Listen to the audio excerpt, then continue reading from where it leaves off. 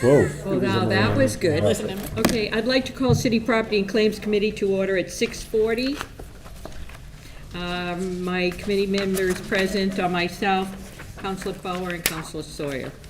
From the docket of November 18th, 2025, I entertain a motion to declare the following library equipment as surplus and available for disposition: 2 typewriters in fair condition, 1 CD cleaner machine, it works intermittently, a VCR, it's semi-operable, 15 T-Mobile with chargers and cases, 15 Sprint Cool Pad with chargers, they're fair and operable,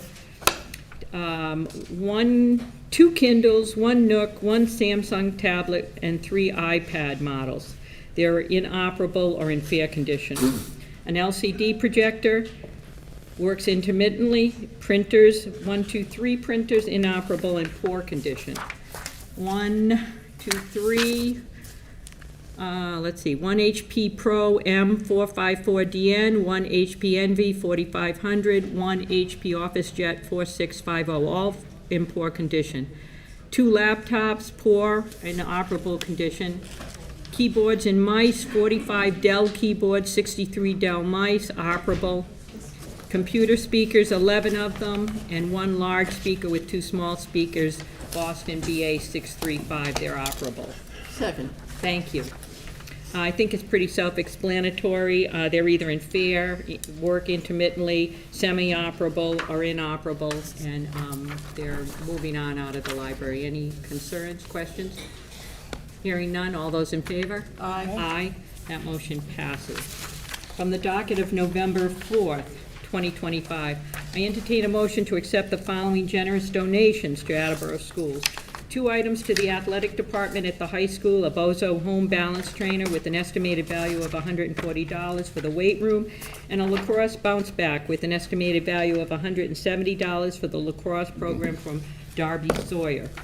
Backpacks and school supplies with an estimated value of $1,000 from KAC Logistics, Amazon to the Studley Elementary School, and school supplies with an estimated value of $150 from St. Gregory the Theologian Greek Orthodox Church from their 2025 school supply collection to the Attleboro Public Schools. Second. Thank you. Again, I think it's pretty self-explanatory. Any concerns or questions? Hearing none, all those in favor? Aye. Aye. From the docket of November 4th, 2025, I entertain a motion to declare the attached list of math materials as surplus and available for disposition. Grade kindergarten, 11 teacher manuals, 3 teacher kits. Grade 1, 15 total teacher manuals, 5 teacher kits, 18 student journals, and 68 student reference books. Grade 2, 15 total teacher manuals, 4 teacher kits, 2 student journals, and 12 student reference books. Grade 3, 18 total teacher manuals, 5 teacher kits, 51 student journals, and 49 student reference books. Grade 4, 18 total teacher manuals, and 8 student journals, 87 student reference books. Second. Thank you. Again, self-explanatory. Any concerns, questions? Hearing none, all those in favor? Aye. That motion passes. From the docket of November 4th, 2025, I entertain a motion to accept the generous donations to the City of Attleboro of 1 7-foot by 7-foot resin storage shed and 1 10-foot by 8-foot metal storage shed with a combined value of approximately $1,648 from Lowe's store number 1014, 1360 South Washington Street, North Attleboro, Mass. 02760 to the Capron Park Zoo. Second. Thank you. Again, that's pretty self-explanatory. That's a nice donation from Lowe's. Any concerns or questions? Hearing none, all those in favor? Aye. Aye, that motion passes. From the docket of November 4th, 2025, I entertain a motion to accept the generous donation to the city of an outdoor sculptural bench from the Attleboro Arts Museum. Second. Thank you. Again, pretty self-explanatory. Any questions or concerns? No. Hearing none, all those in favor? Aye. Aye, that motion passes. From the docket of October 21st, 2025, I entertain a motion to declare the following Recreation Department equipment as surplus and available for disposition. A 2012 Wright Trailer utility trailer. VIN number is 1S9TS2523C1132074. It's in fair condition. The estimated value is $1,500. Second. Thank you. Again, pretty self-explanatory. Any questions or concerns?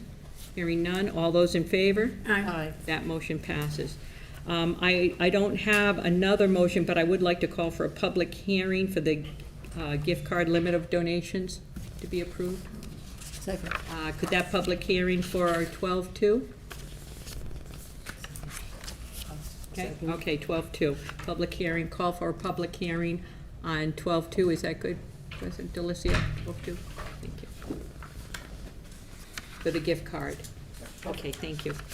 That's all the business the City Property and Claims Committee has this evening. I'd like to call for an adjournment. 6:46. No, second. Second. Second, thank you. I'd like to, all those in favor? Aye. Aye, we are adjourned at 6:32. Thank you. 6:46. 6:46. I can't see it, 6:46.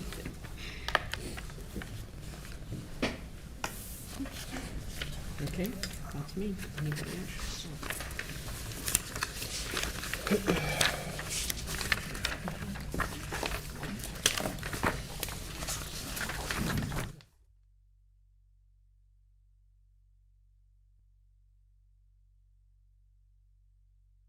This meeting of the Municipal Council to order at 6:47.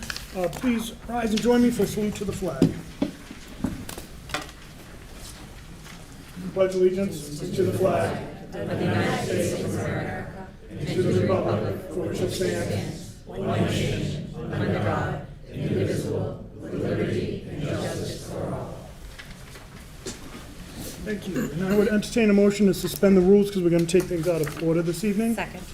Thank you. Motion is in order. All those in favor? Aye. Aye. Opposed? Motion passes. As we've been doing, opposed to having a gap in between a committee meeting and the regular meeting, we're going to roll into it because we have several close friends here with us this evening. So what we'll do is, where we're operating under suspended rules, we will start with a reading of the mayor's communication. Madam Clerk. November 18th, 2025. Dear Municipal Council, I respectfully submit a communication from Attleboro Public Schools Director of Finance, Brittany Perella, regarding the following fiscal year 25 fiscal obligations that were not received in time to be processed in the normal fiscal year 25 business cycle. Learn Well $60, Learn Well $160, Learn Well $60, Learn Well $120, Learn Well $200, and Kirch T $5,000. Therefore, I hereby request your honorable body to authorize the school department to pay these previous year bills totaling $5,600. Finance Committee, please. I respectfully submit a communication from Superintendent of Water Dennis Morton regarding vehicles that the Water Department would like to surplus. There was no interest in these vehicles from any of the departments. Therefore, I hereby request your honorable body to declare the following as surplus and available for disposition. A 2012 Ford F-50 250, condition poor, 146,517 miles, and it runs. A 2007 Ford F-150, condition poor, 150,000 miles plus, and it's not running. City Property and Claims, please. I respectfully submit for confirmation by your honorable body the appointment of Nancy Lamoth to fill an unexpired term on the Attleboro Redevelopment Authority, term to expire February 2027. Human Resources and Veterans Committee, please. I respectfully submit a communication from Veteran Service Director Ben Quell regarding the donation of $725 in Stop and Shop and Market Basket gift cards from the Holiday Spirit Committee. In accordance with Section 1-12 of the revised ordinances of the City of Attleboro, I hereby request your honorable body accept these generous donations to the City of Attleboro. Human Resources and Veterans Committee, please. I respectfully submit a communication from Director of Council on Aging, Kelly Lee, regarding the donation of $725 in Stop and Shop and Market Basket gift cards from the Holiday Spirit Committee. In accordance with Section 1-12 of the revised ordinances of the City of Attleboro, I hereby request your honorable body accept these generous donations to the City of Attleboro. City Property and Claims, please. With last year's opening of the Jewel on Union Street, ongoing improvements at the Union Theater anticipated new downtown apartment developments and more folks commuting from the MBTA Attleboro ridership. There is a marked increase in the number of pedestrians heading to the train station. For these reasons, and after speaking with Chief Hegney and Superintendent of Public Works Michael Tyler, I believe it is timely and appropriate to install a solar-powered crosswalk system in the area.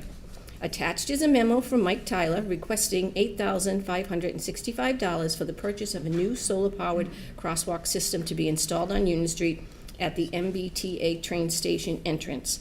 Therefore, I hereby request your honorable body transfer $8,565 from the citywide reserve fund for transfer account to the Public Works crosswalk systems.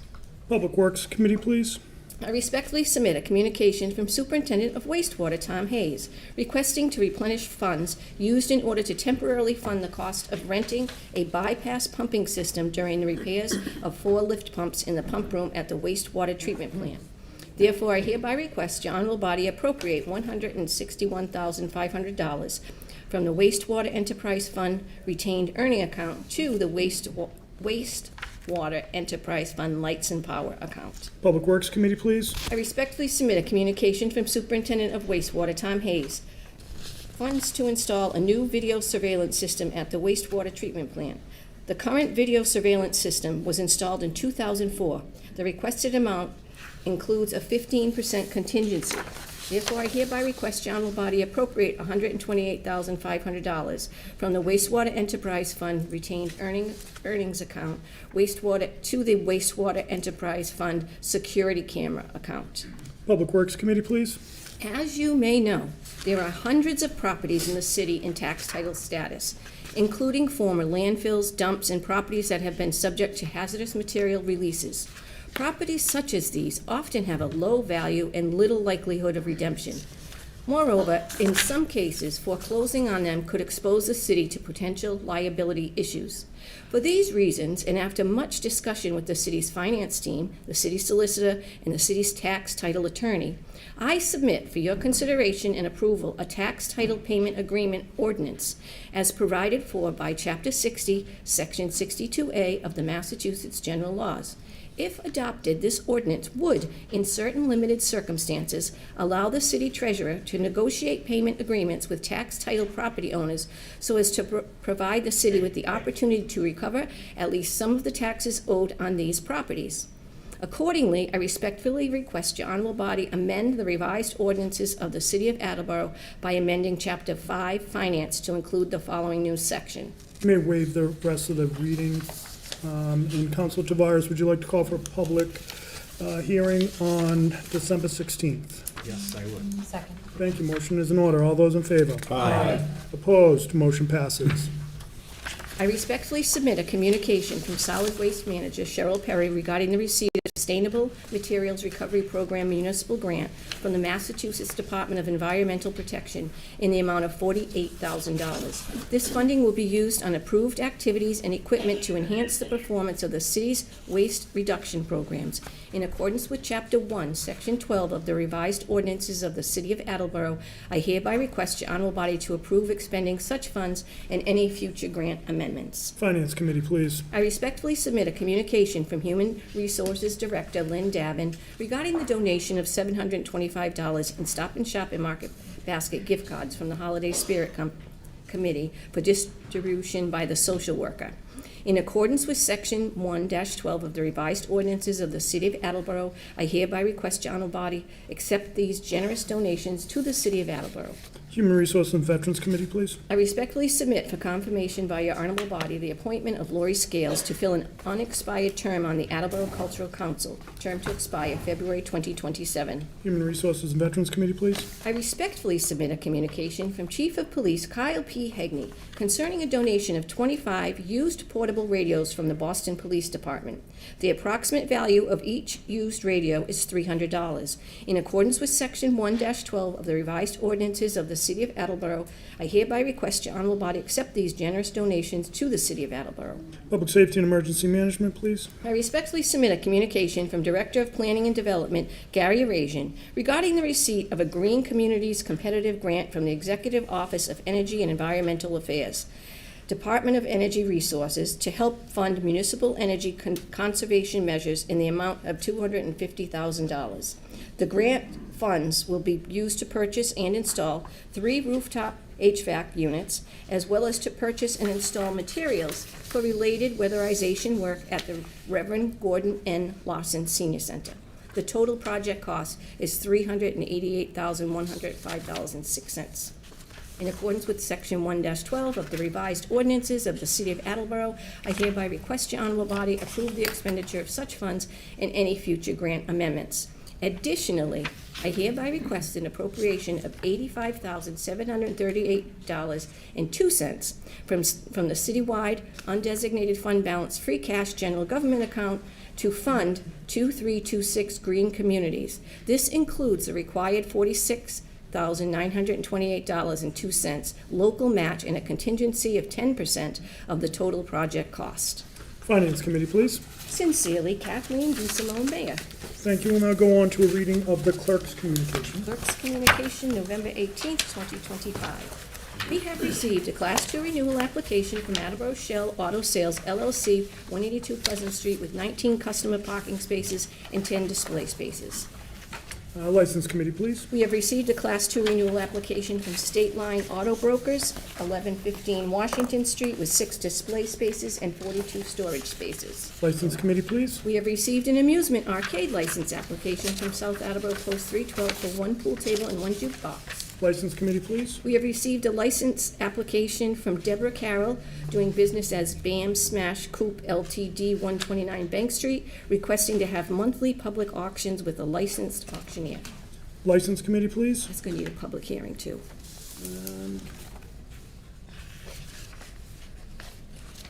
Council LaVoy, would you like to call for a public hearing on December 16th? It would. Second. Thank you. Motion is in order. All those in favor? Aye. Opposed? Motion passes. We have received a letter of strong support of the proposal for the Highland Senior Housing Project from Linda Alger of 24 Handy Street. Copied Hall, councilors, please. We have received letters asking the council to not ban kratom from Jennifer Healy of Easton, Shannon Harold, Shane Massell, Justin Tooney Lassiter, Mark Rich, and Jan Stevens. Copied Hall, councilors, please. We have received a letter from Wendy Chamberlain in support of banning kratom. Copied Hall, councilors, please. And late this afternoon, we received a letter from Representative Jim Hawkins. I put copies in everyone's box already, but I had already printed up my communication. But it's in support of the senior housing at Highland. Okay, that'll be copied to all councilors as well. And I did get a note from the rep. He's going to try to get here, but he wanted this because they are in session this evening. That concludes communications. Being said, looking at the clock, I would entertain a motion to approve the minutes of October 7th, 14th, and 21st. Second. Thank you. Motion is in order. All those in favor? Aye. Opposed? Motion passes.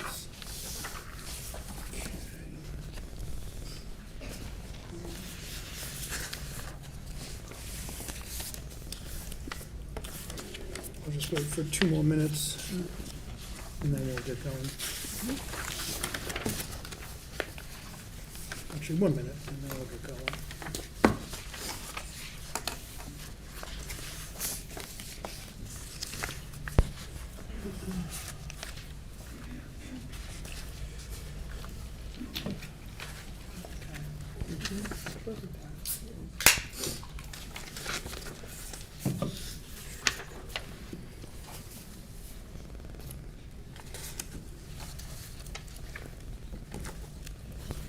We're just gonna go down now. Okay. Thank you.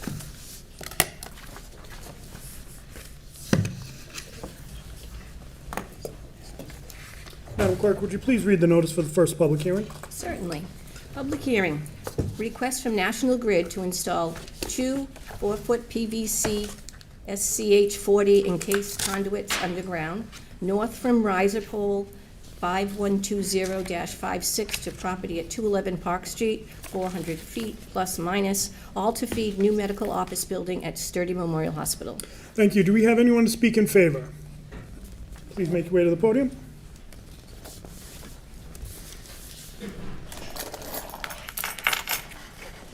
Good evening, Good everyone.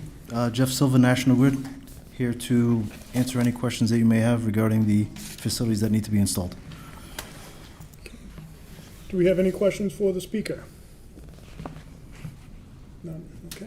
Jeff, thank you very much. You're welcome. Michael, do you see any, Council Angelo, do you see any reason to keep this public hearing open? No, sir, I do not. Thank you very much. I declare that public hearing closed. Madam Clerk, will you please read the notice of the second public hearing? Certainly. Public hearing, request from National Grid plus Verizon to install 2 Joe poles and replace 2 poles on Dunham Street, beginning at point approximately 275 feet east of the center line of intersection of O'Neill Boulevard and Dunham Street, and continuing 40 feet plus minus in north direction. Also proposing to install 1 new 45-foot Class 2 tap pole, number 5120-40, and 1 new 45-foot Class 2 primary meter riser pole, including anchor and guy.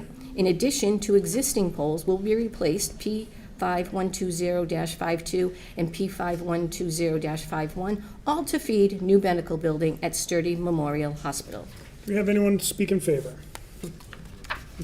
Jeff Silva, National Grid, here to answer any questions that you may have. Do we have any questions?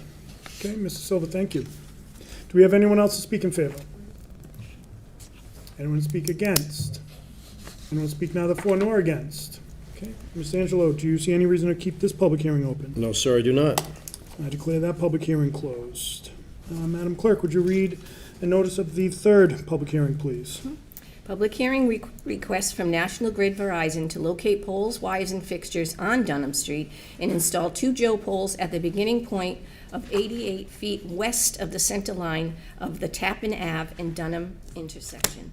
Also, 1 new tap 45-foot Class 2 pole, as well as a Class 2 primary meter riser pole, including anchor and guy to feed Sturdy Memorial Emergency Department. Anyone to speak in favor? Mr. Silva? Jeff Silva, National Grid, here to answer any questions you may have. Any questions from the council? All right, thank you, Mr. Silva. Good to see you as always. I think we need another one. I don't know. I'm not just making sure. Nope, that's it. Fantastic. Have All a right, good thank evening. you. Thank you very much. Thank you. Do we have anyone else to speak in favor? Anyone to speak against? Anyone speak neither for nor against? Mr. Angelo, do you see any reason to keep this public hearing open? No, sir, I do not. All right, I declare that public hearing closed, and Madam Clerk, will you please read the notice of the fourth public hearing? Public hearing request to add laboratory manager, water quality specialist position to the classification and compensation plan. Thank you. Do we have anyone to speak in favor?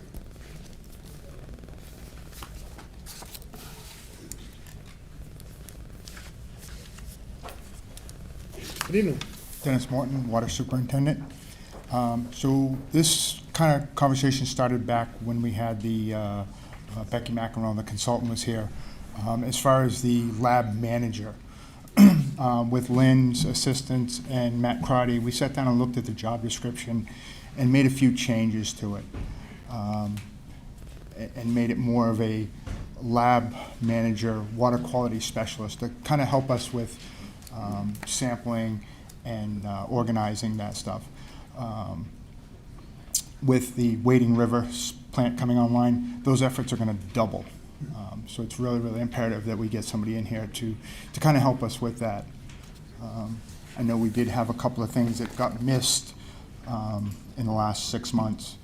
Nothing major, but it's stuff that really should have been caught. And without that position, I think that's how it got missed. Very good. Do we have any questions for the speaker? Okay. Superintendent, thank you very much. Thank you very much. Do we have anyone else speak in favor? Good evening, Lynn Davin, HR Director for the city. I just want to reiterate what Dennis has said. Anytime there's a vacancy, it's an opportunity to review the position and see what the needs of the city are. And as you know, when we came before you for the classification and compensation plan, we said that we would continue to do that. And this is one of those times. And I do think it's very timely with the Wading River and the more sampling that they're going to need to be doing, that we kind of move forward with this position and get this person on board. It's been very hard for the operators to keep up, so we definitely need the position. Okay. Thank you. Any questions for Lynn? Okay, Lynn, thank you very much. Do we have anyone else to speak in favor?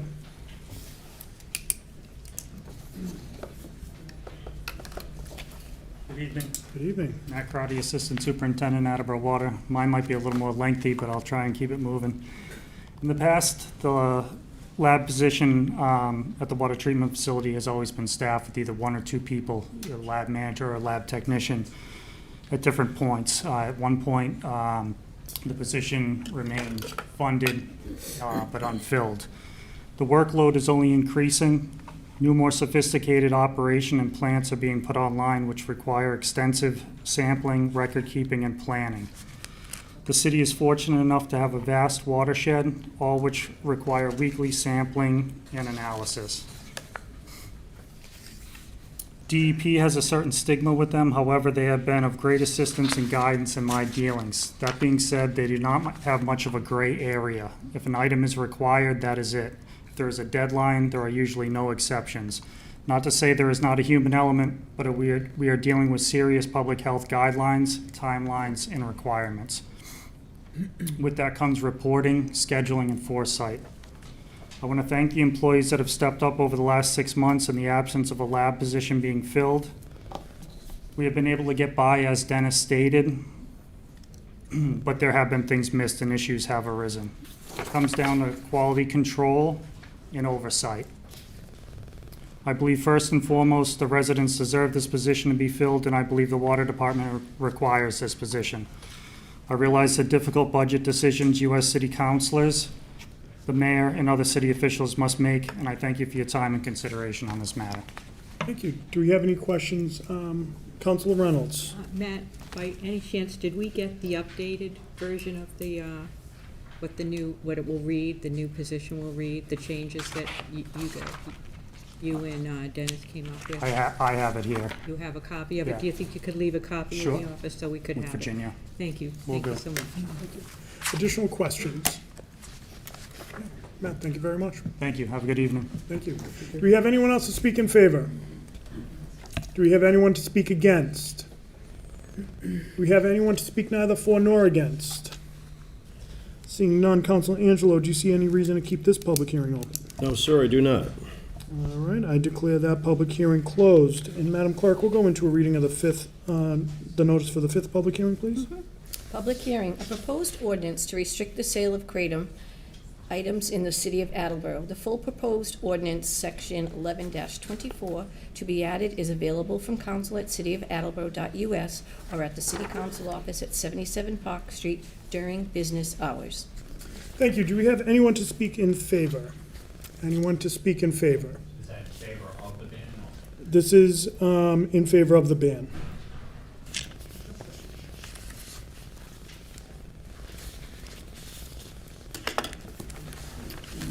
Hi, my name is Sherry Millibadeau. I am the health agent for the city of Attleboro. And being a health agent and working in public health, our lens is wide. We look to the health of a population. We look at evidence-based materials. Are all kratom products the same? No, but kratom at the end of the day is a psychoactive drug that produces similar effects to opium and is restricted throughout parts of the world and parts of this country. Until more research is done and Massachusetts has a way to regulate the kratom products, as Rhode Island is going to be attempting to do in 2026, I cannot in good conscience favor the sale of kratom to any age in the city of Attleboro, knowing of the side effects and what it can do. Sherry, do you mind taking some questions? Mr. Angelo? Thank you, President Delacio. Hi, Sherry, thanks for coming. Hi.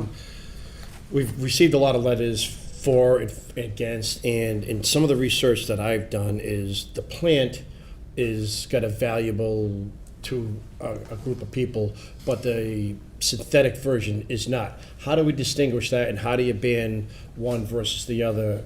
Because it seems to have a very big help for, a certain group. If it's Yeah. from the original plant versus a synthetic version, which it sounds like that's much more dangerous. No, and I agree with you, and I just don't think things are put in place right now. I'd like to see how Rhode Island's gonna be handling that, to make sure that it's a certain part of the product.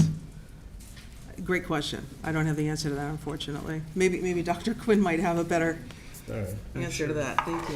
One moment, Sheriff, if you don't mind, we'll just see if there's any additional questions. Thank you. Councilor Lavoy. Thank you, President Delicio. Thank you for speaking. Could you maybe allude to some of the issues that we're seeing in Attleboro that would prompt this? Because I can just think of, a handful of other substances that are abused, whipped cream cans, spray paint. Delta 8. So, yeah. so I know there's plenty of concerns that we could go down a list all day and night, but are we seeing issues in Attleboro that prompts this, or are we just trying to skate ahead of the state and not allow them to do their due diligence up there? I'm going to go to Dr. Quinn to answer this one, please. Thank you. Hi, Dr. Quinn, Health Officer, City of Attleboro. Thanks for the invite. So the kratom we're talking about is a product, a natural product that comes to us from Thailand, Malaysia, and Bhutan, and Myanmar. It's interesting that this substance is banned in those countries. They don't allow it to be sold within the countries that produce it. So I was a little surprised by that. What kratom is basically a natural substance called metragenine, and there is a synthetic equivalent that is more potent, that gets to your question, the 7-hydroxy or 7-OH metragenine. The 7-hydroxy has 40 times the potency of the natural product. So that is why you will hear people in favor of, if you're going to go ahead with a ban, either via council ordinance or through the health department regulation, leave the natural product alone. The issue that Sherry and I have representing the health department is that it is not FDA approved, and it has been listed by the DEA as a drug of or chemical of concern. So that's a listing that they have. The FDA would probably be the agency that does the testing, and that is not currently done because it's not overseen by the FDA. So our debate within the health department has been, how do you know that what someone's saying they're selling is the natural only, and there really isn't a way to know that at this point. Some of the kind of medical side of things gets to your question. It is an agonist, which means it triggers the receptors in the body that are the opioid receptors, and various opioid receptors, mu, kappa, delta. So it has a wide range of effect. How it differs from other opioids is that it has a dose-dependent effect, where a low dose of metragenine can act as a stimulant, but then it quickly becomes a sedative. So you really don't know how that works out with an individual person. And again, you don't know what dose or what you're being exposed to without the FDA testing, etc. Where it comes from outside the country, you don't know what else is in it. Do you have herbicides and these types of things that can affect the body? It has been proven to have hepatotoxicity, which is liver injury, with this product as well. So just to summarize, you'll hear people say it's really something that has helped me, either with, coming off opioid addiction or this type of thing. But I think it's kind of a crapshoot, and it is something that is untested. It's not overseen by the FDA. It's not tested. So I don't know how, from the health department standpoint, we could parse those out into it's okay for the natural, but not for the synthetic. As far as Chief Hagney wanting to talk about maybe the ordinance part of this, that's up to you guys. But, Well, we'll open it up to whoever wants to come yeah. Speak, but I know Mr. Angelo has a question. Thank you, President Delicio. One thing that I'd like to see all the time is, okay, if we're gonna do one thing, what is the solution or what is the replacement? Do you know that, or because I'm not looking to have a government overreach or ban a lot of things, but at the same time, all right, if we're gonna ban this, what is the solution to provide something better for the people that do need this? So I would just simply say prescription drugs that you get from your physician. Then what would that be, though?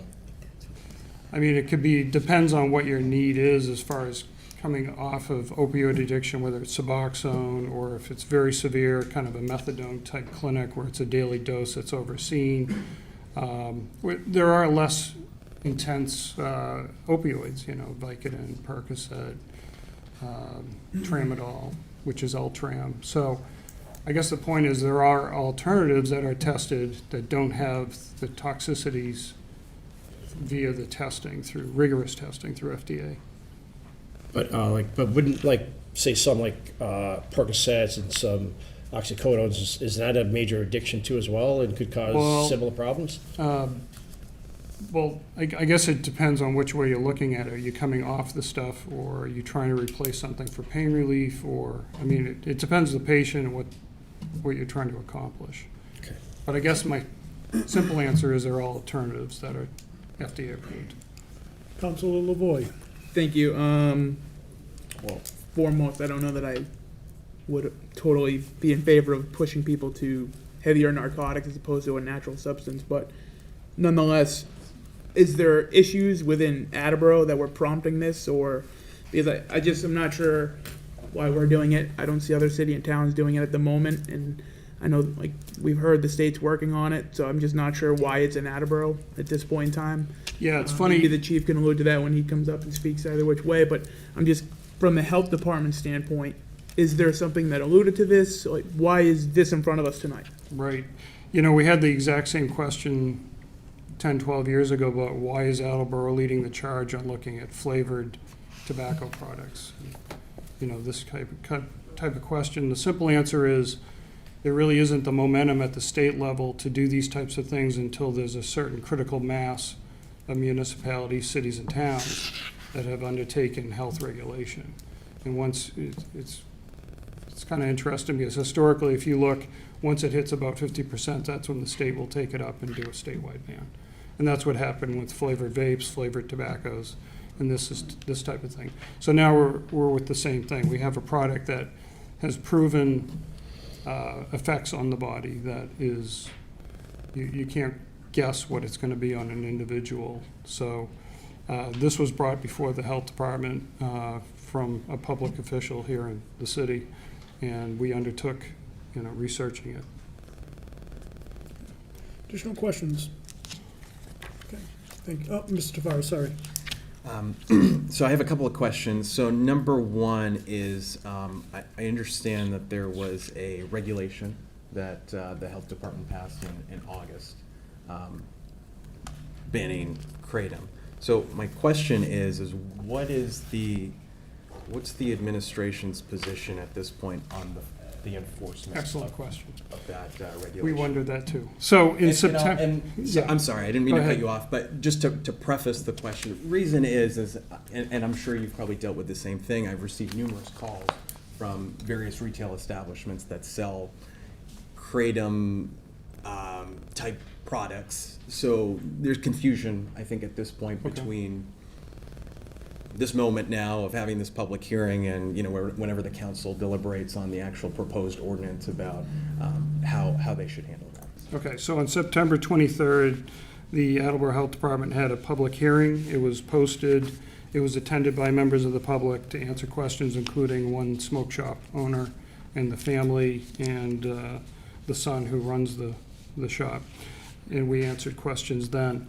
We had a proposed date of banning sale of this in Attleboro for October 31st. Once we were aware of the ordinance proposal, it was kind of running parallel, our regulation with this proposed ordinance. So we've just had the city solicitor looking at it and kind of had it on hold. So the city does not have a health regulation in effect at this point. It's just sitting there until we find out what's going to happen here. From our standpoint, there's no preference. We can I can sign it and it will be in effect, 1 minute after the meeting tonight. Why we want to see how this plays out tonight with the ordinances, with the police potentially involved, it gives a wider group of those who are able to assist in finding out where the product is and keeping it out of the stores if the ban goes into effect. And then just an additional follow-up question. So just from my own research, I think I saw North Attleboro, Northampton, and Lowell have passed similar regulations in terms of their health boards. Any cities or towns throughout the Commonwealth that you know of that have done this at an ordinance I don't know level? if Drake it's a city, but Drake it has. A lot of it started in May of this year. So we know Drake it. Don't know if it's a town or a city. Thank you. That's it. Additional questions? Okay, thank you both. Yeah, we respect the right of individuals to, have adult choices, but when it's something of this nature where it has such a wide varied effect potentially and toxicity, we just can't stand in favor of this product. Thank you. Thank you. Do we have anyone else to speak in favor?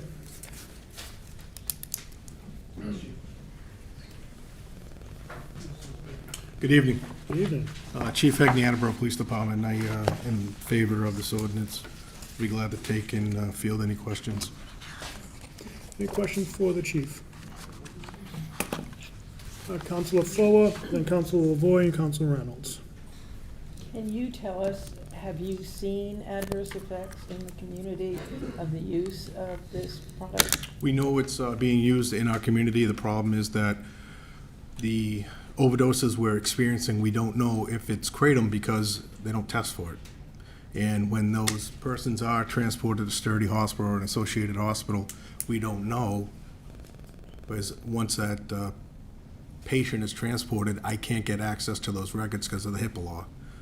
More or less, it's not on a schedule of testing anyway because it's such a new product out there. But we do know it's being used in the city through our intelligence means. And having said that, we know it's there's a difference between kratom and 7-OH. As the doctor spoke to, the natural plant versus the synthetic, and it's the synthetic that we're having a problem with nationally. So. Thank you. Okay, Councilor Reynolds? I was going to ask that, but I would say, is there a way that if this were, could we have an ordinance that bans synthetics and not the natural version? I asked the same question. I don't know, I'm not a subject matter expert on the pharmacology of the drug. I defer to the doctor on that, but if there is a way, I would support that, but I don't know if you can ban one without banning the other, if that makes sense, due to the pharmacology of it. But I do know the 7-OH is the issue that we're having with the overdoses in the DEA community, law enforcement community, and the health community. And that's why we're in front of you, because once we're put on knowledge of it, I think it's our duty to bring it to this honorable body, and you decide what the course of our city is going to take on this issue. As everyone knows, we have a better chance of seeing Elvis back on tour than getting anything done at Beacon Hill.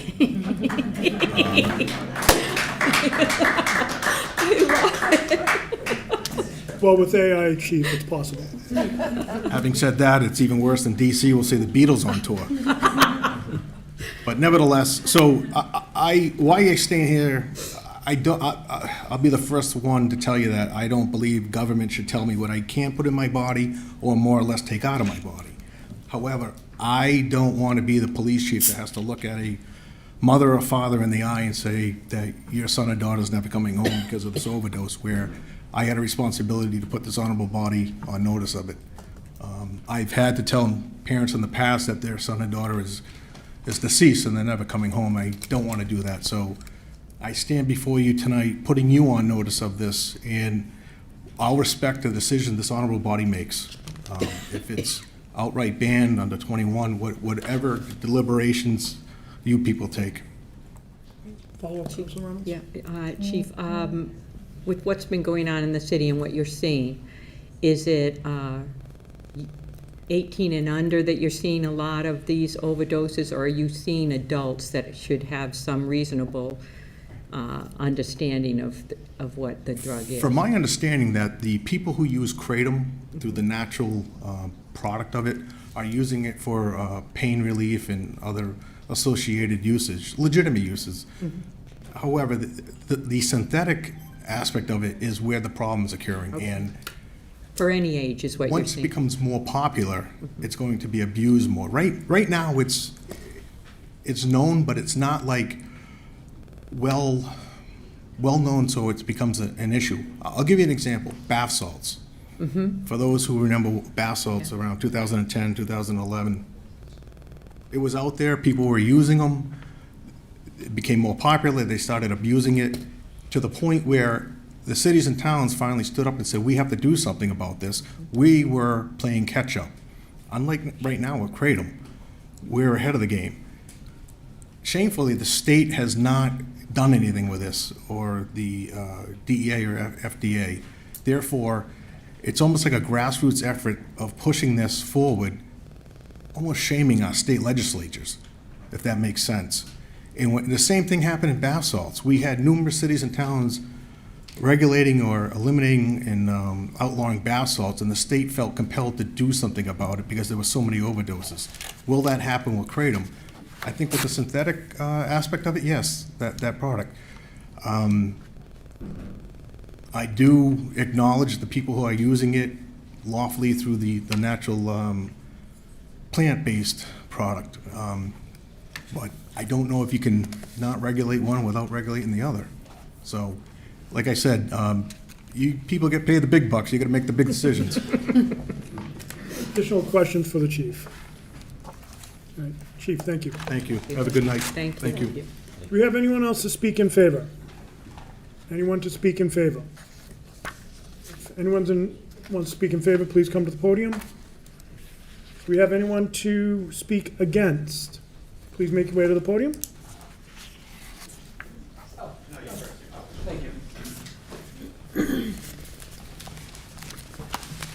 Hi, my name is Adam King. I work at Puff and Smoke Shop. My parents own it. A few years ago, we recently started selling kratom, and since then we've met many customers who say that they frankly can't even get out of bed without using kratom, and that they've tried using other things like your average prescription drugs, or what's called, the tougher drugs that are much tougher to kick and have way worse consequences. And as of now, there are no actual overdoses attributed solely to kratom. It's usually because somebody has an underlying health condition or is mixed with something else. There are none that are solely kratom.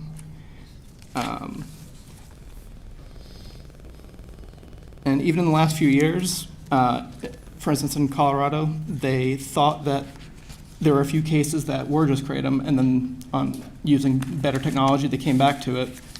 Still, it was not just kratom. It would be like, it's like my girlfriend has like a heart condition. She should not be having coffee. We're not going to ban coffee. Obviously, it's good for some people. Other people can't have it.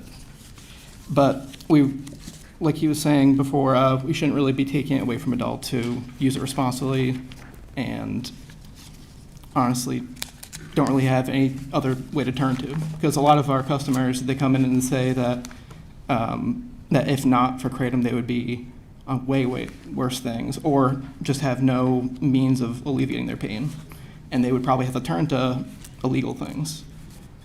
In this way, they can do it legally and with very little negative effects.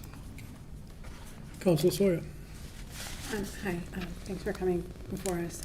I wonder, with your smoke shop, do you sell the natural product, or do you sell also the... We sell the natural. We know of the 7.0. We're familiar with it. Basically, what they do is, in the kratom leaf, they extract one thing from it and then sell that, just a concentrated version of that in abundance together. And sometimes they'll even synthesize it and alter with chemicals. Obviously, like anything that's synthetic, or a new thing, yeah, it's probably gonna have risks, but the problem is that this 7.0 stuff is thrown in with kratom as a whole. It really shouldn't be, because the effects are completely different. Just to follow up, so you said that you sell the natural, you know of the 7.0. Do you know if it's sold around here? Is that what? It is. It is. Much like kratom, in my research, I couldn't find any evidence of overdoses only attributed to that, but there are other places who sell it. And in regards to what the police chief was asking, yeah, there are definitely ways to enforce the regulation of one and just outright ban the other. I think Florida started doing that. And I mean, to be honest with you, everyone who comes in says that kratom tastes horrible. I really genuinely don't see kids having an interest overall. Sure, maybe there's an example or two across the country, but if we're being honest, there's barely any kids getting into kratom, I can tell you that. You all set? Okay. Councilor Holmes. Thank you. So is this product sold to all ages? Well, so our store is 21 plus, kratom in general, but I believe it is not. No. Councilor Lavoy. Thank you, President Delicio. Truthfully, I had no idea what this was, and like any 30-year-old, I went to look it up on TikTok, and it didn't even let me do that. It was like, give me a whole warning. But when purchasing this, do you have a way of like proving yours is natural when you purchase this down? And what I'm alluding to, I guess, would be that, would you ever see a place where there was a license, to sell it within the city, and you'd have to prove where you purchased it from and if it's a natural or synthetic-based product? That isn't the case here, but I'm sure that there are places that do that. But generally, a lot of the products that we have, they'll have like a QR code on the back where you can actually find the lab results of it and get like solid information as to what is in the product. So there are ways to definitively figure out what's in it, if that makes sense. Quick follow-up. Would you be opposed to purchasing a license to sell this if one existed within the city? I suppose that's a start. Yeah. Thank you. Additional questions? And I also wanted to say, so this is also part of the coffee family. There are different ways of preparing kratom. So basically, the way that it works is it's a plant that grows leaves, and they take the leaves at different times of its maturing process. And depending on which time that they take it, it'll have different effects. There's ones that help you relax, just general pain alleviating ones. There's ones that give you energy and pain alleviating, or just energy. And then it's either put into capsules or put into powder, and people will mix it with tea. And again, this is just in the coffee family. Nobody's trying to ban coffee. And like anything you put in your body, there's things that are not for everyone. Okay. Thank you very much. Thank you. Do we have anyone else to speak against?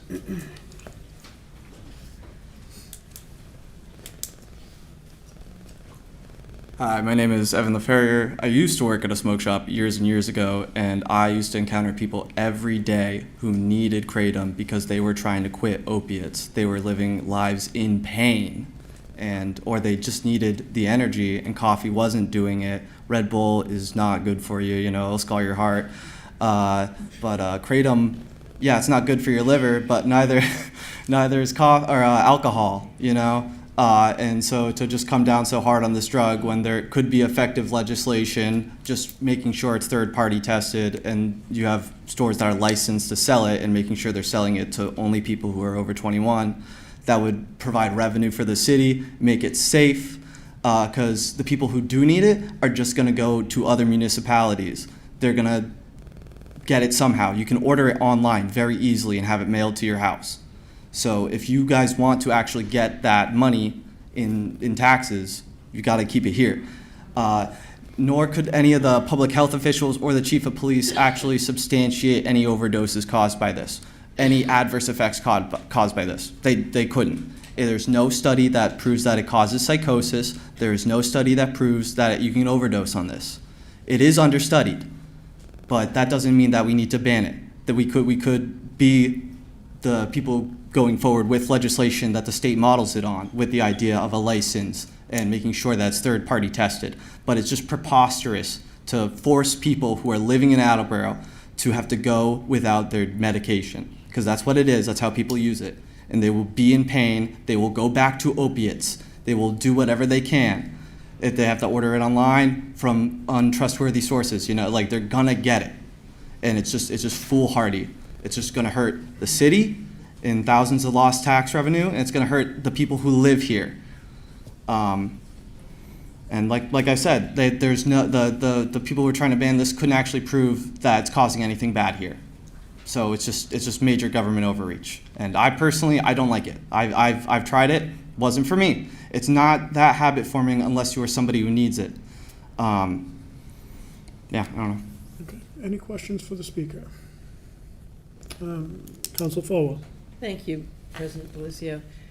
You referred to a third-party testing agency, but we've heard that neither DEA nor the FDA is engaged in that kind of testing. So there are labs that do. Like he mentioned the QR code link, that there are labs that, like every supplement, the FDA isn't testing those. It's third parties that are testing those for dietary supplements. may I? And how do we know to have confidence in a QR code? I mean, the marijuana that you buy at any dispensary here has a QR code on it, and it's third-party tested. And I agree, there's actually been huge problems with the Cannabis Control Commission about third-party testing. There were thousands of joints that went out that were moldy this year. There are problems, but if our own state can't even handle that with marijuana, like I wouldn't try to shift the blame on the third-party testers like that. Like it's a job. I don't know. I'm not a scientist either. But I remember speaking here when you guys were putting a moratorium on marijuana. And what happened? You guys wanted the tax money. Additional questions for the speaker? Thank you, Evan. Do we have anyone else to speak against? Please make your way to the podium.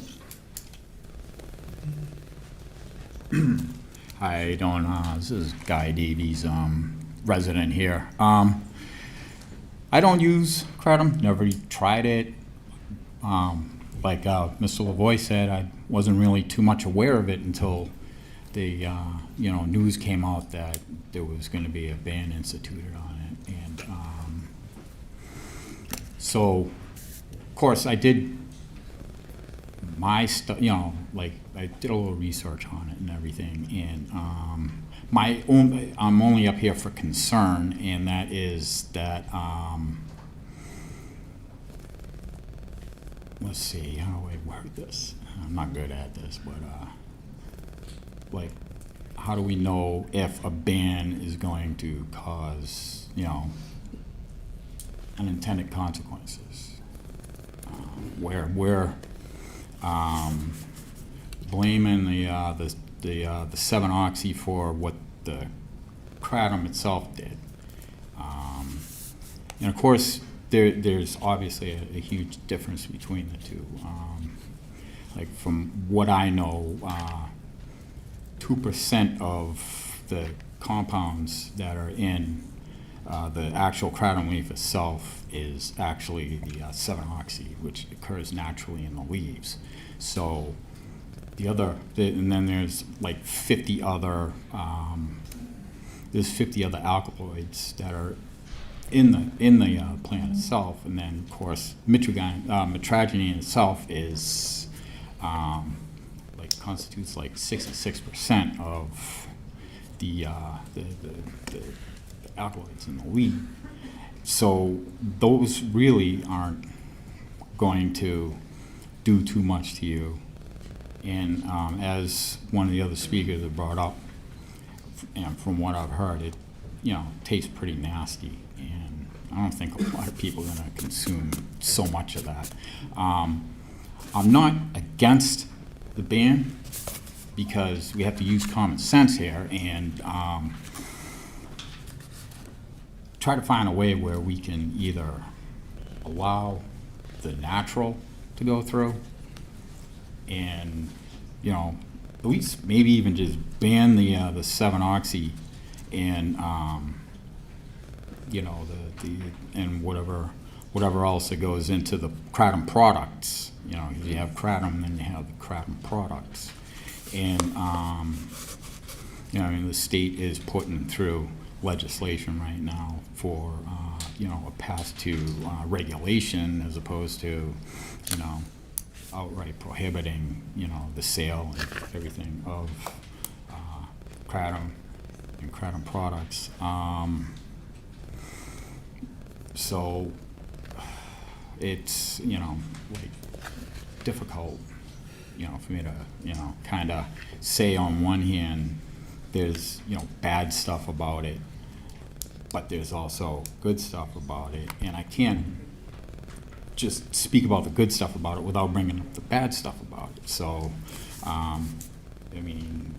we just need to be more aware of exactly, what we're talking about when we're talking about separating the two from each other, and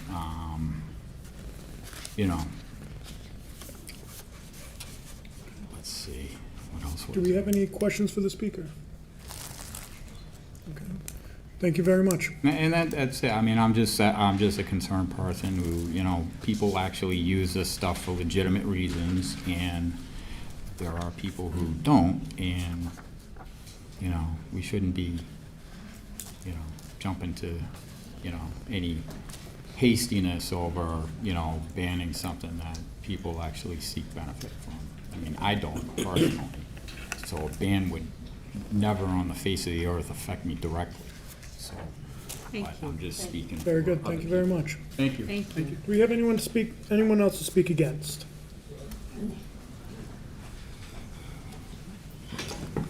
Thank you. I'm John Schenholzer. I'm the Advocacy Director for American Veterans for Kratom Safe. I'm also a United States Marine Corps veteran, served 4 years in the infantry. And but really significant is that I'm a recovering addict and alcoholic. Been clean and sober over 43 years. I got sober in the Marine Corps, believe it or not. It can be done. And thank you. You can applaud.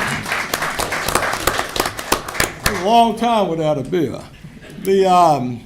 But about 25 years ago, me and my wife founded a recovery center in Virginia, and it turned out to be a national model for peer recovery support services. Incredible organization, platinum charity.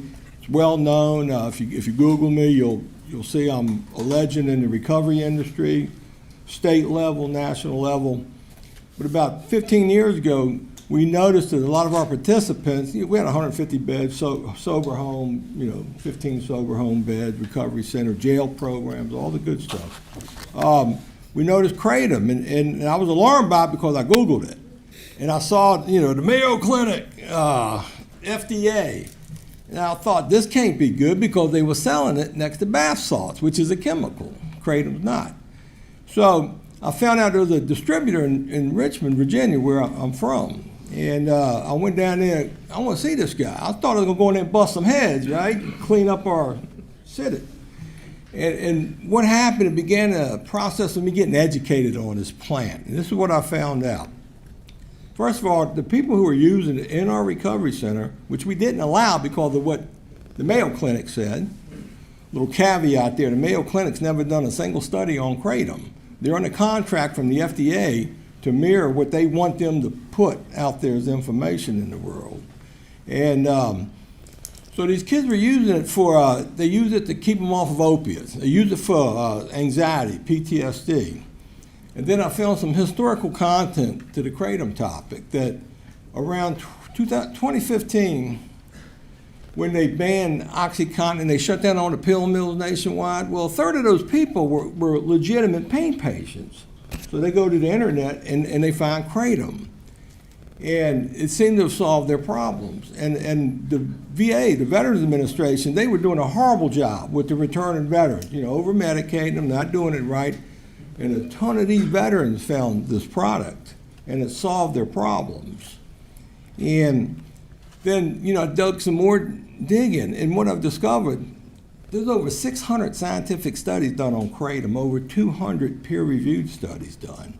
We know a lot about kratom as we know it today. When I left the McShin Foundation, which I'm the co-founder of a couple years ago, I was there 19 years, we had a drug policy. You couldn't use anything else. I didn't use none. I'm clean and sober anyways.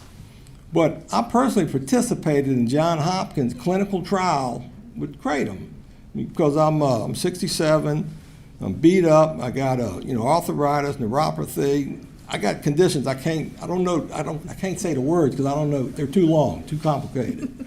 And I took a very small amount, 1 to 2 grams, 3 to 4 times a day for 9 months. This is all part of the study. That's a very little amount, by the way. Your average kratom consumer consumes about 30 grams on average a day. This, all the stuff I find out as I go along. So I did it for 9 months, and then I went to Johns Hopkins, and overnight I stopped taking it because I want to see is there a withdrawal to it. I would say there was pretty much zero. I was sleepless a couple of nights. I had a very good bowel movement for a week, which is a plus for me at my age. And all my pain came back. I went 9 months without an ibuprofen, a Tylenol, nothing, right? And I got a terrible stomach, so I really shouldn't be taking those things. So, I go 6 months, and I'll use kratom today. I've consumed kratom today, actually. I take 2 grams 3 times a day. And it didn't make me want to drink, didn't make me want to do drugs, didn't make me want to run off and be a bad husband, father, grandfather. It's just a reality. Now, there are, about 2-3 years ago, they came out with these very potent products, very, very strong adulterated products. Adulteration, chemical additives, that's the problem here. It's not the plant. The plant's about the safest plant you can consume on earth. Centuries of content there. The 7-OH was mentioned, and that 7-OH is kratom has trace amounts of 7-OH in the leaf during the drying process. Technically, it's not in the tree or the plant. You can't find it till they dry it. And kratom is genetically a coffee family plant. So they've isolated that 7-OH. They synthesize it, and it's a chemical. Okay, if you try to make the amount of 7-OH on the shelves today, you would exhaust the world's kratom supply in a week. So it's primarily chemical. And 4 kratom tablets is equal to, 4 7-OH tablets is equal to about 10 kilos of leaf product, which is like 2 5-gallon buckets, okay? That's a lot. 10 gallons of raw leaf equal 4 tablets. I did the calculation earlier today while I was sitting in Boston during their process of trying to sort this out. That the policeman was correct. They suck. And I left up at it at 5 o'clock trying to get here. The traffic is horrible, man. I'm traumatized from the traffic trying to get out of Boston, man. Missed dinner, so I'm starving. But 4 of those tablets is equal to 2 5-gallon buckets, and that's like 10,000 grams. It would take me 3 years to consume the amount of kratom I consume to equal these 4 tablets. Now, the FDA doesn't like kratom. They have a resentment toward it because they tried to ban it back in 2016. They got the DEA to put out an alert that we're banning kratom, 30-day notice, public notice, right? Well, they had 150,000 people bombard Washington and Congress. Orrin Hatch called the DEA director and said, "You can't ban kratom, I take it." So they withdrew the ban. The first time in the history the DEA ever withdrew a proposed ban that they put out for public hearing. You don't think that didn't irritate the FDA? They've had a resentment ever since. Even a couple years later, this is a good hit, A couple years later, the FDA presented an 8-factor analysis test. This is the standard you must prove to the FDA, 8-factor analysis test, if this product is safe for the public. And Kratom passed the test. At the time, Brett Gerard, I think that was his name, he wrote a letter saying FDA wanted to ban because we had very poor evidence. We withdraw our intentions to want to ban it. And it's been in limbo ever since, until 708 hit the market. And then this past July, RFK and the director of the FDA, they made an emergency public announcement. We're beginning the process asking the DEA to schedule 708 as a Schedule I drug, which it is. And I wouldn't BS you about that. That's a bad drug. It's a dangerous one. People are currently dying of it, and I don't know how many, but it's a problem. So what I'm here to ask you to do is, and you do have some emails from me and my colleagues. I'm sure you got them. You'll see everything I'm telling you is backed by science. This is a pack of Kratom powder right here, and it's got. This is an FDA protocol for good manufacturing practice. They follow the FDA's protocol to manufacture this and put it on the shelves right here. Now, I'll leave it with you. You can pass it around. You know, it ain't fentanyl. You ain't going to die from seeing it. But it has third-party testing.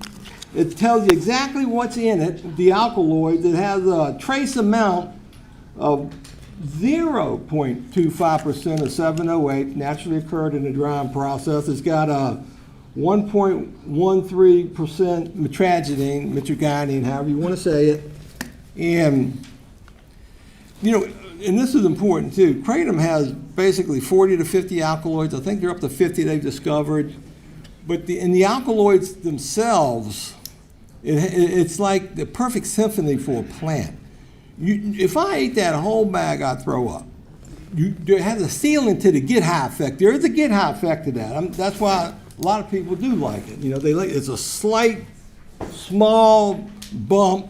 It has a little speedy effect, but it has an analgesic effect. You know, the one that helps with the pain.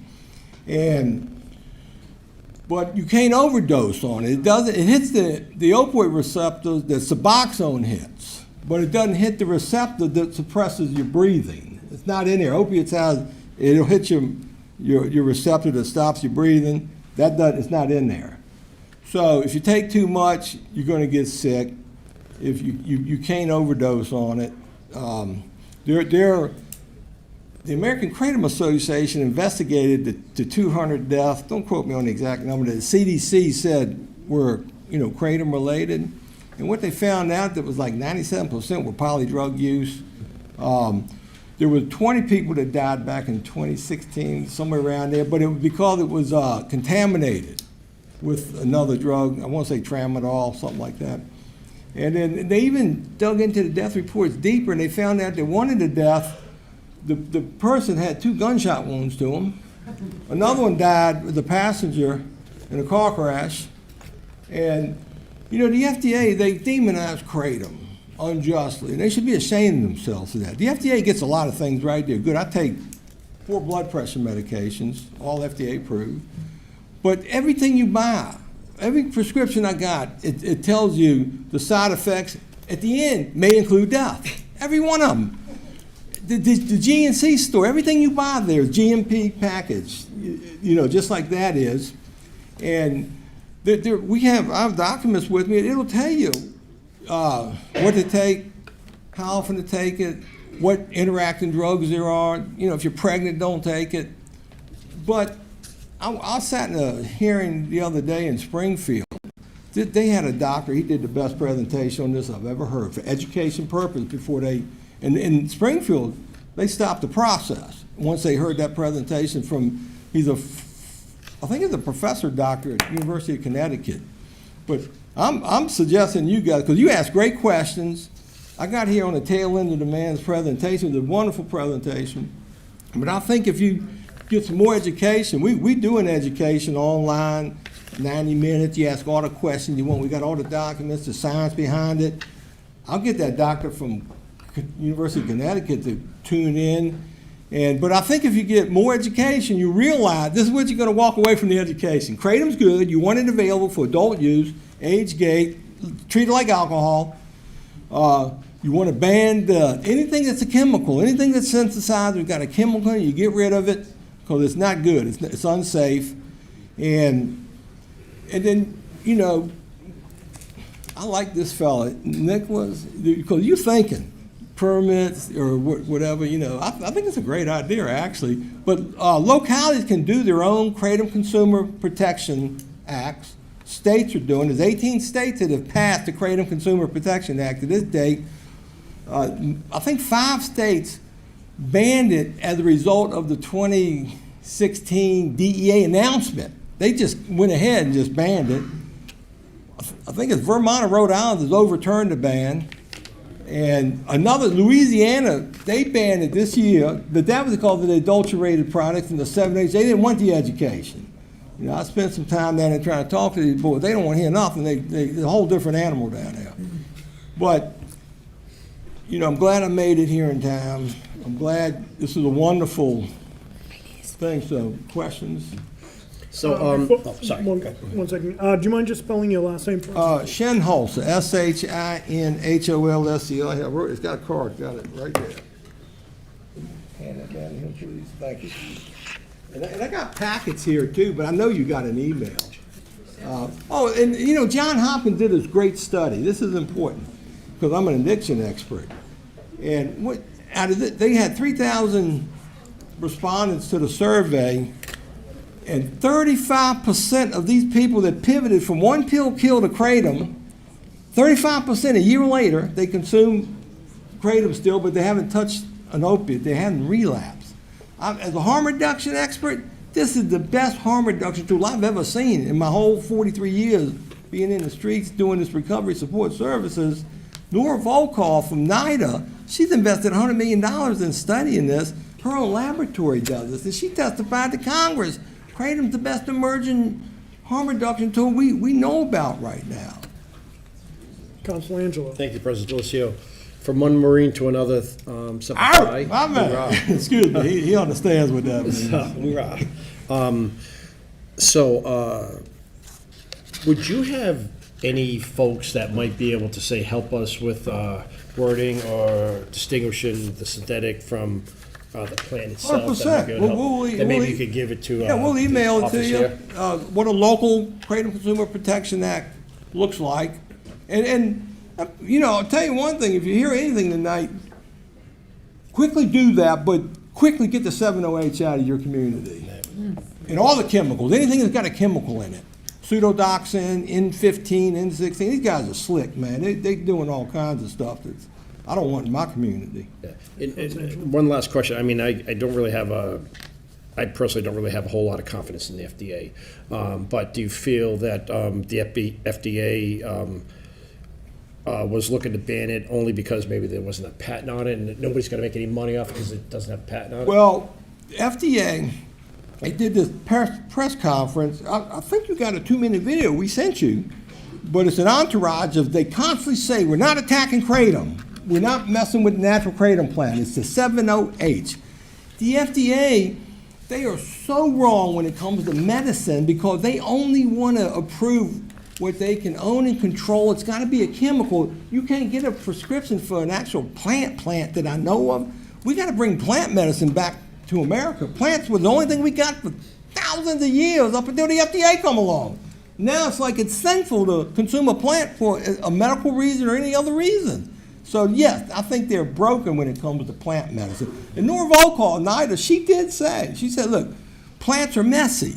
And it's because of the crops. But when they extract the metragedine, they can get exact dosage from metragedine itself, but you miss out on the other alkaloids that are part of the entourage effect, just like cannabis, CBD. You know, you got to have a little THC in the oils to get the entourage, to get what you're looking for. So most connoisseurs, they only want the leaf and they don't abuse it. There's 20 million Kratom consumers in America. And I'm just stunned that, and because it's been demonized, people ain't flooding in here talking about it. Nobody wants to say anything about it. They're discriminated against, and that's wrong. Do we have any other questions? All right. Done. Thank you very much. Thank you so Thank much you for your service, and congratulations. Thank you. Yep, you're out. You got the email. You want the paper copies of stuff? I got some if you want. You got a clerk? Yeah, we can leave it with Virginia, who's the admin, right around the I'll look for corner. Virginia. Yep. Thank you. Don't let Chad have that. Do we have anyone else to speak against?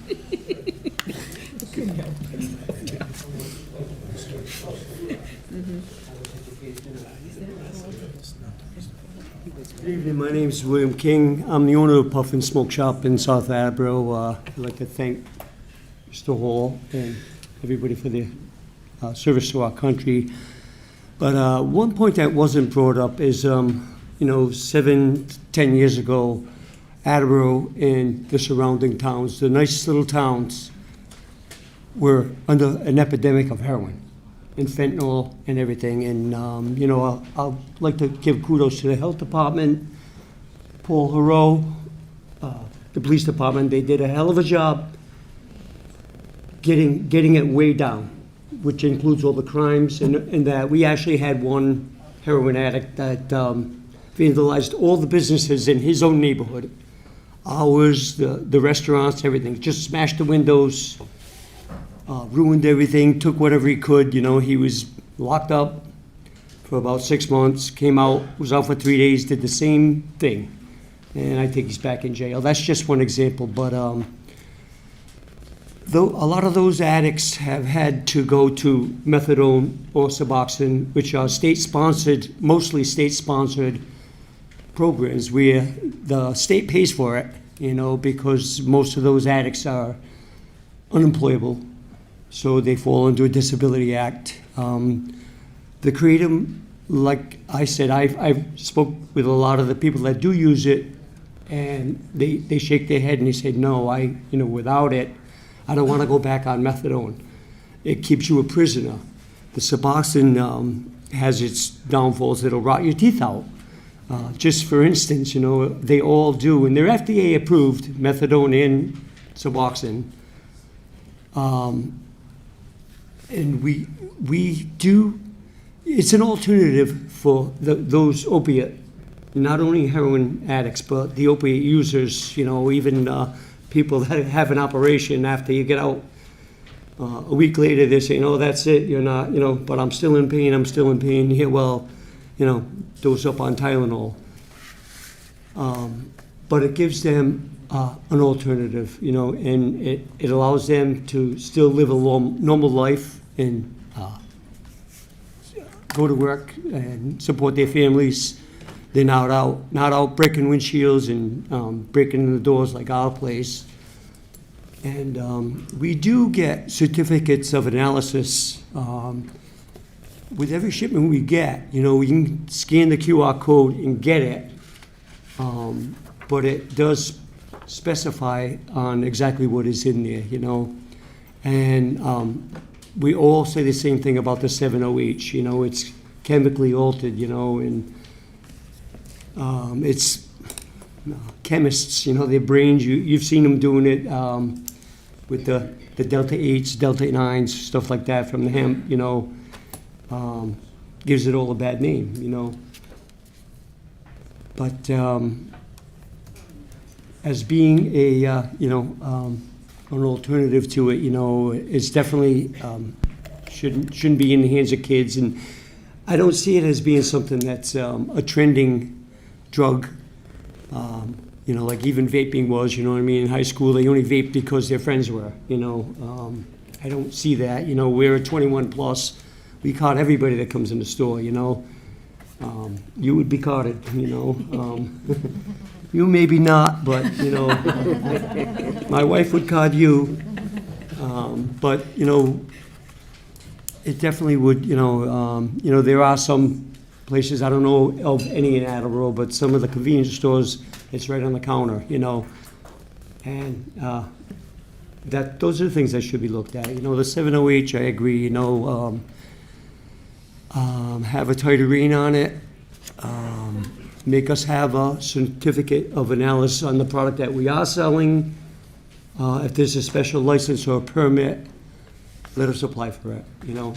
But to outright ban it, I think it would be detrimental to the community, you know, because there was one thing you had said, North Attleboro. North Attleboro does not have a ban yet, as of yet. But Lowell does. You know, there are some big cities that do. And Lowell is one of the big cities, you know, where they always had opiate problems. You know, Brockton, there's a lot of the big cities like that. And I don't really hang around there or anything like that, but I can see it being detrimental if they don't have another avenue to go to.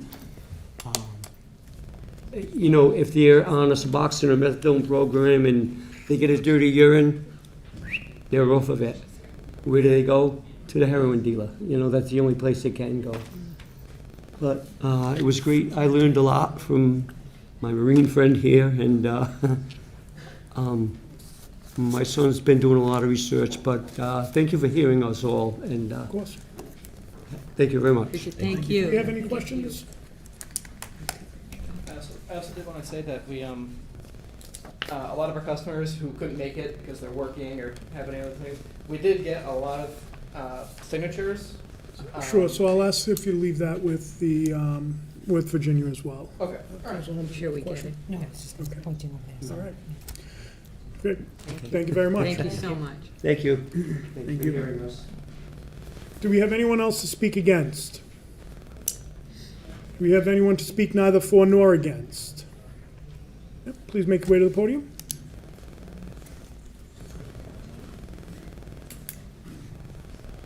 How you doing? My name's Ryan. I'm one of the owners at Euphoria Smoke Shop downtown Attleboro. So I want to speak against... Can we just have your last name for the record, please? Larkin. Thank you. I want to speak against the ban. So specifically 7-hydroxymitragine. We've heard a lot about kratom this whole time, but we haven't heard much of the facts and details of 7-hydroxy. So 7-hydroxymitragine is an alkaloid that's derived from kratom. It's extracted. It's the same thing as extractions from THC, you know, flower. So the percentage that's active inside of flower when you extract it, and you have dabs and extracts that you can purchase at a dispensary, 21 plus or with the medical card, it's a much stronger form. It's still legal. It's the same thing as comparing beer to alcohol, hard liquor. There's risks that are associated with the stronger form. If you're smoking and you smoke a dab of some extract, you might have a bad reaction. Some people can go to the hospital. If you drink a lot of shots, you're gonna get sick. You're gonna go to the hospital. I think there should be regulation on, you know, I think we should look at the stores that should be able to sell it. It should be 21 plus. It shouldn't be at a convenience store where children can walk into and they can purchase a soda alongside with this. I think we should focus more on that than trying to just ban something outright. I've had countless customers that have come into my shop and tell me that they prefer this natural medication over something that they would get from a doctor. That's a whole separate story. I mean, there's so many different side effects from chemicals that's inside of these medications that are pharmaceutical. I think it's just big pharma versus a natural plant industry, and I think we should look at trying to keep it 21 plus inside of the city of Attleboro. Any questions for the speaker? Okay. Thank you very much for coming down, Ryan. Do we have anyone else to speak neither for nor against? Seeing none, Councilor Tavares. No worries. Hi, my name is Velika Kofsky. I'm the girlfriend with the heart condition. For a while, I was taking kratom. I'm obviously not able to because I have a heart condition and it affected my heart. It made me a little pulsy. But for 10 years, I have had over 15 surgeries from a car accident due to a drunk driver. And I was addicted to opiates because it was the only thing that could help me function. So when I took kratom and I came off of it, I experienced 0 side effects. When I got off opiates that were prescribed to me from doctors, my hair fell out, my gums bled, I couldn't get out of bed. So I feel like if you remove kratom as an option from people who clearly need it, they're going to go back to their addictions, their vices, or look for something far worse. So I just kind of hope that when people talk about the natural kratom, you see that there are people that really do need it, and they're not using it to abuse anything. That's all I really wanted to say. No, thank you. Thank you for sharing. Do we have any questions? Do we have anyone else who would like to speak neither for nor against? Okay, Councilor Tavares, do you see any reason to keep this public hearing open? I do not. Okay, declare that public hearing closed, and Madam Clerk, would you please go to the reading of the sixth and final public hearing of the evening? Happily. Public hearing to allow the city and Neighbor Works to make a full presentation to the municipal council and the public about the potential lease for development of the 5.496 acre parcel at Highland Park for senior housing and interior space of appropriate size to be used by the city for senior community activities, programs, and events. Thank you. Do we have anyone to speak in favor? Good evening, Municipal Council. My name is Kathleen D. Simone, Mayor and Attleboro resident. Good evening, fellow residents and guests. I'm pleased to stand before you tonight and to welcome NeighborWorks Housing Solutions as they present their proposal for the development of the 5.5 acre parcel at Highland, known as Lot 1B, into an affordable senior apartment building with a dedicated space for the city to use for senior community events, programs, and activities. During my time on the Municipal Council, and as mayor, there have been several constants in my priorities: adding affordable and more diverse kinds of housing, planning for a new COA for our growing senior population, and exploring creative and fiscally sustainable solutions by which the city could best achieve maximum value for our money and effort. The proposal you will hear about this evening checks every one of those boxes. I understand a few things. The idea of a ground lease is new to the city of Attleboro, but ground leases are commonly used by municipalities as a means of securing development because they allow cities to partner with developers who can construct buildings without the high initial cost of purchasing the land, while allowing the city to control the use and development of the land through the lease terms. I understand, too, that open space is important to our community, as it is to me, and would remind people that this proposal comprehends only 5.5 acres of the lot on Highland that is already paved with long vacant buildings, while leaving the remaining 88 acres of the property as protected open space under Article 97 of the Massachusetts State Constitution. I understand that some residents are concerned about overdevelopment increasing demand on our infrastructure. And part of this project, indeed, part of any large development project in the city, is assessing these kinds of potential issues and working to resolve them through the planning, design, and permitting process. As you know, if your body selects the NeighborWorks Housing Solutions to develop this property, that's only the beginning, folks, of a long process of planning, design, and permitting and moving it through the appropriate channels in the city. I understand, too, that adding more affordable housing is important to many residents, including me, who want their kids to be able to buy a home in the city where they were born. Adding affordable senior apartments will allow some seniors to sell their homes and put these homes on the market. It will also allow them to reduce their living expenses and enjoy more of their retirement and free time. While we can't solve the larger housing crisis in which we find ourselves, I firmly believe that we, and every municipality, has a duty to do our best to provide more housing options for our residents. As I'm sure you can recall, the feasibility study for a new senior center pointed to the 5.5 acre parcel at Highland as the ideal location for the senior center. But the cost, as you may remember, to rehab the clubhouse, which has been vacant since 2019, was approximately $15 million, while the cost to build new on that spot was north of $17 million. In today's economic climate and current interest rates, borrowing this amount of money to build a senior center is not a recommended course of action. It would most certainly limit our ability to address other competing capital needs, including space needs and building improvements for our public safety departments. Moreover, in my mind, this project is not only about money. It never really has been. It's always been a value proposition to me. How can the city thoughtfully and creatively maximize the prospect of having a new senior center while recognizing that we have other competing interests in departments in need of substantial capital improvements? Value means thinking not only about a building, but about adding space for seniors and a space for the community too. Value means thinking about converting our unused and wasting assets into meaningful and useful places, of which housing ranks high, indeed perhaps the highest. As you will learn this evening, this project does all that and more. In closing, I am particularly excited to inform you that the proposal you'll learn about tonight not only adds much-needed affordable apartments for seniors, with a preference for Attleboro residents, it also includes 13,000 to 14,000 square feet of space for use by the city as a senior community center, which will be fully built out and furnished by NeighborWorks, with input from the city and the COA. When complete, the city would enter into a management agreement that would allow us to use the space for seniors and also for other related city activities. So I respectfully assert to you, my colleagues, that if you care about affordable housing, if you care about providing our new senior community space for our growing senior population, if you care about financially creative and responsible solutions to the city's needs, then for all of those reasons and more, selecting NeighborWorks Housing Solutions as the developer to move this project forward is in the best interest of the city of Attleboro.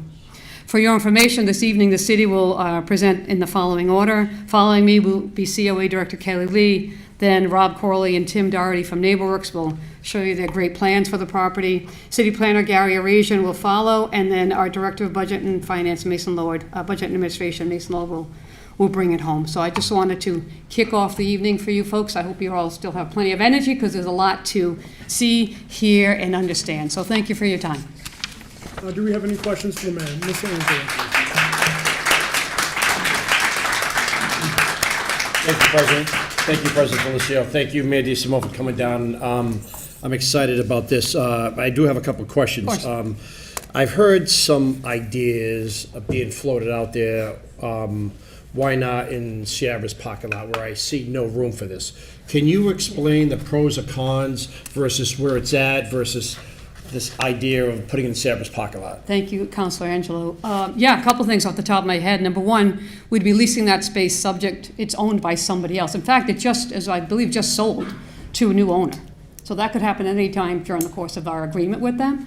Number two, it's not really ideally located, in my opinion. It's not ideal. I think some of our seniors here will tell you that part of the appeal about Highland is to maximize the value of the property, so that the seniors who frequent the community center, the senior community, can also use and visit the outside grounds to hike, to play bocce ball, to play, not pickleball, but whatever else they want to do. We're not doing pickleball. Stop, get off of Facebook. But they can enjoy the property, which is what Highland is there for, is residents and others' enjoyment. And then thirdly, of course, I haven't been in that space in a while, Counselor, but we would have to equip it, and I do not know the cost of doing so to make it appropriate by any means for our growing senior community. And am I safe to assume that, say if somehow it was at Sierra and it does get sold, and we put all this money into this building and stuff, and then we could be out of luck, and then that gets put into some other development's hands, that could something else happen to it, and then we've lost all that money and all that work and everything, and then we're scrambling ground zero again? Yes, I would think so. And one of the beautiful things about the ground lease is we retain ownership of the land, right? So no one can ever take the land away from us. The building, the developer will own the building and be responsible for its management and maintenance. And of course, all of these terms, right, of this arrangement will need to be worked out in the context of a ground lease. So there's a lot to think about, but it does afford us some sense of security. And I also think it's an appropriate place for other reasons too. It's near the new high school. It's going to be a beautiful new center worthy of our growing senior population, not sticking them into an old marketplace and kind of a, right now, if you look over there, the property's in need of at least a little bit of improvements and repair. So I don't think it's ideal. And am I safe to assume that literally there would be no outdoor activities in that parking lot, or safe outdoor activities? No, unless you want to walk around the building. That's about all I can think of. So for several reasons, but I appreciate the question. Councilor Lavoy, then Councilor Waterman. Thank you, President Delicio. Thank you, Madam Mayor, for coming out tonight. Happy to have supported the process to put this through. Thankful to see something come out of it, what I think would be a home run. So happy to support it. My question would be, just to confirm the maintenance aspect, they would still maintain what would be the senior center footprint? Yeah, it's their space. We would manage it and operate it, but you're right, the building maintenance and all of that would be the developers, the owners. The city, of course, would still maintain the larger Highland property because that's ours. So, yep. Thank you. And let me say, you were an early adopter, Councilor Roy, and I appreciate that because we talked about this a while ago. So thank you. Council Waterman. Mayor, can you share two things? One would be that your thoughts about a community center. Yes. And the other one would be if an overflow wedding, for example, occurred, would we be able to use the other parking lot in the wedding? Yeah. Thank you, Council Waterman. Yes, thank you for teeing that up. So I think part of this project also represents that the city can finally kind of put a bow on Highland, right? I think some of you were on the council when we acquired it.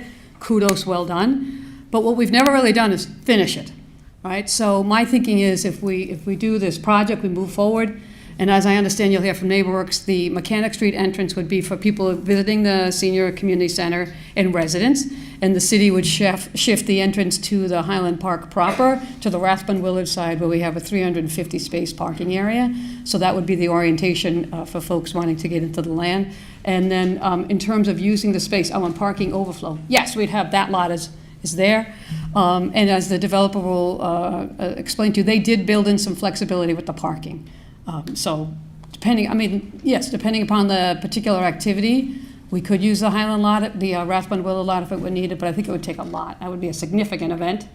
And to your question about community space, I'm intentionally using the word senior community, right? Because it should be for the seniors, but the prospect to me of maximum value is entertaining the prospect that the city may have other uses for it on occasion, not regularly, not 7 days a week, 52 weeks a year. But as the need arises, and everything I've talked to with the principals of NeighborWorks is they are all in on this project. They are all in on affordable housing for seniors, and they are all in on community, the community to which the seniors live and belong to, right? So it's a kind of a great marriage of all those elements. It's not just seniors in isolation. It's seniors in community. We are that community, right? We have a mixed group here of seniors and younger folks, such as myself. So yes, it's all of us together, moving forward. Council Corbis and Council Angelo. Thank you. Hey, Council. And Mayor, I was just wondering, so I love the idea of the land lease and thinking outside the box, but my question, on the surface, it sounds great, but my question is, if something were to happen, do we have contingencies in place for if the operator were to go out of business? Does the city then become sort of the operator and landlord of this? Yeah, thank you for the question, Council Corbis. This is the beginning of a long process. The creation of a mutually agreeable ground lease is going to be a work in progress, but we have attorneys that we pay to protect the city's interests, so that assuredly would be covered in the ground lease. I have all confidence in that. So yes, we would have to plan for that. You have to plan for various scenarios, but it's all contractual terms. But it's going to be a significant and important document that's going to take a while to work through, which is why I asked your body to extend or terminate that sunset clause. Thank you. But yeah, that certainly, we would be mindful, Council Corbis, of protecting the city. Perfect. Council Angelo. Thank you, President Delacio. So the fact that I am on the Veterans and Human Services Committee, I have to ask this question. We keep hearing about seniors but also this will be an important part for senior veterans. And also, is it true that the Veterans Department would be moving over there too? Would there be a spot for them there?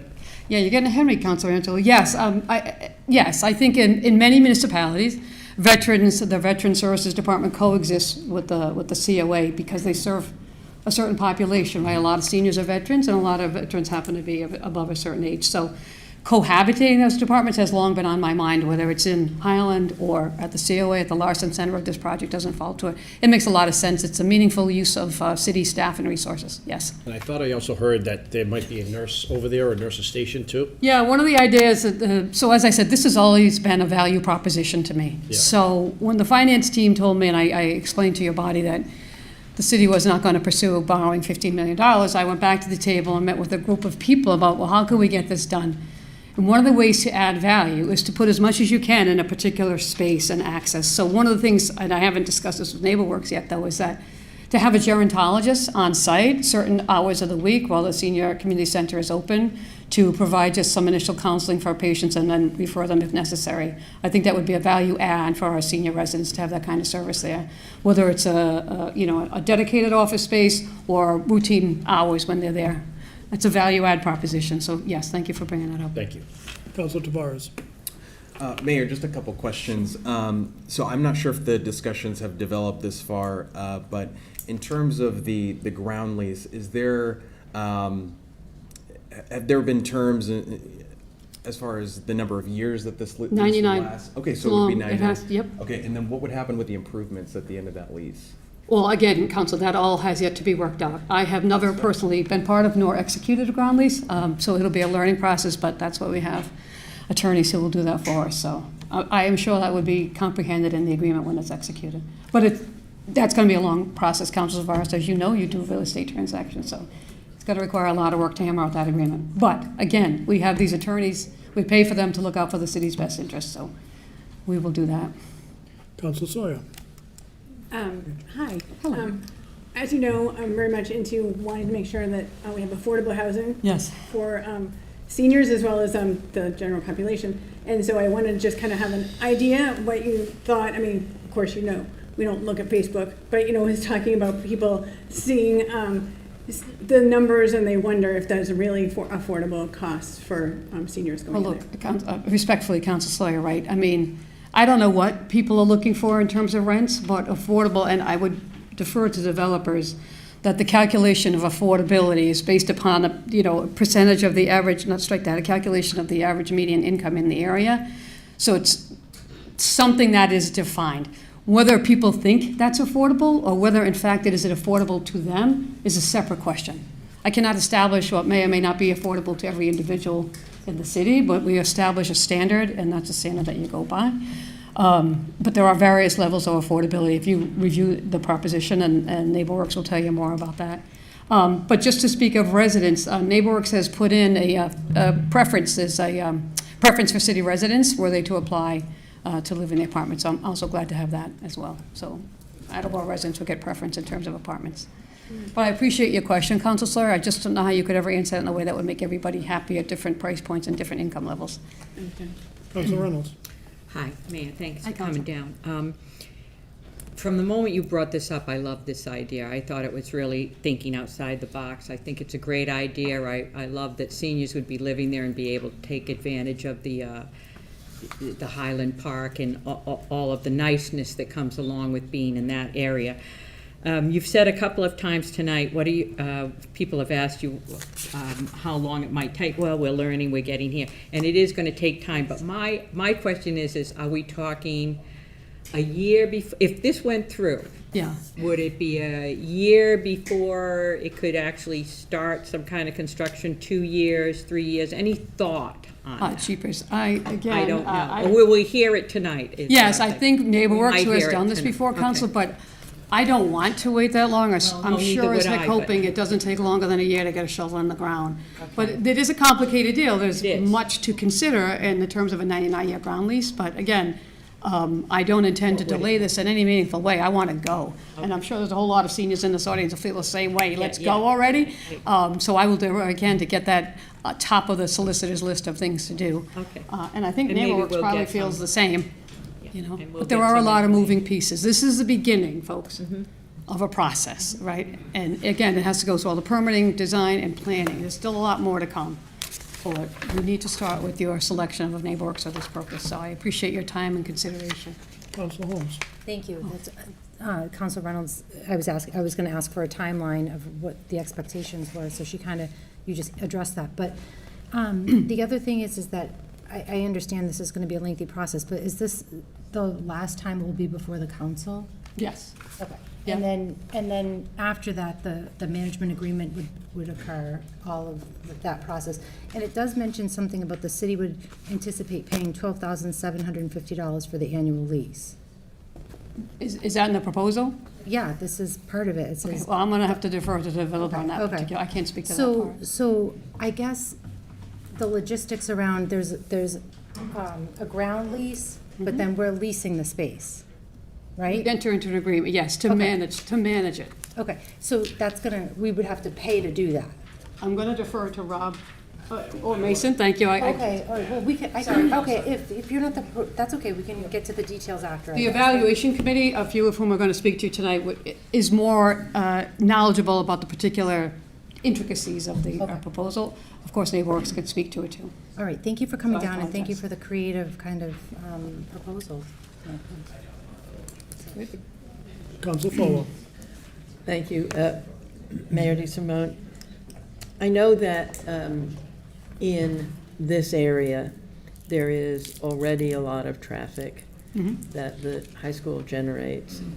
And in your summary of issues, that is one that you address, because it will affect the neighborhood. How do you plan to minimize the adverse effect of additional traffic? So thank you for the question. I would point out two things, as we did in our FAQs, as you might have seen, Council. One, the development down the street, whose name just went out of my... Thank you. Sterling Lofts is a 94-unit senior apartment complex. I haven't recalled receiving one traffic complaint since they opened their doors a few years ago. Two, when Highland was functioning, as it did for a long time, as a successful private golf course and event space with weddings and golf tournaments and all that other stuff. I don't know if those concerns applied in that particular instance. And I would assert, and I think NeighborWorks will also agree, that when you are dealing with the senior population, it's not even likely that every resident may have a vehicle. So I'm not particularly concerned about those impacts. I do appreciate that they're important to people who live in the area. So having said all that, after talking with the city planner, we will very likely add some kind of traffic study in the area just to see. I think at the very least, we have to mitigate somehow that curve there, which is a little bit awkward. And I'll have to talk to the police chief and Gary about how we handle that curve, because right now it's a little bit challenging. But a traffic study would be a part of the plan moving forward. And if I may, and public transportation? Yeah, I've talked to GATRA. They're all in about putting a stop there, absolutely. Whether it's a bus or a van, whether it's dial-a-ride, totally doable. Yep. Thank you. You're very welcome. All right, thank you, Mayor. All right, thank you very much. I And turn it over thank you for getting out the Q&A. That was very helpful. You're very welcome. It's Thank you. greatly appreciated. Thank you. Next. Good evening, honorable members of the Municipal Council. My name is Kelly Lee, Director of the Council on Aging. Attleboro's Council on Aging is the oldest and the smallest in the Commonwealth, yet we're responsible for serving one of the largest older adult populations in Bristol County. Today, more than 11,000 residents are age 60 and older, representing 24% of our population. They rely on the COA in some way. By 2035, that number is projected to grow to 28%. These figures aren't abstract. They represent our parents, grandparents, longtime taxpayers, civic volunteers, veterans, caregivers, and neighbors, people who have strengthened Attleboro for decades and continue to contribute to our community's well-being. Senior centers today serve 4 generations at once: the greatest generation, the silent generation, baby boomers, and Gen X. Their needs range from traditional social programming to modern wellness initiatives, including meditation, holistic health, and fitness. Accommodating such diversity requires a facility designed for this century, not the last one. Yet in 2020, the UMass Boston Center for Social and Demographic Research on Aging concluded unequivocally that the current COA facility is inadequate. With only 6,600 gross square feet, roughly 3,000 is actually usable for programming. It lacks private office space, rooms for large gatherings, and the ability to support the wellness classes and services that today's older adults expect and need. Parking is another significant barrier. With only 4 dedicated spaces, many older residents simply cannot participate. A senior center that people cannot access is not truly serving the community. Because of these limitations, we are forced to rent or borrow space, including Good News Bible Chapel, 2 miles away, and without outdoor areas for activities, events, or gardens. So all of the activities at the COA are happening inside. This continues to splinter programming and strain staff resources. In December 2023, with funding secured by Senator Feeney, the Municipal Building Commission completed a comprehensive feasibility study of 10 city-owned properties, 10. The unanimous recommendation was Highland Country Club property, now Highland Park. Renovating the existing building was estimated, as the mayor pointed out, at $14.4 million in city debt, a cost Attleboro simply cannot absorb responsibly.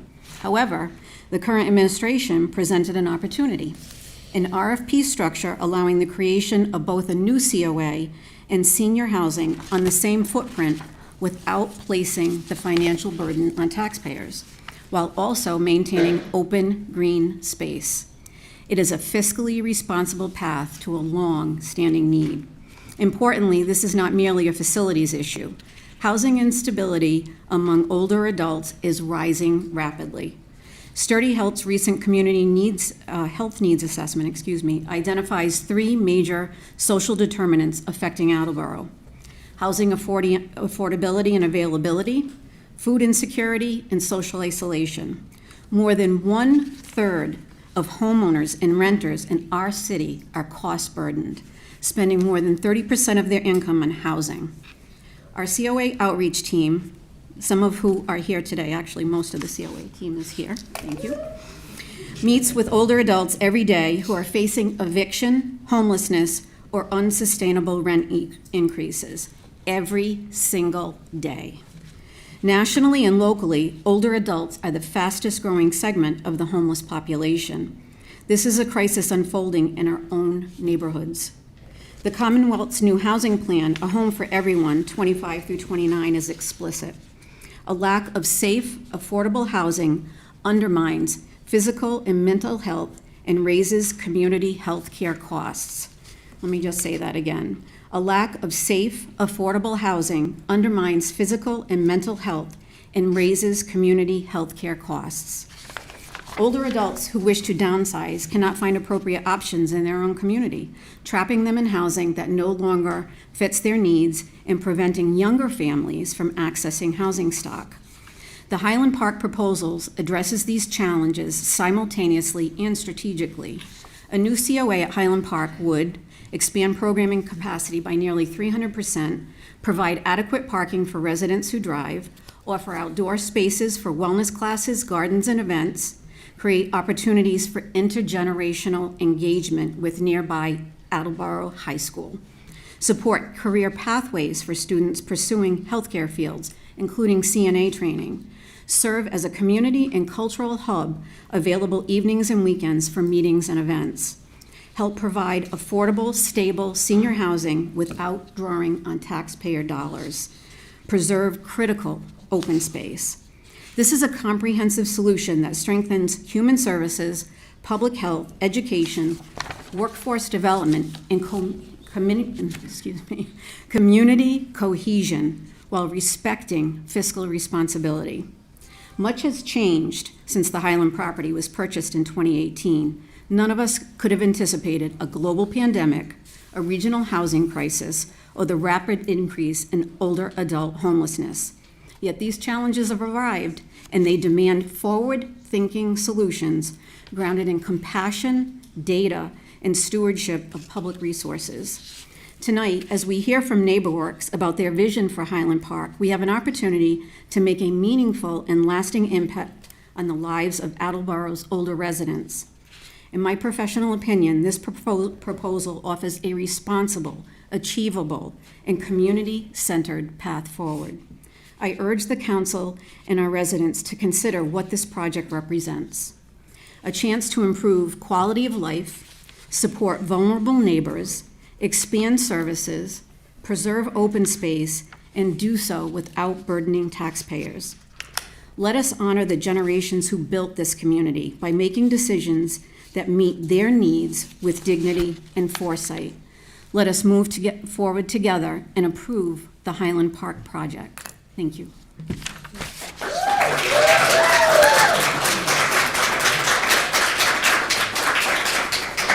Questions?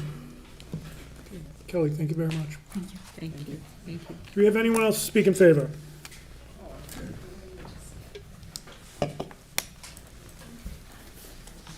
Good evening. Hello, council members. May I have permission to display? Can we just have your name? Yes, good evening. I'm Robert Corley. I'm the CEO of NeighborWorks Housing Solutions. Thanks for having me and giving me the opportunity to talk about this proposal. We've been in front of the council before, so thank you for having us back. I don't know if we can tilt the screen a little bit, but so others can see this. But I want to just start by thanking the mayor and in particular Kelly and the Council on Aging for all the work that they do every day for the seniors that they're seeing. That goes unseen often, and we're grateful for their support and look forward to partnering with them on this potential wonderful project that we want to share with you tonight. And also want to thank the mayor and the council for thinking outside of the box somewhat here and putting this opportunity out there for RFP. So when we saw this opportunity, we were very excited to respond to it. And we think it's a wonderful site and a great project for the city. If I may, just real quick, just for those in the back, I know it's kind of at a difficult angle to see, but the presentation is for the council to be able to see. But I would welcome if people wanted to see it, you could file in around the sides. Okay. It's not that scary up here. You can come up behind me if you want. So I assume we just click the right button here. It should be good to go. Okay. So I thought I'd just start by telling you a little bit about NeighborWorks Housing Solutions, and I'll try to be brief, but I think it's important that you understand who we are and what we do. So we're a 501c3 nonprofit housing development agency, community development corporation. We've been in business for over 50 years at this point. We've been operating here in the city of Attleboro, providing services since the 90s. A lot of people don't know that. You don't know us until you need us. And I'll tell you a little bit about some of the services that we provide. Excuse me, folks, I'm sorry. We're having a difficult time hearing. If we could just limit the conversations, please. Thank you. Yeah. We have about 150 employees, and we have offices all across the region, and we provide services in many of those offices. I'll skip to some of the services that we do provide. Real estate development is what we're here to talk about tonight in this potential project. But we also provide property management and resident services to a variety of units that we have. We provide domestic violence shelter for families. We're also a home-based program provider here in Attleboro. We provide project construction management and owner rep services to other nonprofits that are looking to develop affordable housing or housing, special needs housing. We provide Section 8 vouchers and leased housing. We're the state agency that provides that here in the city and in the region. And last year alone, we provided over $1.6 million in subsidies for rent for Attleboro residents. And as was mentioned earlier, the cost of living and the cost of an apartment affordable to anybody at this point, as we know, is a real problem. I've been doing this for about 25 years, not this exact role, but I've been in this work. And I've never seen a larger increase in my life of the seniors that we see coming in that are in need. I think everybody here agrees that this is a crisis, and we're just trying to come up with our name solutions to this crisis, but we see it every day. And the problem for the subsidies that you see there that we provide, if someone walked in our office tomorrow and wanted to get a mobile voucher to help them pay their rent, so they pay 30% of their income and the voucher picks up the rest, right? That might be doable, right? The wait for that is about 8 to 9 years to get that voucher. Okay? So that's what's available to seniors right now. Okay? Housing resources that we provide. We administer the RAF program here in Attleboro. This helps homeowners and renters who can't pay their rent or are facing an eviction or foreclosure. They can come to us once a year, and they could get potentially up to $7,000 to help them with their emergency. Okay? Last year, we did over $700,000 here in Attleboro. Okay? That program is oversubscribed every year. It's over $200 million out of the state's budget, and we have over 500 to 600 applications a week. It's nonstop. Again, many of those are seniors. The largest increasing amount of people we're seeing in the RAF program are seniors, okay? Primarily women, single women. We also are a CDFI lender, so we help a lot of homeowners and small businesses with down payment assistance. So it's not all helping people with emergencies. We're helping people buy homes, rebuild their homes, fix their homes, help them renovate their homes with zero interest loans, for children with developmental disabilities, that you need to do some renovations around the house to make it safe. We provide all of those type of services here in Attleboro to homeowners and to home buyers, potential home buyers. We educate about 1,400 home buyers a year. We're a HUD-certified counseling agency, so we provide foreclosure counseling, reverse mortgage counseling, making sure seniors aren't making mistakes with the property that they have, and helping people with credit and budget and so on and so forth.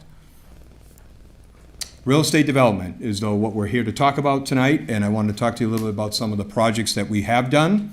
And again, about 10 years ago, we started focusing a little bit more on senior housing development. We've done all types of housing development. The 3 projects you see here, the one in the middle is 140 unit development, mixed 2 bedrooms, 3 bedrooms. It's market and affordable.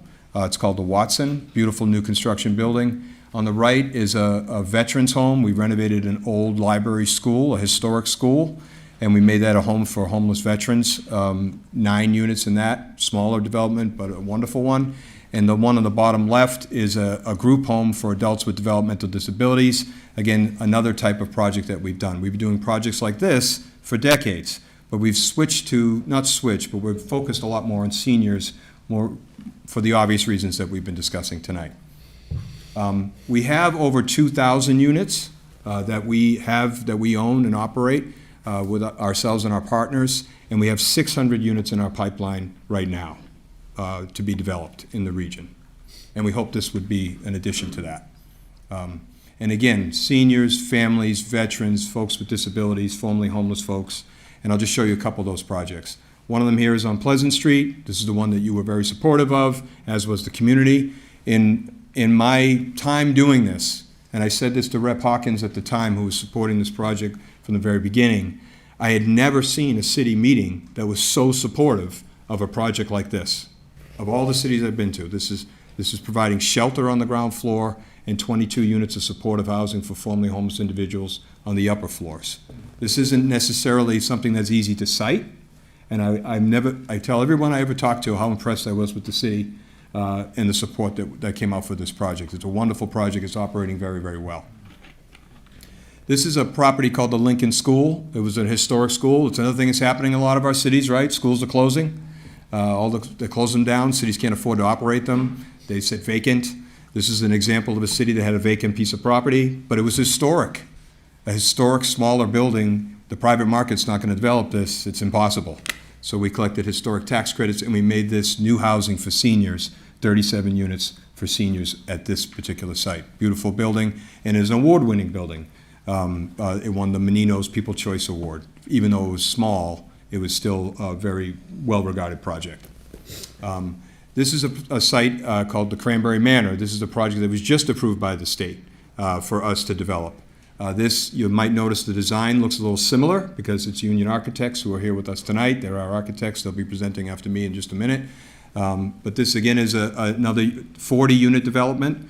And you'd say, well, Rob, why isn't ours a 40-unit development? There's another parcel that's attached to this so that the combined number of units is closer to 100 so we can manage the property better. But this will be a brand-new facility. This has been approved by the state in a very competitive process that I'll explain in just a minute on how this works, okay? But a beautiful property there. On the bottom, on the right here, you see a property that we just completed a year and a half ago in Holbrook. This, again, is a senior development. It's 100% affordable for seniors. It's in Holbrook, again, a community that is mostly people driving cars. This particular property has 72 units. Out of the 72 units, only 50% of the residents have vehicles. Another thing that seniors are struggling with, and we're all struggling with, how much does it cost to have a car on the road right now? What's the insurance? What's the cost? Okay, we don't have a lot of seniors in our properties that have cars. It's not an issue, folks, not at all. So in this, we have 2 gigantic parking lots here that are just sitting empty. And now the city's talking about, why don't we do something on this other parking lot? Because we just don't need it. But we gave them the parking that they asked for, okay? There's a beautiful new building, and I believe some of the Council on Aging actually toured this building a little while back, went down and took a look at it because they wanted to see the type of finishes and the product that we're talking about. And this, again, is financed in the exact same way that we'd be doing this project here, okay? And that's with low-income housing tax credits. And every year, organizations such as mine compete at the state level to bring these funds into our projects. And we put them in different municipalities. We work with municipalities, and it's very, very competitive. In fact, years ago, the state typically wouldn't even fund senior deals unless a municipality had been doing family deals. But now the state even recognizes that the need for senior housing is so great that it's not just sort of a, you've done good with your housing development over the years, we'll grant you a senior deal. They're now leaning into senior deals. And the last 3 projects that we had funded at the state level were all senior projects. This was one of them. And Holbrook was lucky to get this money from the state, to leverage that money into their community, to provide this housing in their community. Very lucky, because it's very competitive. And if it's not in Holbrook, it's going to be somewhere else. If it's not in Attleboro, it's going to be spent somewhere else. The state is going to develop this housing anywhere in the state it can, and it spends its full amount of allocation every year in supporting this type of development. So this is a unique opportunity, because what makes this so competitive is what you've created here, which is a land lease and land here that the city owns. All right, this makes it even more competitive at the state level. So when we ask Rep. Hawkins or Senator Feeney to help support this project when it's at the state round for funding, this makes it more competitive, because the city has stepped up, brought land to the table and said, this is what we want. That's what they're looking for. Not just a monetary match, but actually a commitment at this level. So we're very excited about its chances at this level, at the state level. Okay, and you see here is just a couple of examples of what the units look like, and the type of finishes we're talking about. This isn't institutional, this isn't a public housing feel. This is high quality, beautiful housing that anybody would be proud to live in or have their parent or their relative living in. This is high quality stuff. The demands, this is passive house design, the highest environmental standard that you can have in new construction. You could heat these units with a hairdryer. It's all electric, it's all green. It's an incredible property, it really is. And that's exactly what we're talking about building here in Attleboro, a state-of-the-art, beautiful building. On your question, Counselor, just briefly before I turn it over to the architects about the lease payment, that's the amount that was written in the RFP that the city had put in there. We're not looking for a lease payment from the city in this arrangement. So that was just a holdover in the document. That wasn't our proposal. That was what was in the original RFP as a suggested amount. Okay. So that's what that is. I mentioned the building across the street that's near here. It has 32 market rate units for seniors in that building. The rest of them are all affordable. And those affordable units are at rents at approximately $1,200 a month. And I saw some of the seniors here or some of the folks out front talking. That doesn't seem affordable, does it? No. It doesn't seem affordable, right? The market rate unit in that same building for a senior at 62 is $2,500 a month.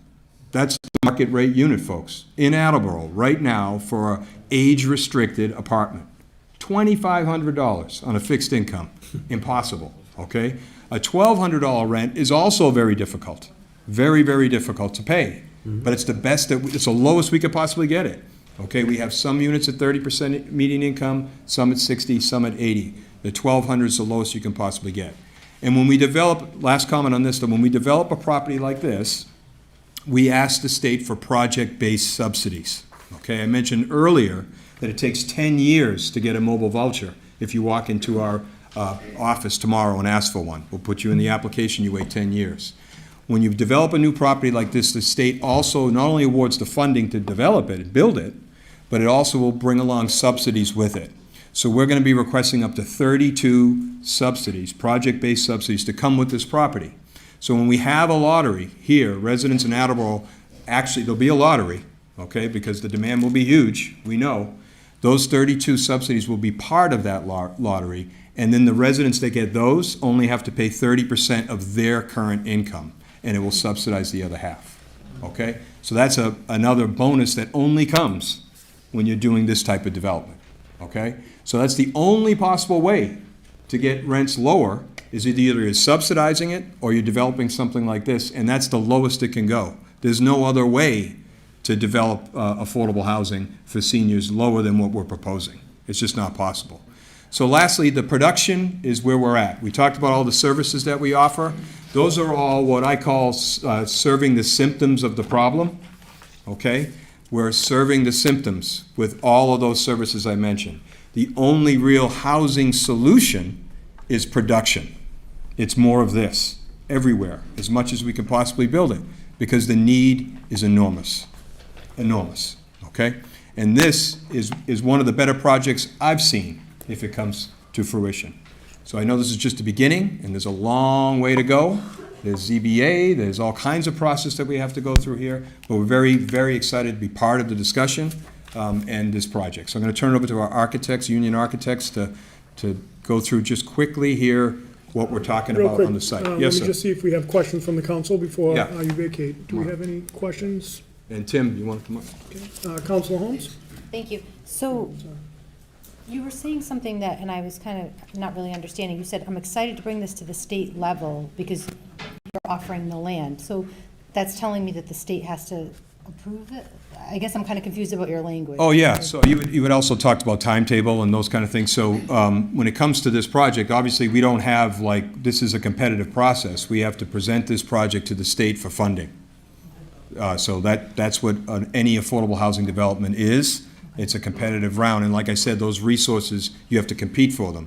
Lucky here in Attleboro, you have an amazing state rep and state senator that support these projects and have been very supportive and successful doing so.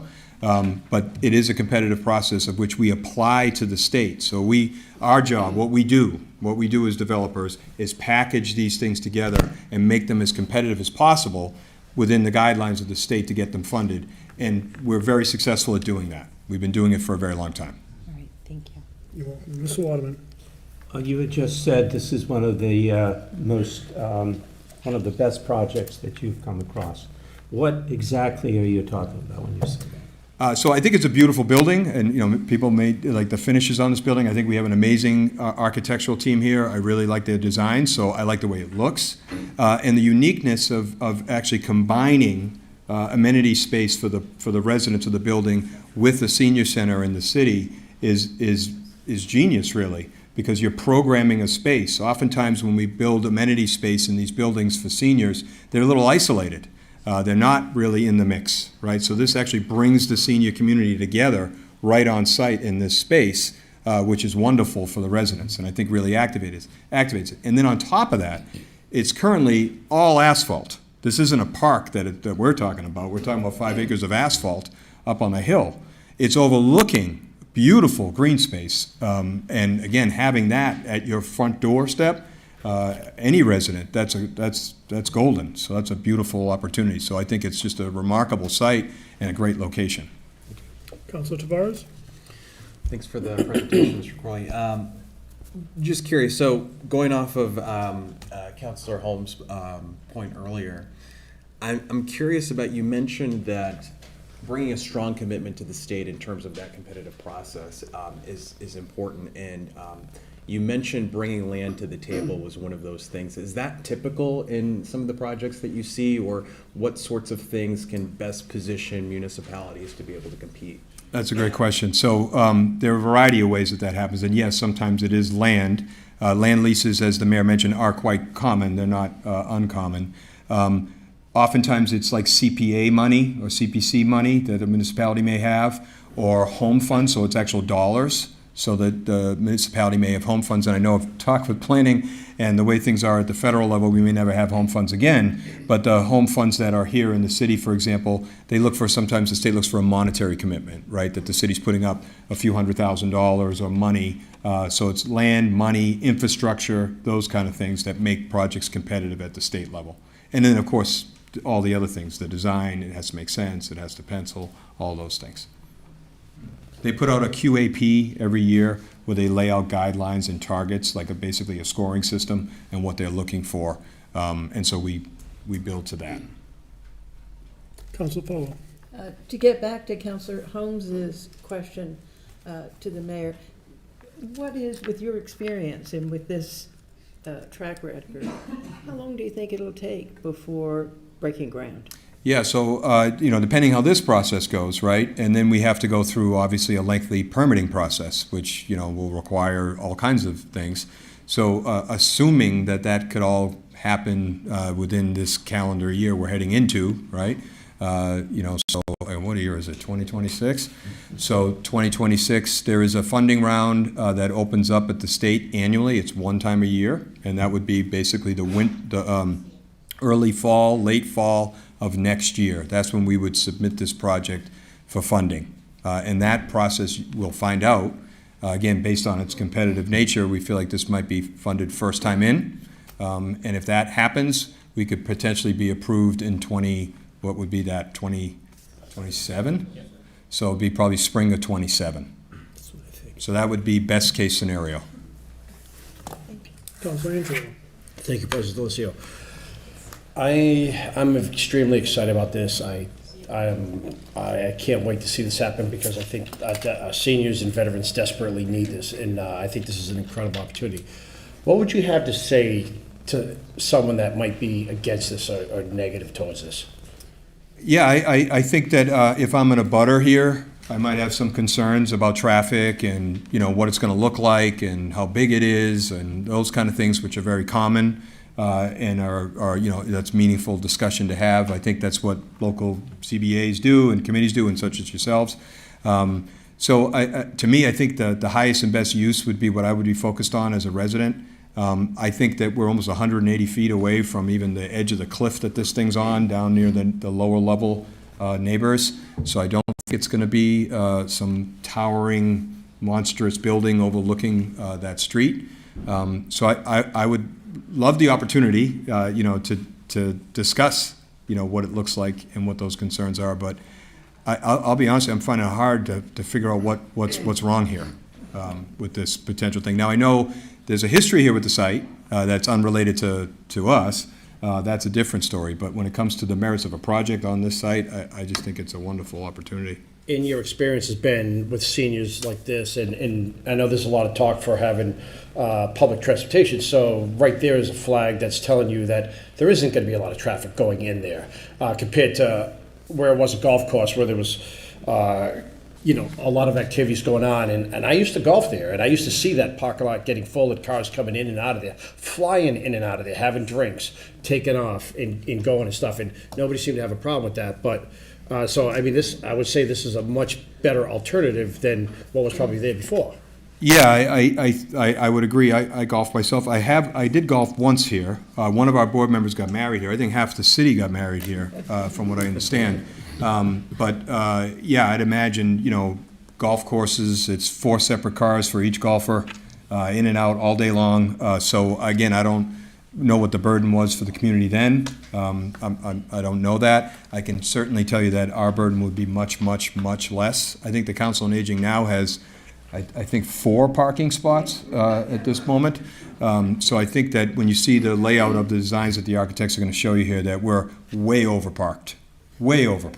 So I think there's plenty of parking. And then the traffic patterns, most seniors are smart enough to know that they're not going out at 8:30 at rush hour. They go and do their things, around 10 o'clock and 11 o'clock and 12 and so on, and miss those rush hour patterns. So I really don't think it's not been an issue in any building we've developed so far, and we're routinely and always overparked. Councilor Sawyer. I had a question. You had many different buildings that you had shown us in your pictures. Have you ever managed a senior center in other ones? And can you tell us about that? No, we've never managed a senior center, and I think what we're proposing here is that we wouldn't manage that either here, right? We'd be doing that in partnership with folks that know how to do that.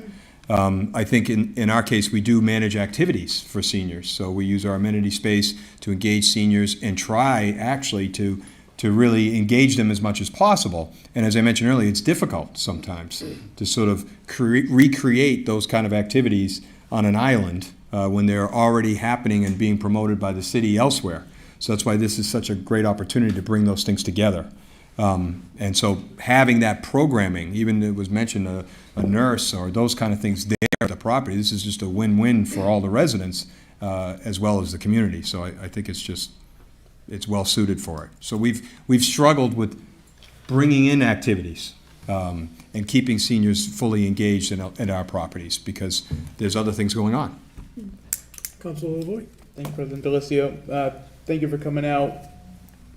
My question is, I guess, if we break ground in spring of '27, what is the ideal pending delays build time of that? I'm sure you have a couple other similar projects. Yeah, no, I don't need, I hate to be the skunk at the party here on timing, but, there's a reality here. So, just to get through permanent and everything, like I said, if we started in January, and that would, from what I understand, would be miraculous. If we started then, that's going to take 6-7 months just to get through the local process. And if we're successful there, then we are applying to the state. We can't make them take an application in July when they don't open it up until late fall. So the timing isn't great now. But if, to answer your question, a project like this size would take probably about 18 months to build. We're building a 90-unit building larger than this right now, about 18 months. But the way the economy's going and the way it is out there, we're finding our contractors to be a little more hungry, and work is happening a lot quicker than it was before. Additional questions? Okay, thank you very much. Thank you. So I think I'm going to turn over to Joe now, right? Joe? Yeah. There you go, and you just click the right button. Excellent. Excellent. Good evening. My name is Joe Haskett. I am a principal at Union Studio Architecture and Community Design. Happy to be here, and thank you for taking the time to allow us the opportunity to present this project to you. I'll just run through a few slides. If you have any questions during, please feel free to stop me. The first slide here is the overall site plan. I'll use the clicker here because I think that what we've outlined here is not really showing up on this particular screen as well as we'd like. But this is the 5.5 acre lot, and then you have the other 93 acres here, just to show you where it sits. I think most everybody is familiar with this particular site. This is the one that is blown up. Rob had mentioned that it's fully paved currently. There's an existing clubhouse. There's a few outbuildings below where they had some maintenance sheds, and then this is the path down below. This is up on the plateau, and then this is a rendering of what we're proposing for this particular building. What we want to highlight here is we've oriented the entrance to the senior center for when somebody comes into this particular lot first. This is what they see. That was a strategic site plan decision to do this, rather than have someone come who's coming as a senior center, hasn't been there before. People who are tenants have local knowledge, so they'll know where to go. So we've sent them up the plateau and a little bit further back. So when somebody shows up there for an event or a function, this is the first thing that they'll see, and it's down at the lower level so that they can have access directly out to the green area. This is a more detailed site plan, just to talk a little bit about more of the site. Currently we are proposing 125 spaces. I think we're required to have 66. What also wanted to point out here is this is the entrance from Mechanic Street. This comes down. This was the view corridor here that you would turn if you were a tenant. You would come up here and you would park up here and come in up at the upper level. Here you would come in, you would park here, and could have direct access to here. And there's also a pickup and drop off that's covered. And then we also propose a little bit of overflow parking here for people who maybe want to come here. I know there's another parking lot that you're gonna provide parking to for people to utilize the park, but this is proposed as a little overflow in excess of the community center. Or if there's a larger event at the community center, there's a little bit more parking here as well. Landscape plan, I think we put this in just to show that we were responding to the RFP. One of the big, one of the requirements was that, having native species from the local area to be designed in. Obviously, if this were to move forward, we would have a landscape architect come on board and provide a planting plan that would suffice for the requirement. Zeroing in on the floor plan here, this is the lower level. So if you can imagine the upper part, the most white part of the sheet, picture that the ground. That is the backside where this building is actually embedded into the hill. And over here, these would be the housing for the seniors here. This is the elevator lobby, little tenant storage, some of the things that we need for mechanical equipment, et cetera, et cetera. But the main thing that we want to show here is this is the senior center here. This is around, I think we're showing here is 12,795 square feet. This is that entry I was pointing out. This is also the deck. This would be the deck that would only be used for the senior center. There's another deck that would be used for the tenants of the building itself. This is an upper level. This would be the entrance for the tenants. It's your simple double-loaded corridor. The units are one beds with dens, and then you can see that we have 2 stairs for egress, and then this is the lower level where the senior center is as well. Typical upper level, again, the unit stack, keeping it efficient, elevator core here, and then this looks out to the golf course. Just zeroing in on what a typical unit would look like. I think Rob had mentioned there is oversight. I think the mayor even mentioned it well, that we are at the beginning. There will be a lot of oversight on this particular project, one of which is, when it's funded, is the Executive Office of Housing and Livable Communities, which is one of the funding sources. They will review these plans. These particular plans meet any of the requirements for seniors. But just to give you an idea of what one would look like, the one on the right is a one-bedroom. I'm sorry, the left. The one on the right is a one-bedroom with a den. And again, this is just to show you what the senior center looks like. This is the approach. This is where you pick up and drop off. Again, dedicated parking for this. This is the lower level. And then just to show you what some of the materials that we're proposing here. The lower level would have brick. The brick would wrap all the way around and be fully exposed. Clapboard siding on the upper levels, and then we're proposing some cedar shingles within the upper dormers and gables, and then just a regular architecture asphalt shingle for the roof. Again, that's the entrance to the senior center there.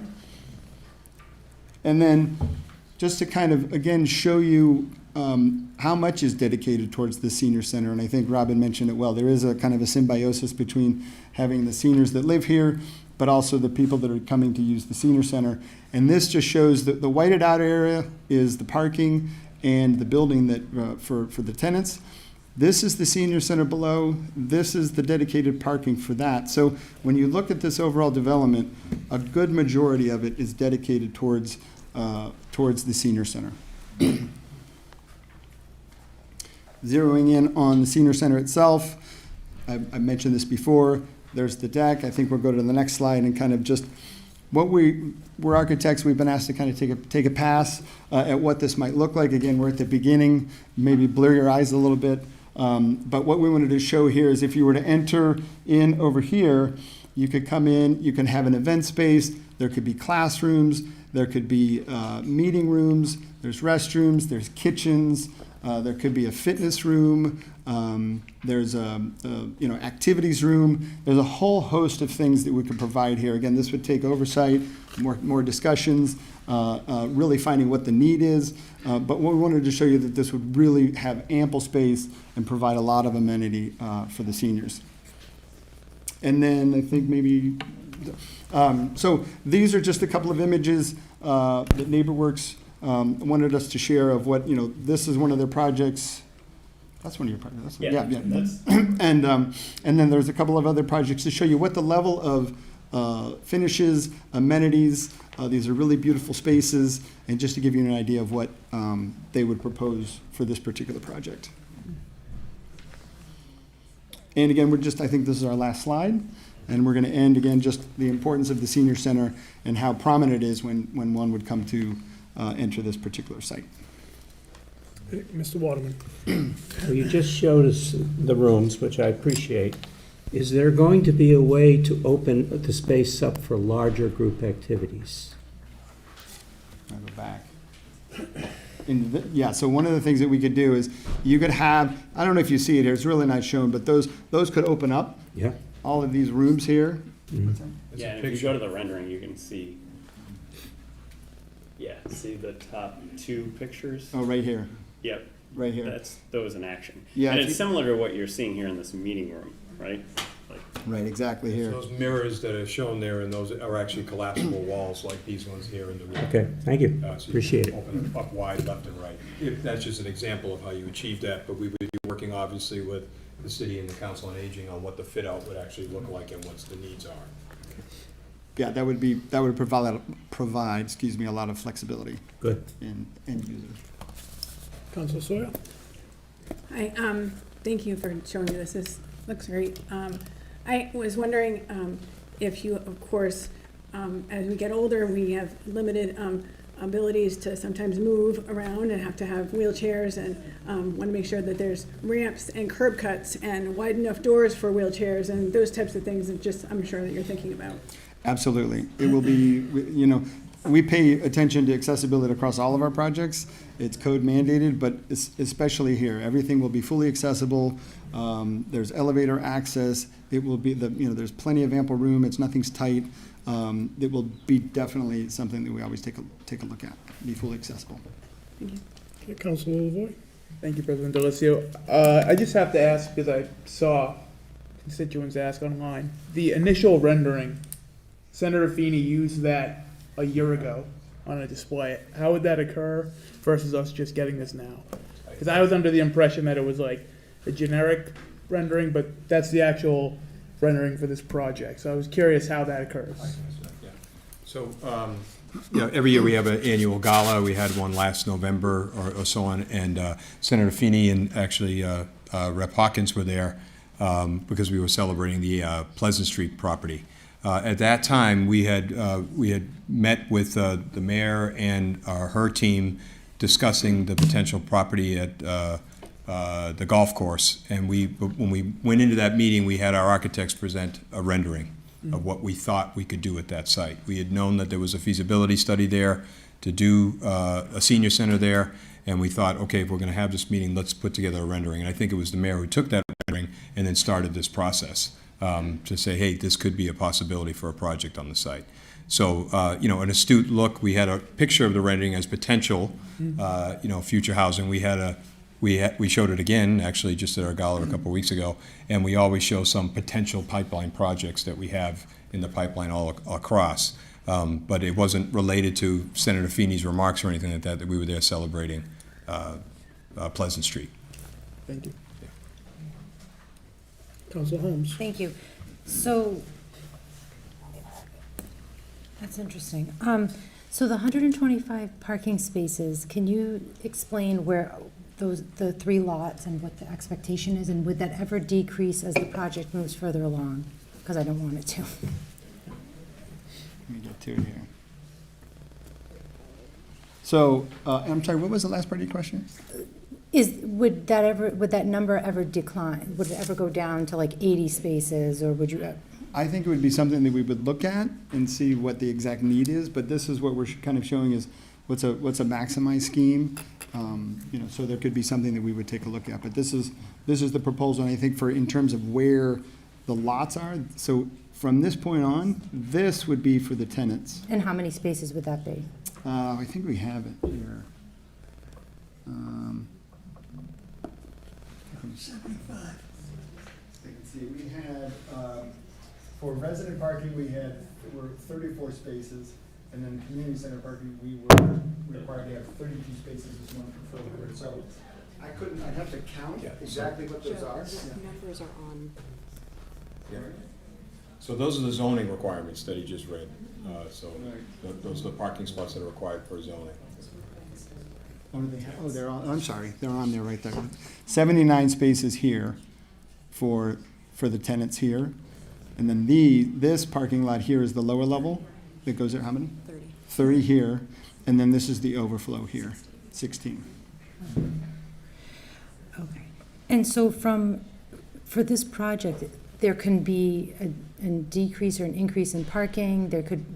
It may not look exactly how you're describing and how it's being shown to us right now. I think what we're proposing is what you see here. Again, it's more than what the ZBA would require for parking at this time. So this is what we're going with. Okay. Unless there's something unforeseen in the site that wouldn't allow us to do something like this. But this is what we're proposing. We're not proposing to decrease the amount. My I was harping on it a little bit because I just know that we're gonna be overparked on the residential area, but it is what it is. It's already paved, so not a big loss. Okay, thank you. Thank you. Do we have anyone else to speak in favor?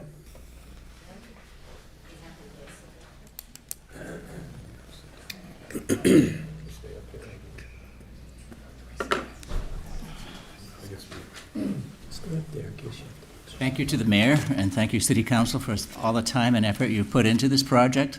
I'm Jim Hawkins, I'm state rep, and I live on Locust Street. We have a nonprofit that actually built the facility on Pleasant Street in partnership with NeighborWorks. We started that project because the most vulnerable people in this city were the people who've been living in tents behind Seabra, behind Sensata, places like that, who've been living in tents for years and years and years, particularly vulnerable. And it's become a very successful project with the good efforts of NeighborWorks. It's state-of-the-art with a combination of crisis beds and permanent supported housing units. At some point, and I should probably introduce who we are too. We're also a nonprofit, which would include me, my legislative director, Tara Major, and our board of directors, which is Steve Duplessis, Janet Ricciardi, and Matt Flanagan. At some point, this was beyond what we needed to be part of because NeighborWorks was doing all the work. And we realized, thanks to some friends at Food and Friends, that there was a serious problem with seniors becoming unhoused. They're telling me about people in their 70s who worked their whole lives in Attleboro, did all the right things, who are forced to be living in their cars in winter. And that's just not acceptable. And I know from our studies at the State House that that's the fastest growing segment of unhoused people is senior citizens.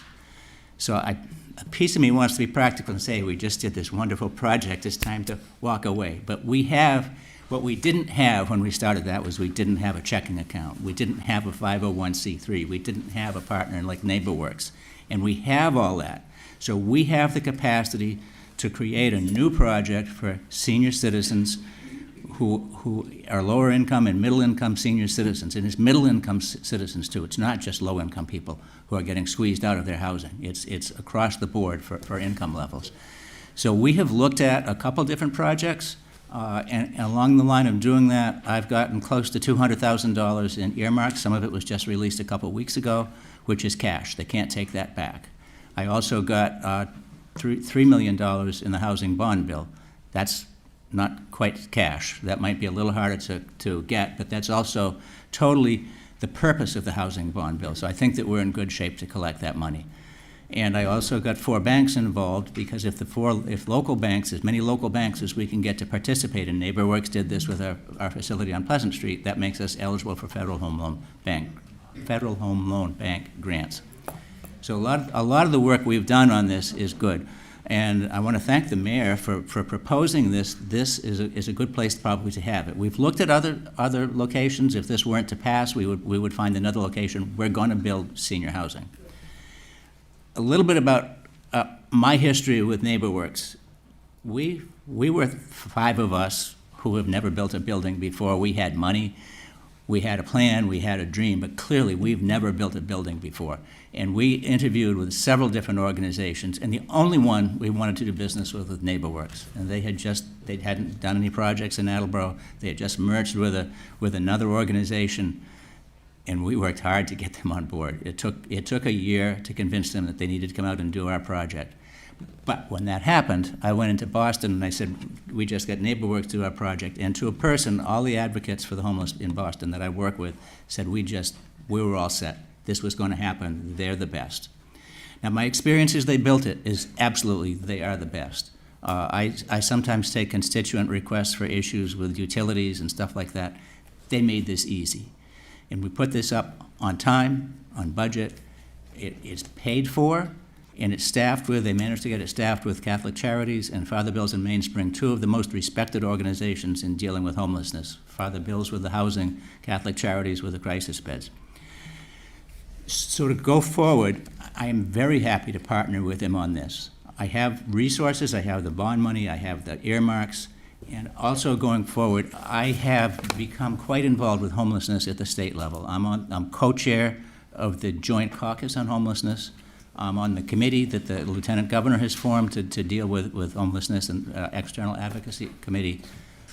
I brought Secretary Augustus out to see the facility on Pleasant Street for the specific reason of saying, look at what we can do. You didn't give us a lot of money, and look at what we got with this. We used it. We put it to good use. I'm going to come knocking on your door as soon as we have a project ready for senior citizens. So I think my best thing I can tell you is you picked the best in the business for a partner for this with NeighborWorks, and I'm totally in support with them. I will use my resources and my access to the state funding is going to be difficult this year. We know about federal cuts. The federal cuts might not be on housing, they might not be, but it affects other state funding. So this could be a difficult, challenging year, and yes, it's competitive. There's other organizations that would like to put up buildings, but this really sounds like the best project, and I'm all in for supporting it. And thank you. Do you have any questions for I've also heard I can compare to other cities. We do a lot more than other cities. We should be proud of what we do here in Attleboro. Thank you very much, Representative. Thank you. Do we have anyone else speak in favor?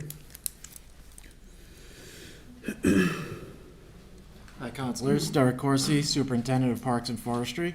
When this project was first proposed, my first question was, okay, where is it going? How much green space is it going to take up? Is it going to affect the day-to-day of the park we have recently established?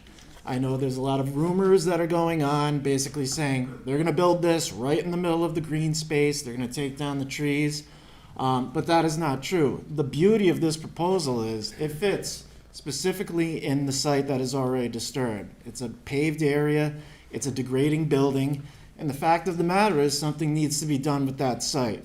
If you haven't been there recently, the building is decaying. The area is getting worse and worse year after year. And something is going to have to be done, whether it's knocking the building down, restoring the building, or building new. No matter what the choice is, it's going to take taxpayers' money. This is a creative solution where we are able to solve that problem without utilizing taxpayer money, and we're not affecting the park space. There's nothing but benefits for this project the way I see it. It allows more programmed use of the park. It takes care of a decaying building on site that we've had to deal with for the past 5 years. And the way I see it, it only adds to what's already on the site. Do we have any questions for Derek? Derek, I've got a question for you. Yeah. The parking, and as you know, you've done a great job of marketing Highland. We've had the Big East Championships. We've had several different giant meets, high school, both Massachusetts and Rhode Island. Yep. Does this project limit that parking, and will we end up seeing buses parked on streets, overflows? No, the beauty of this project is, as you saw in the renderings, they do incorporate that small overflow lot, which I would recommend keeping if we move forward, not only for these larger events, but also for people who are used to using that entrance to go walk the dog or, take a walk around the area. The other good thing about this project is it does not affect the driving range. So we would still be able to use that driving range area as an overflow parking space if needed. You'd still maintain all those same access points that we do use right now. Thank you. Mr. Angelo? Thank you, President. I mean, you seem like extremely positive. I mean, this seems like a slam dunk. Makes so much sense. Yeah, it does. It's the way I see it, it's a no-brainer. Thank you. Okay. Thank you, Derek. All right, thank you. Thanks, Derek. Thank you. Do we have anyone else to speak in favor?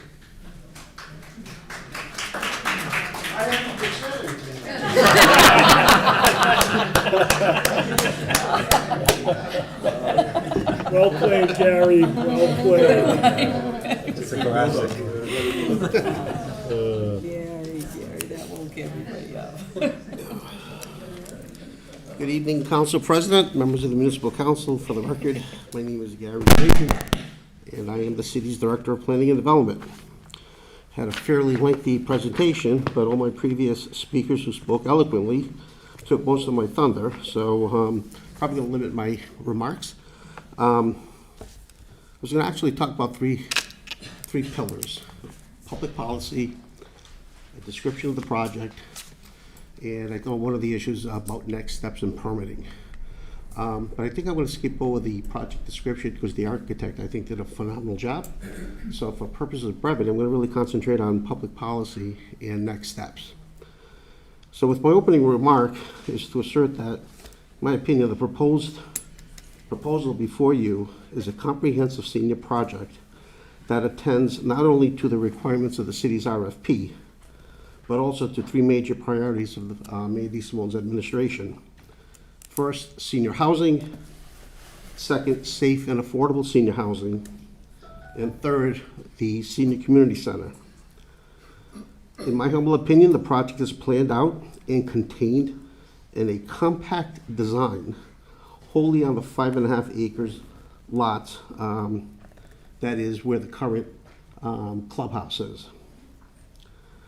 For purposes of public policy, the project addresses a number of essential needs for the city: housing, affordability, and a new senior center for our growing senior population, which Kelly Lee spoke eloquently about earlier.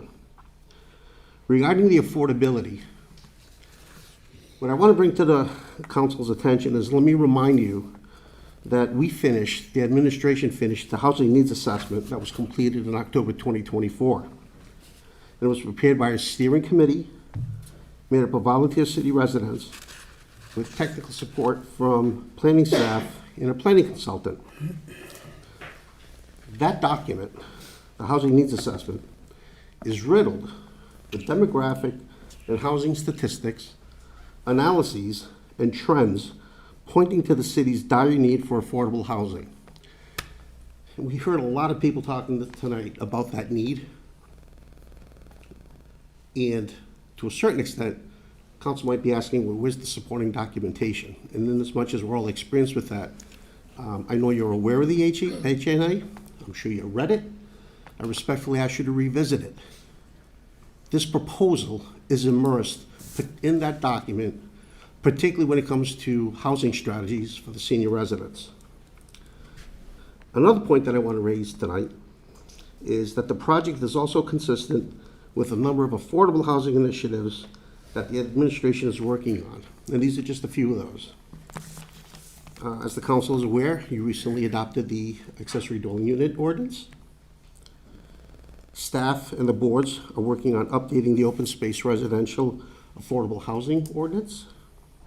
We are working on an inclusionary zoning ordinance. We are working on an affordable housing trust ordinance. And let's not also forget another parallel project, which is the affordable housing project for seniors and veterans at the, well, let's call it the old high school at 135 County Street.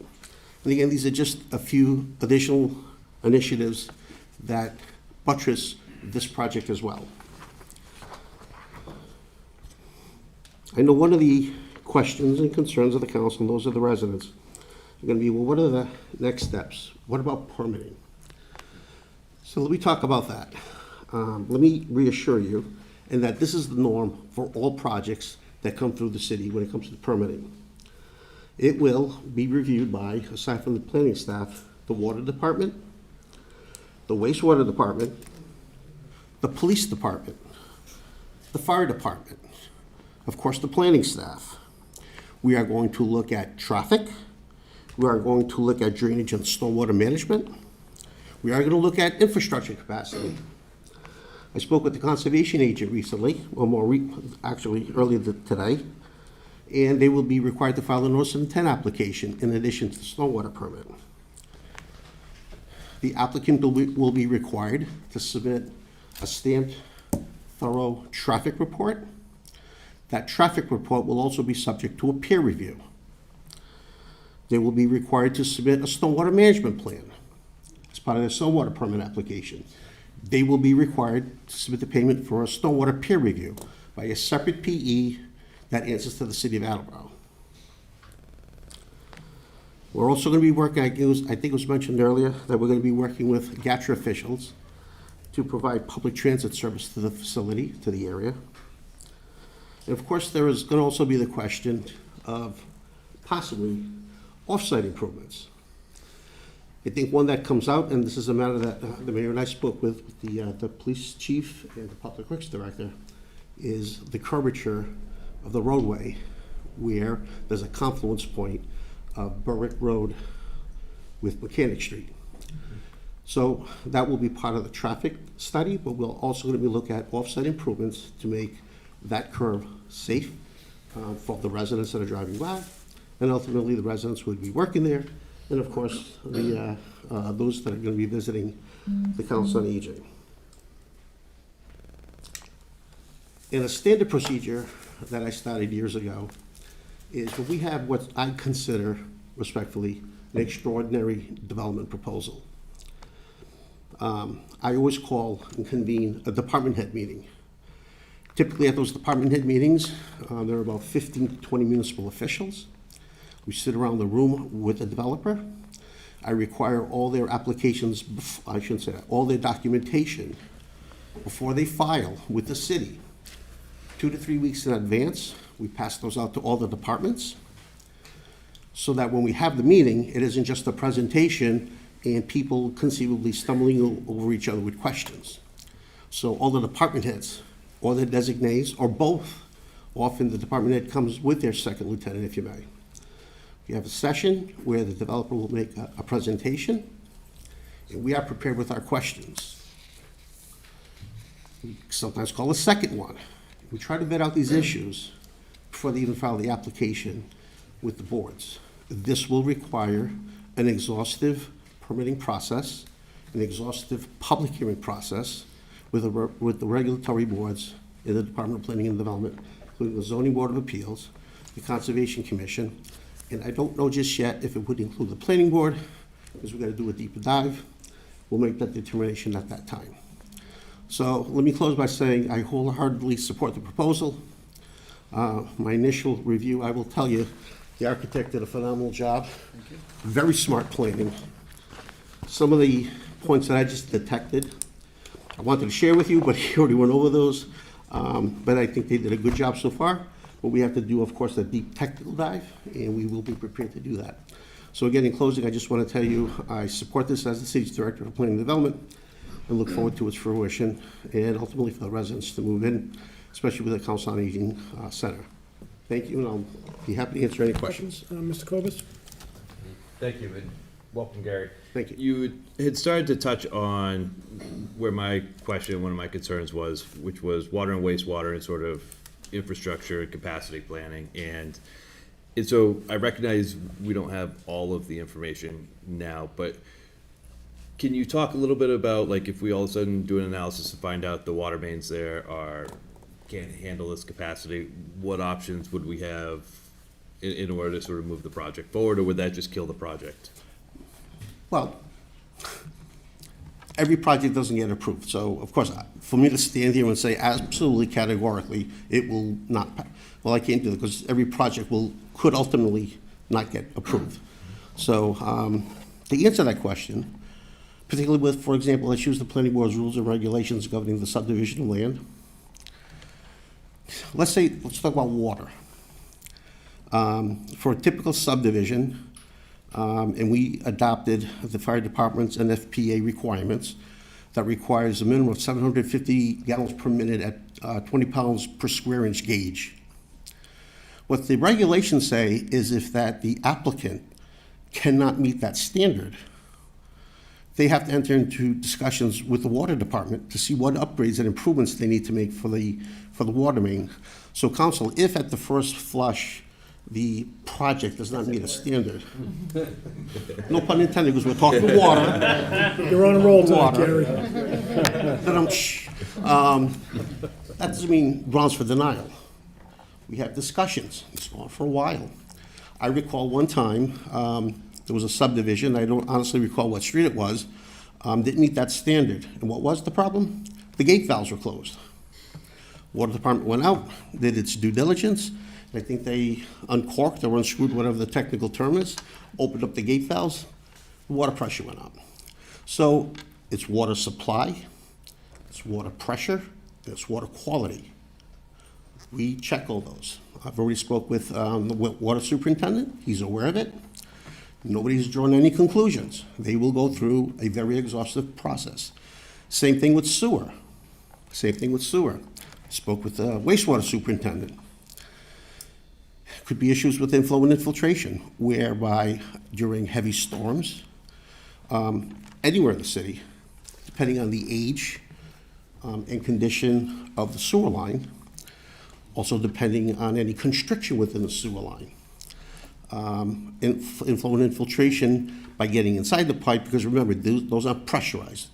You can't get that with the water main because it's pressurized, but with the sewer line, 90% of it's gravity, so there's some space. And I can get into it and take up capacity, volume. We have to take that into consideration. So again, easy for me to say at this point, we're going to check that because we do that with everything. I'll be happy to come back at some other point when they have done a permitting, the applications, and we really get into the weeds to offer more insight then. But I guess the only takeaway I would ask you that we all keep an open mind of is no development that ever comes into the city, there's a few attorneys here, know that what comes in isn't what comes out the other end. We shape it, we mold it, we take into consideration public input, which is very important to the boards. They take it incredibly serious. While myself, the senior land use planner, the conservation agent, assistant conservation agent, we not only tend to look at the regulatory statutes, the local ordinances, the local regulations, the state regulations, whatever might be applicable at the federal level, not typical. I mean, this project won't tip at MEPA, but even with MEPA. Not only do we do a critical analysis of the technical aspects, we also then step back and talk about the harmony of what's being proposed in context to the site. So while you look at 5.5 acres, look at 100 units, you see a certain amount of impervious area. Well, while we have to manage that and design it properly, what's also important to me as the planning director, and I've inculcated this with my staff, is how do we take this, the project, if you may, and put it in context to the surrounding area. So we will take all that up. So I ask for your trust. It's all going to be an open public hearing process. I know Rob mentioned about 6 to 7 months. This is a big project. Sounds about right. Could be a little less. I'll tell you, lots of times the permitting process, and I say this with the utmost humility, it really isn't usually held up because of the boards or the staff. Often, we have to wait for their engineers to get the new information to us. And sometimes it takes longer than one might think, but that's because they're doing a hard job just to make sure they're not going to slap something together and just throw it at us. So typically, we react to whenever they respond. So I think 6 to 7 months, give or take, is probably a reasonable window. But again, I just want to assert again, all the hearings are subject to public hearings in this forum, at least with the Zoning Board of Appeals, at least with the Conservation Commission. And again, like I said, after we sit down with Rob and his engineers, whether or not the planning board gets involved, I really don't know at this point. Thank you. Additional questions for the city planner? Okay, Gary, thank you very much. Thank you, folks. Okay.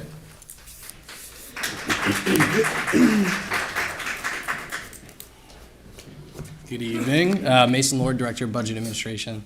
I'll try to be very brief. I think you probably want to hear from the members of the public who have been patiently waiting. I think it's important just to kind of remind about the financial implications. I think we did a good job of outlining that in our evaluation committee's recommendation to the mayor, which was then submitted to the council as part of the mayor's recommendation. But part of the impetus of this effort was to deliver a new senior community center at minimal cost to the taxpayer and with as little as possible impact to the city's budget. I think we got the feasibility study in December 2023, began to unpack that in the early months of 2024, and what became very clear early on was that this was going to be cost prohibitive. And whether or not that's been said directly before, I think we've touched on it, but the ability for the city to go out and seek a $15 million loan authorization at this point in time for the construction of a new senior center is not really an option. It's not an option without an increase in taxes through a vote of a debt exclusion or an override.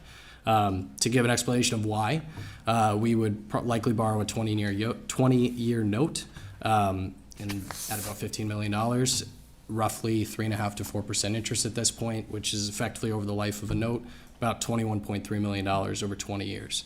The first year of that being, almost $1.5 million in principal and interest. So when you look at our general fund's capacity for non-excluded debt in FY26, our current non-excluded debt outside of school, just general government debt, is $1.8 million. So that alone is, such a significant portion of that debt. How are we going to be able to bring that on?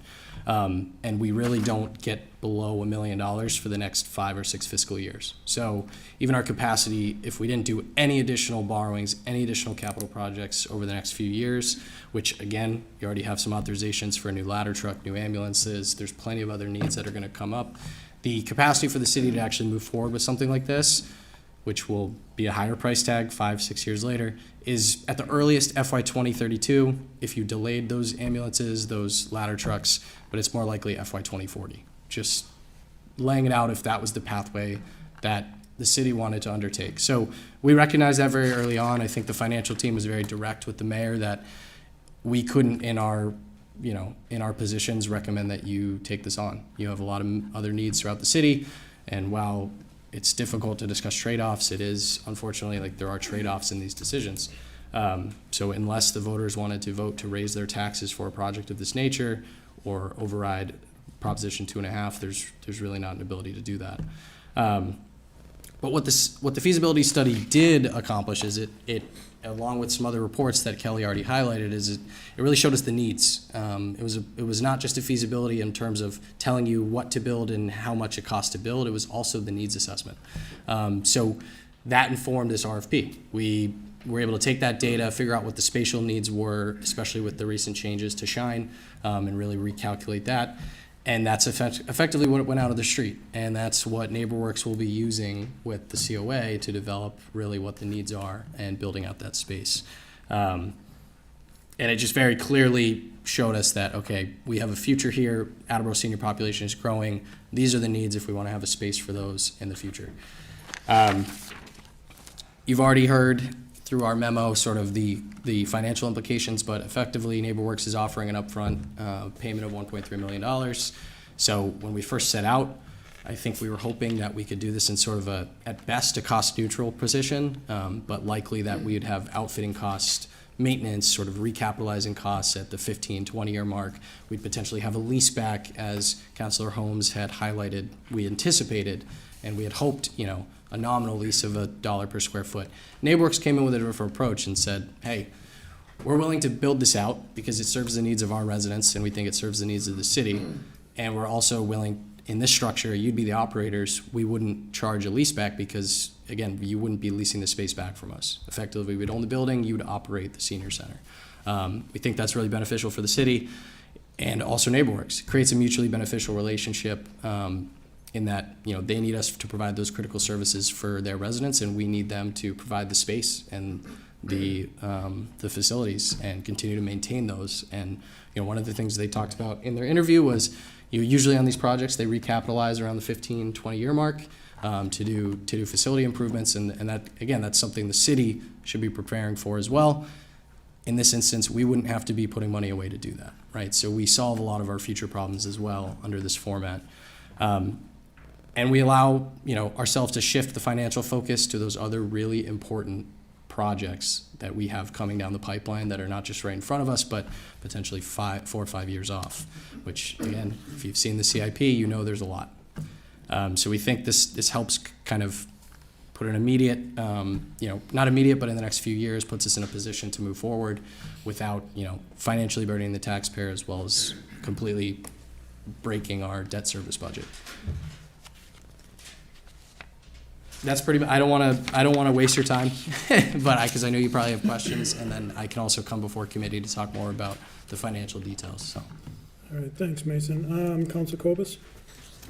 Thank you, Mason. I just had a quick question about the financial aspects of this. And so with the $1.3 million upfront lease payment, and my understanding is we wouldn't then be collecting, adding to the tax base or collecting property taxes for this property. Does it make sense? Is it nearsighted on the city's side? And is this sort of the best financial solution that we can come up with? And it sounds like it is, because we're saving the $15 million over the long run for paying for the Council on Aging. But I just wanted to ask you if you thought there were any better options, or is this the best option that we have from a financial perspective in protecting the city's interests? Yes, it's a great question. So NeighborWorks' approach was basically what we had requested in the RFP, but they took a little bit of a sort of a shift in that. We had requested $3, or approximately $3 per square foot, or $1 per square foot for the lease. That was the proposal. It's $1 per square foot. Based on their square footage, that's about $65,000 a year. Their approach was, allows them and opens them up to actually do the project better. It's a very smart financial position, is to do a net present value cost and actually be able to capitalize the upfront cost of the lease payment. Their approach applies a 5% discount rate, so rather than $65,000 annually over 99 years, that effectively is $1.3 million in today's dollars if you used a 5% discount rate. One of the things I noted in the evaluation committee's memo, a 5% discount rate is fair for developers, I think, and private markets. It's a little bit different for the public sector. We don't have access to the same kind of growth on investments that private institutions would. So I think it's a little bit high, but our approach would have been, I believe I had outlined it, it's about 3.5% in the first 30 years, in the in-between years 3%, and 2.5% in those last 21 years. So what that nets out to is we would expect, in this instance, an upfront payment of just about $2.1 million. So in the grand scheme of things, yes, more money that we would have expected in a net present value calculation, but not something that we think breaks the conversation here. Especially because of what they're putting on the table is there's other financial return. So included in our evaluation is the fact that there's no maintenance. We're not considering utilities and capital replacement costs. We don't have a $2+ million upfront capital investment. And we also have direct budget savings, where right now we have maintenance, utilities, other expenses that would effectively come off our general fund budget and be available for other sources. So that is factored into our financial calculation. And when we actually broke it down with what we would have expected up front, but if we went with a version that had a lease back, had us building it out, the upfront costs, maintenance, utilities, et cetera, it was sort of it was a significant net negative to the city. So in this case, it's truly $1.3 million up front. I think my recommendation to the administration and to the council would be to put those revenues into a special revenue fund and utilize that to offset the debt that's currently in the budget for Highland Park. So if you looked at our budget, I believe it's about starting, don't know if I have it in front of me. Maybe I do. Anyway, it's about $2.3 million remaining in the budget beginning of next fiscal year. So if we put the $1.3 million into a special revenue account where it'd be able to earn and retain its own interests, you'd effectively be appropriating $100 with some change to the budget each year to offset the debt that's in the budget. So what that does is provides you a little bit more recurring revenue towards other debt or other services. So that would be the recommended approach, just because it would sort of be like, hey, we had purchased and acquired Highland through debt. We're now returning revenue in some ways through the use of that land. So trying to sort of one-to-one allocate that revenue back towards the debt that we took on. Councilor LaVoy. Thank you, President Delicio. And thank you, Mason, of course. One thing I wanted to touch on that might be kind of missed too, obviously this is a pretty good project fiscally, but just the factor of what we're currently putting into our senior center and what is on the capital improvement plan going forward. I mean, just tonight we got one, our contribution to the HVAC system. Could you allude to maybe some of the cost if we didn't do this and we're in the current building now, projections on what we would face ahead in our current layout that's obviously undersized, but just in the building we have, what we're looking at in terms of upgrades and costs to the taxpayer. Yeah, I think it's a challenge. It's a challenging conversation to sort of narrow down on it, like an exact pathway. We did have a facility assessment done recently, and the Larson Center had a significant number of things that needed to be addressed with significant costs, and I think the CIP highlights a lot of those. The reality is even doing those, I think what the needs assessment feasibility study showed us is that space is not viable for us for the long-term needs of the seniors in Attleboro. So I think regardless, right, there needs to be some way to address that long-term. But if the plan was to remain in the, in the COA beyond sort of the 3-year horizon that we would look at right now with this potential project, it's there's going to be a significant number of improvements. Now, at some point, if we move on from that building, the city will have to decide, how to utilize that building, right? Are there other opportunities with other departments? So there still may need to be improvements there, but it may look a lot different.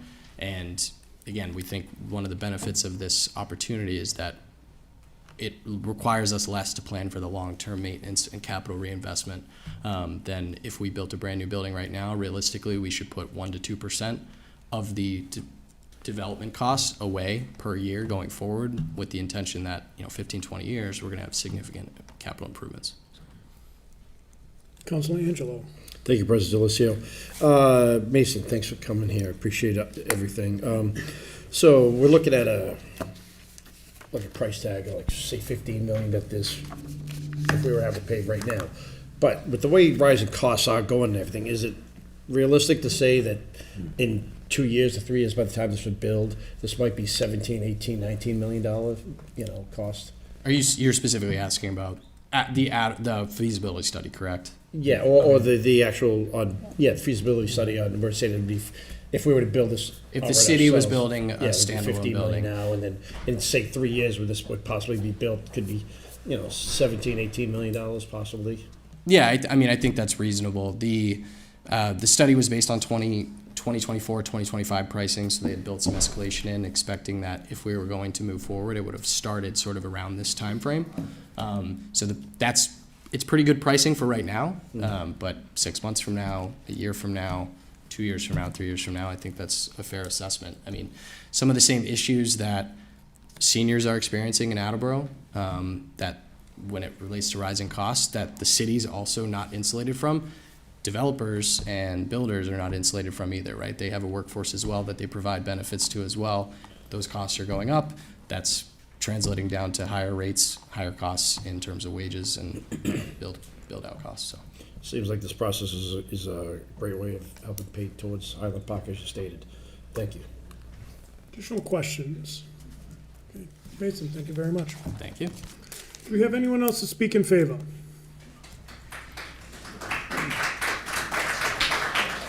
Good evening. My name is Kurt Wheaton. I'm a resident of Attleboro and also the chairman of the Board of Advisors for the Council on Aging. So the 2 lunch breaks I gave up writing my talking points have all been said already, so I won't use those. But I'll first speak as a resident of Attleboro. I remember moving here. We bought our house on Monroe Street in 2002. And I distinctly remember after buying the house, driving through downtown Attleboro and going, eesh, kind of depressing. Our plan, 5 years, get a little equity, we're out.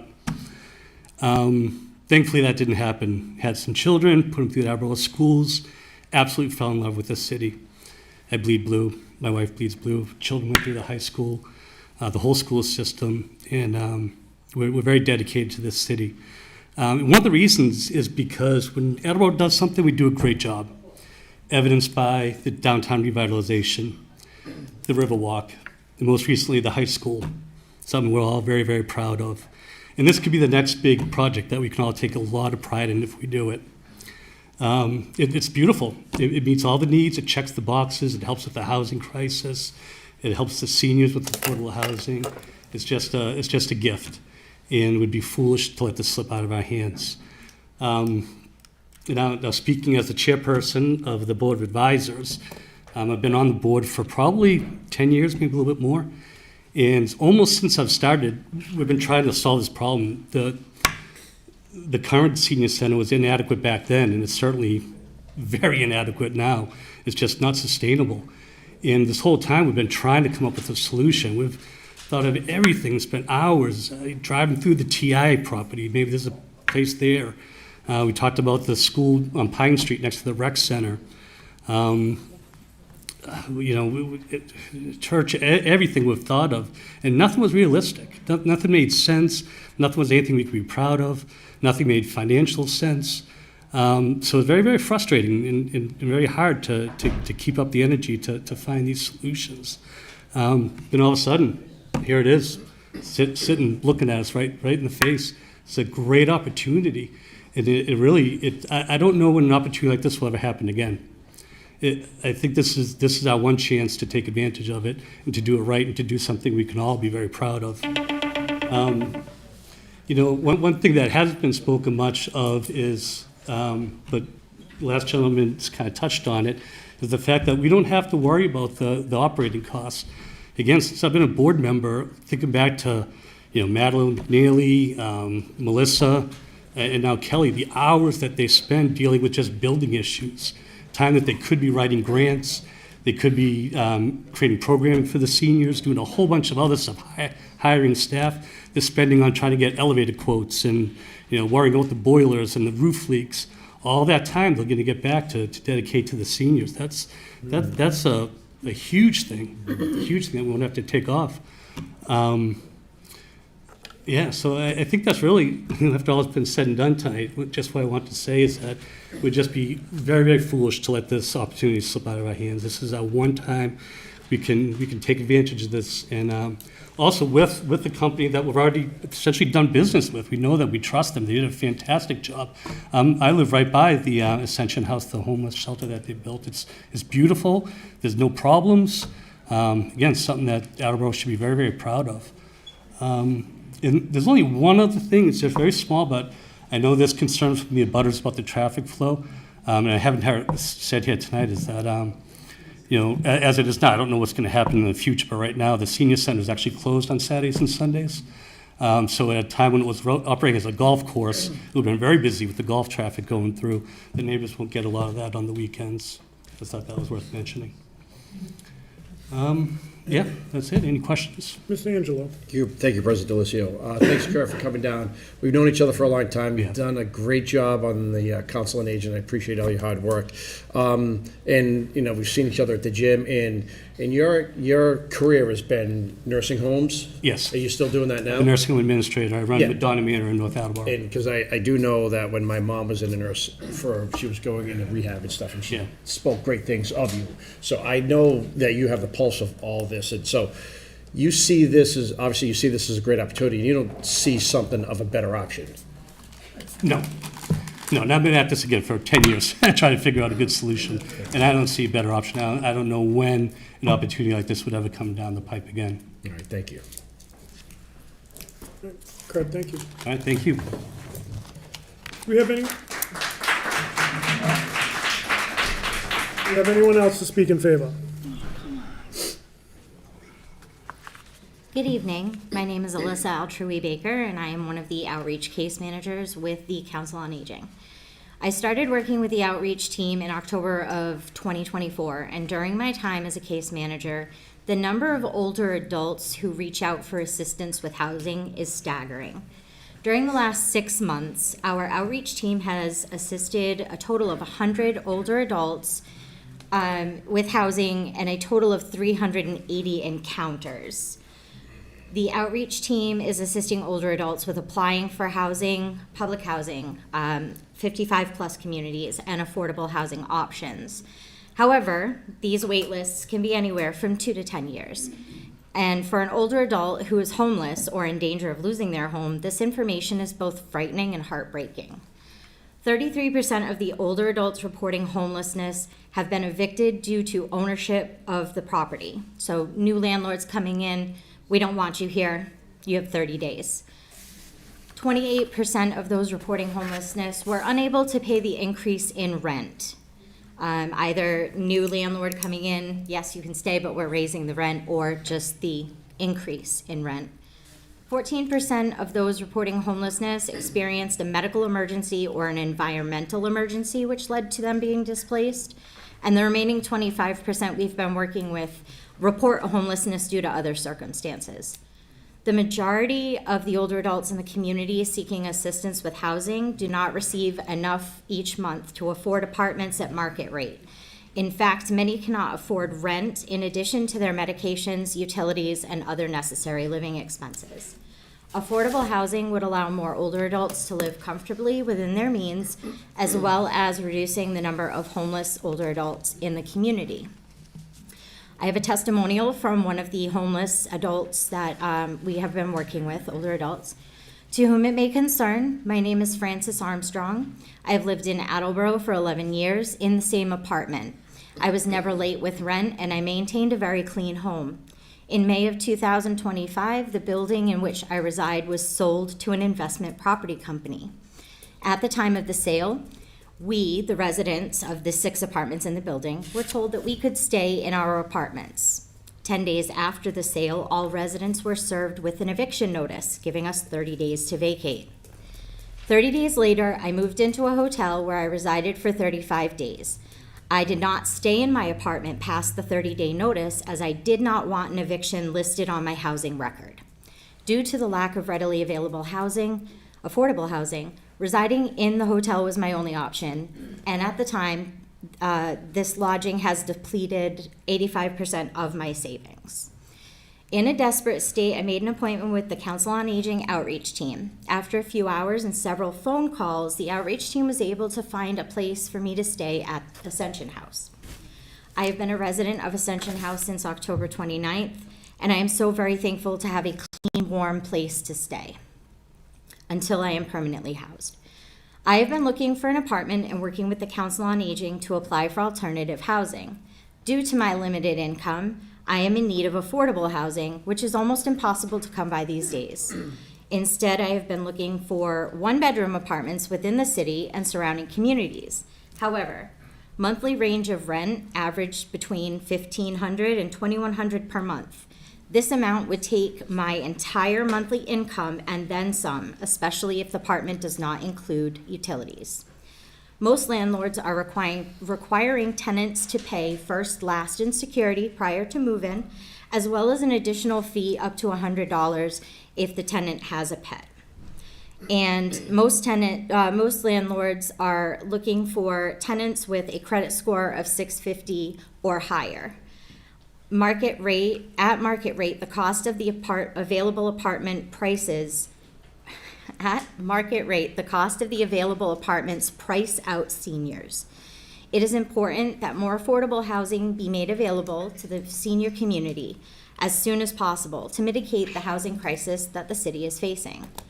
We have worked hard for our Social Security retirement, and it is not even enough for seniors to live off of in the current economy. In closing, I would like to share a short story. There was a man walking along the beach one day when he saw a girl picking up starfish who were stranded on the beach at low tide, bringing them to the water's edge and tossing them back into the ocean. The man asked the girl what she was doing, as there were so many starfish that she clearly would not be able to make a difference in the number on the beach. The girl picked up another starfish, deposited it into the ocean, and told the man, "I made a difference to that one." So you see, creating more affordable housing locations for older adults in this community may not help everyone, but it will make a world of difference to those who can be housed comfortably and within their income limits. Thank you for your time. Thank you.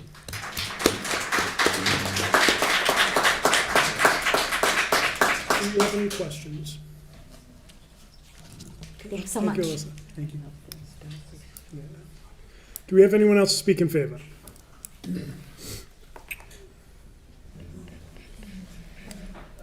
My name is Juliet Texera. I live on Hannish Road in Attleboro. I'm a Ward 2 resident.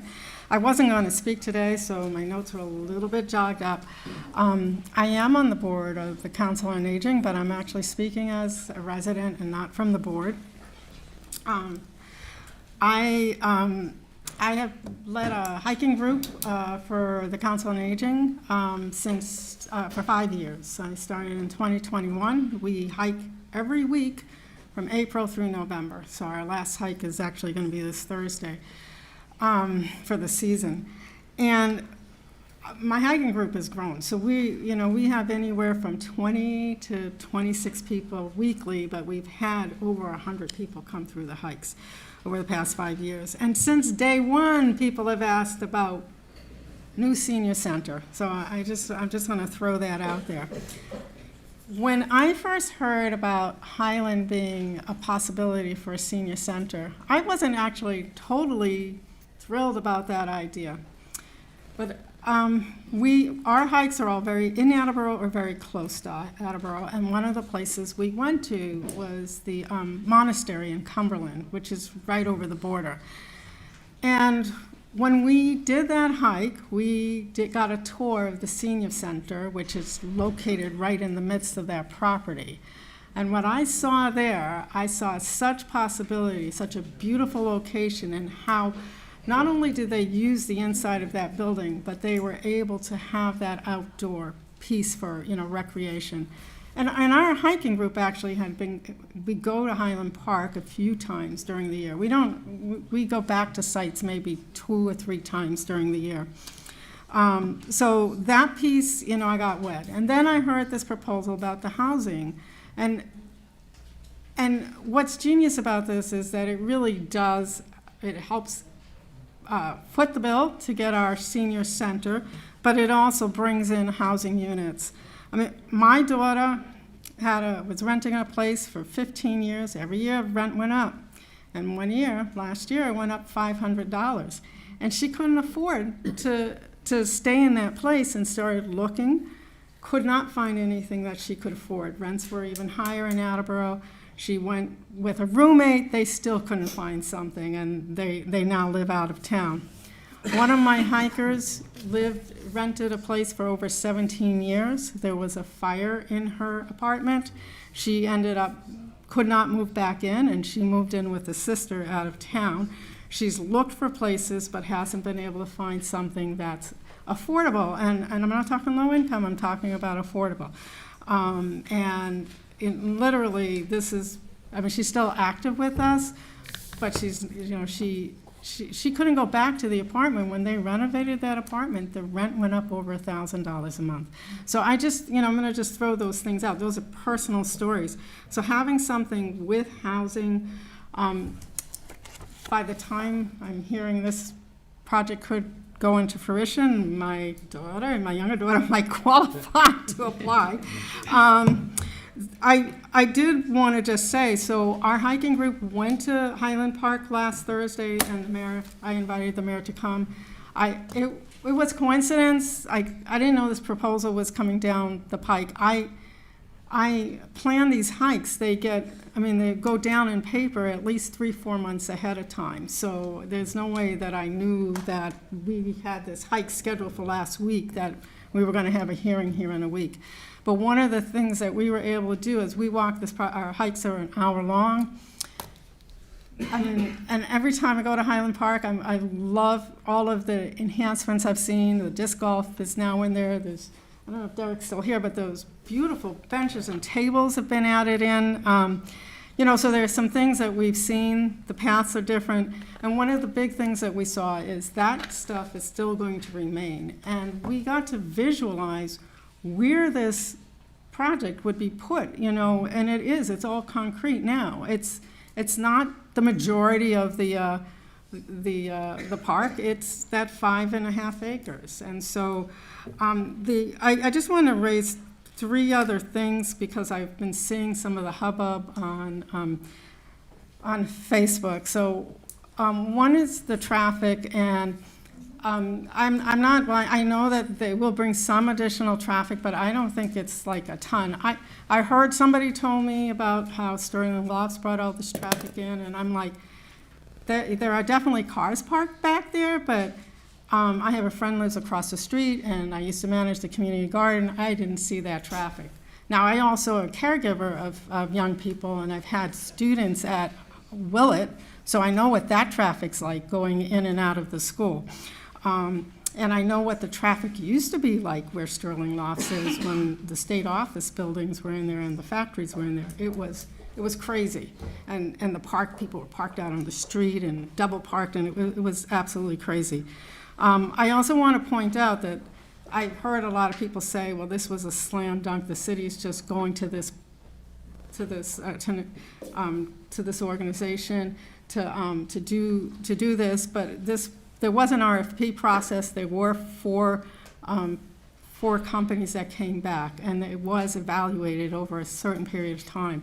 So it wasn't just a slam dunk that it was going to go to Neighborhood Works. And then the other piece I'm hearing, and I just want to clarify, that senior center would be run by our current Council on Aging. It's not going to be run by the managers of the housing. So, and that's important because we have a lot of programs that we offer the community, and you know, it is still going to be remaining with us. So thank you. Do we have any questions? Thank you, Julia. Do we have anyone else speak in favor?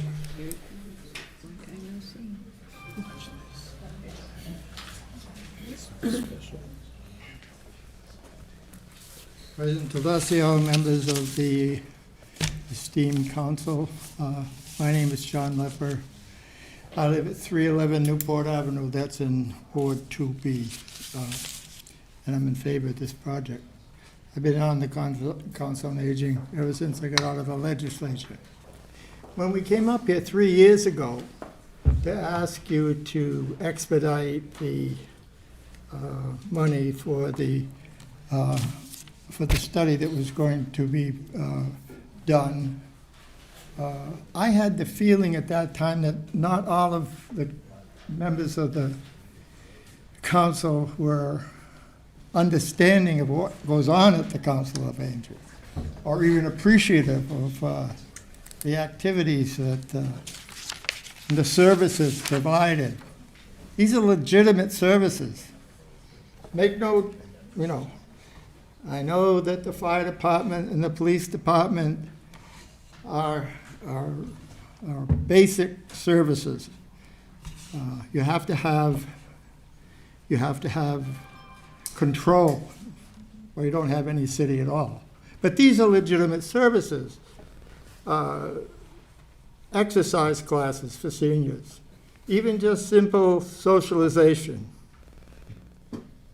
Counseling on, you know, what health insurance, you know, they need. Caregiving, both for kids and for sometimes people that you live with. Learning more about dementia. All of those things are legitimate services of the Council on Aging. But this city doesn't have the space. It's literally the smallest and oldest facility of any community of its size in the Commonwealth. That's an embarrassment.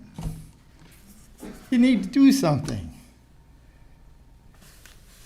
I understand what the finance director said, but there's a way out. And that way out is what's just been described to you tonight. You gotta do it. You gotta take the chance. Your state rep, your congressman, your state senator, they are already involved. When we did the South Attleboro water filtration plant, the water rate doubled. All big facilities cost money. This is a way to get it done with a minimal outlay.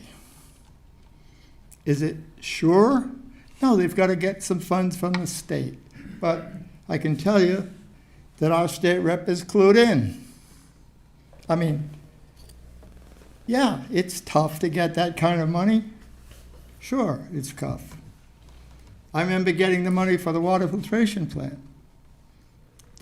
It takes effort, but he's involved. He will work for you to get that done.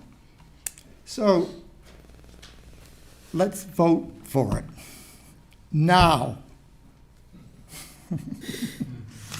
Thank you. Do you have any questions? Do we have anyone else to speak in favor?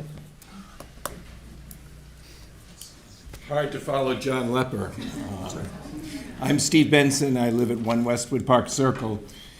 I promise to be very brief. I'm a lifelong resident of Attleboro, and I'm very proud of that. Born here, raised here, and I've been practicing medicine here for 38 years, currently specializing in geriatrics, working for Sturdy Health.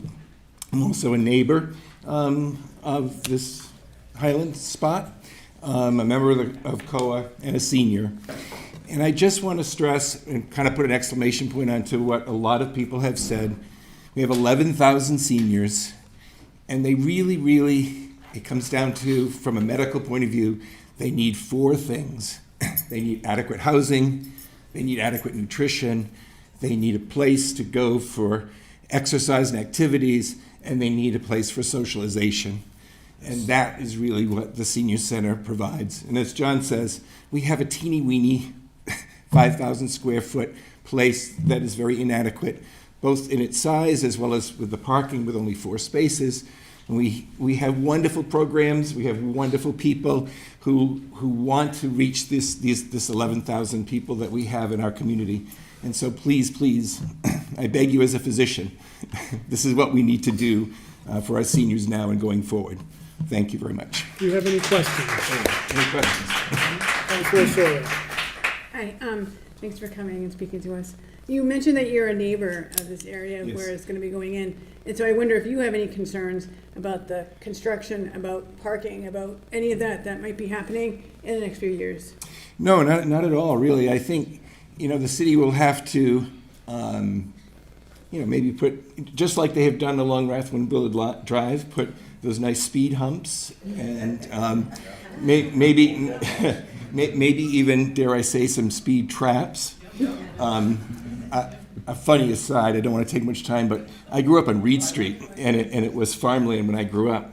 And then it became a cut-through area, and so the neighbors really complained that the cars were speeding along, and they asked the council to put up some speed traps, and they did. And guess who got caught in the speed traps? When my father did, it was just so funny. I was a teenager. But I think there's things we can do, to slow things down. And I think this is a much better use of this than many other things that could be there. Thank you. Thank you, Dr. Benson. Thank you. Do we have anyone else to speak in favor?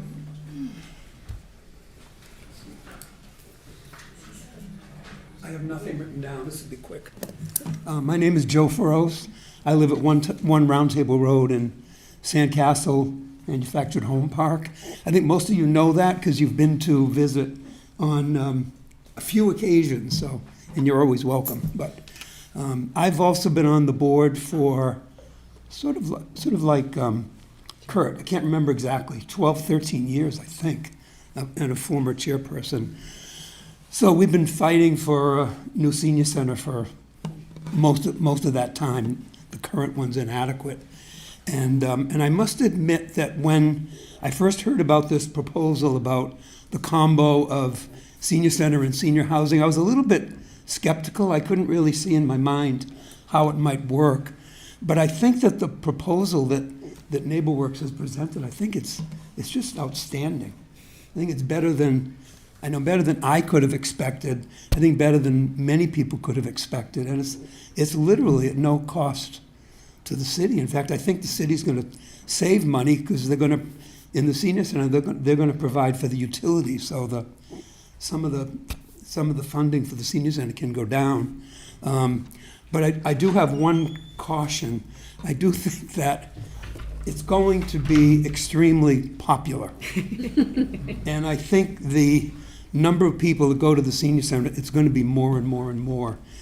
So please be a little bit looser on the budget and on the staff, because I'm pretty sure they're gonna have to have some staff increases to take care of the extra business that they're gonna have there, so. And so I urge you to please approve this project. Thank you. Any questions? Thank you, Joe. Do we have anyone else to speak in favor?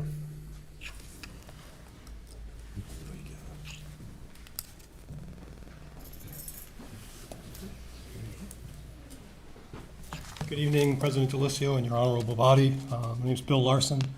My wife and I are abutters we were to Highland Country Club, now we are to Highland Park. Been there for over 25 years.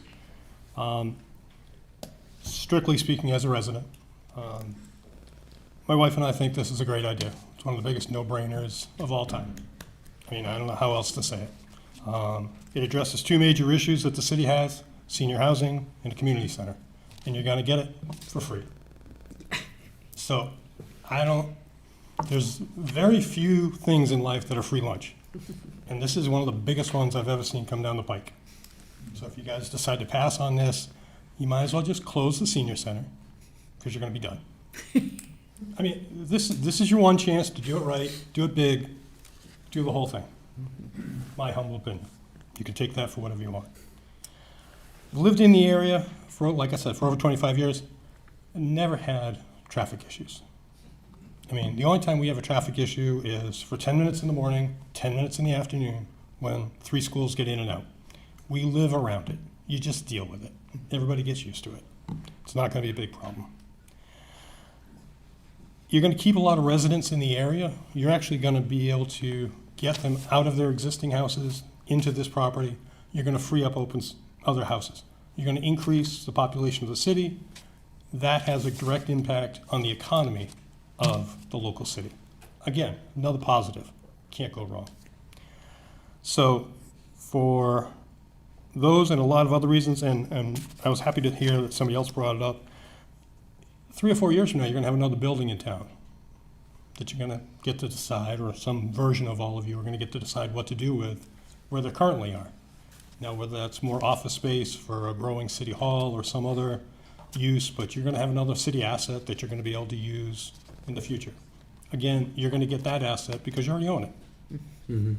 So for all those reasons, we certainly hope you approve it, and very much appreciate the opportunity to speak. Thank you very much. Thank you. Do we have any questions? It's coming down. Do we have anyone else to speak in favor?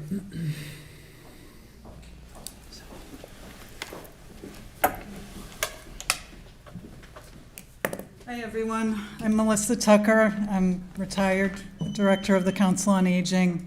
And when I saw this proposal, I just had to come back and say, wow, this is really a no-brainer. And I really hope you approve it. I think one of the main points of it, of course, the wonderful housing, the wonderful new senior center that the staff deserves, but also the fact that with the building maintenance and all of those horrible issues will be taken off the plate of the staff. They deserve that. They deserve to be able to put their focus on the actual job and helping the seniors and making better programs. Thank you. I really hope this goes through. I missed all of you. It's good to see you again. It's good to see you, Melissa. Do we have any questions for the speaker? Thank you, Melissa. Do we have anyone else to speak in favor? Anyone to speak in favor? Do we have anyone to speak against? Please make your way to the podium. Good evening. My name's Rebecca Beard. I live at Franklin Street, about, I don't know, a third of a mile, quarter of a mile away from Highland. I'll start off by saying I'm not against a senior center. My 75-year-old mother lives with me. I spent half of my high school years volunteering at nursing homes. Spent a lot of my 30s and 40s going with the church group to visit nursing homes and do services there as well. I come to you from the perspective of the homeowner that's in between multiple housing developments at this point, with another one that's coming in the dockets with the old high school. Within a half a mile of our house, we have the 95 apartments at Sterling Loft. We have the Housing Authority that's down by Willett, and now we're gonna have this, and we're also gonna have the old high school. There are a couple things that are concerning where it comes to this. Traffic is one of them. I know you're gonna do a traffic study. I know there's gonna be water studies, traffic studies, sewer studies, things like that. From a traffic concern, I would suggest that it focuses on pedestrian traffic. We all walk around our neighborhoods. I can't tell you, if there was not a crossing guard, half the places where I walk, I wouldn't be standing in front of you. One day I was almost run down with my dogs. It is bad from a walking perspective, so I would suggest that be part of the study.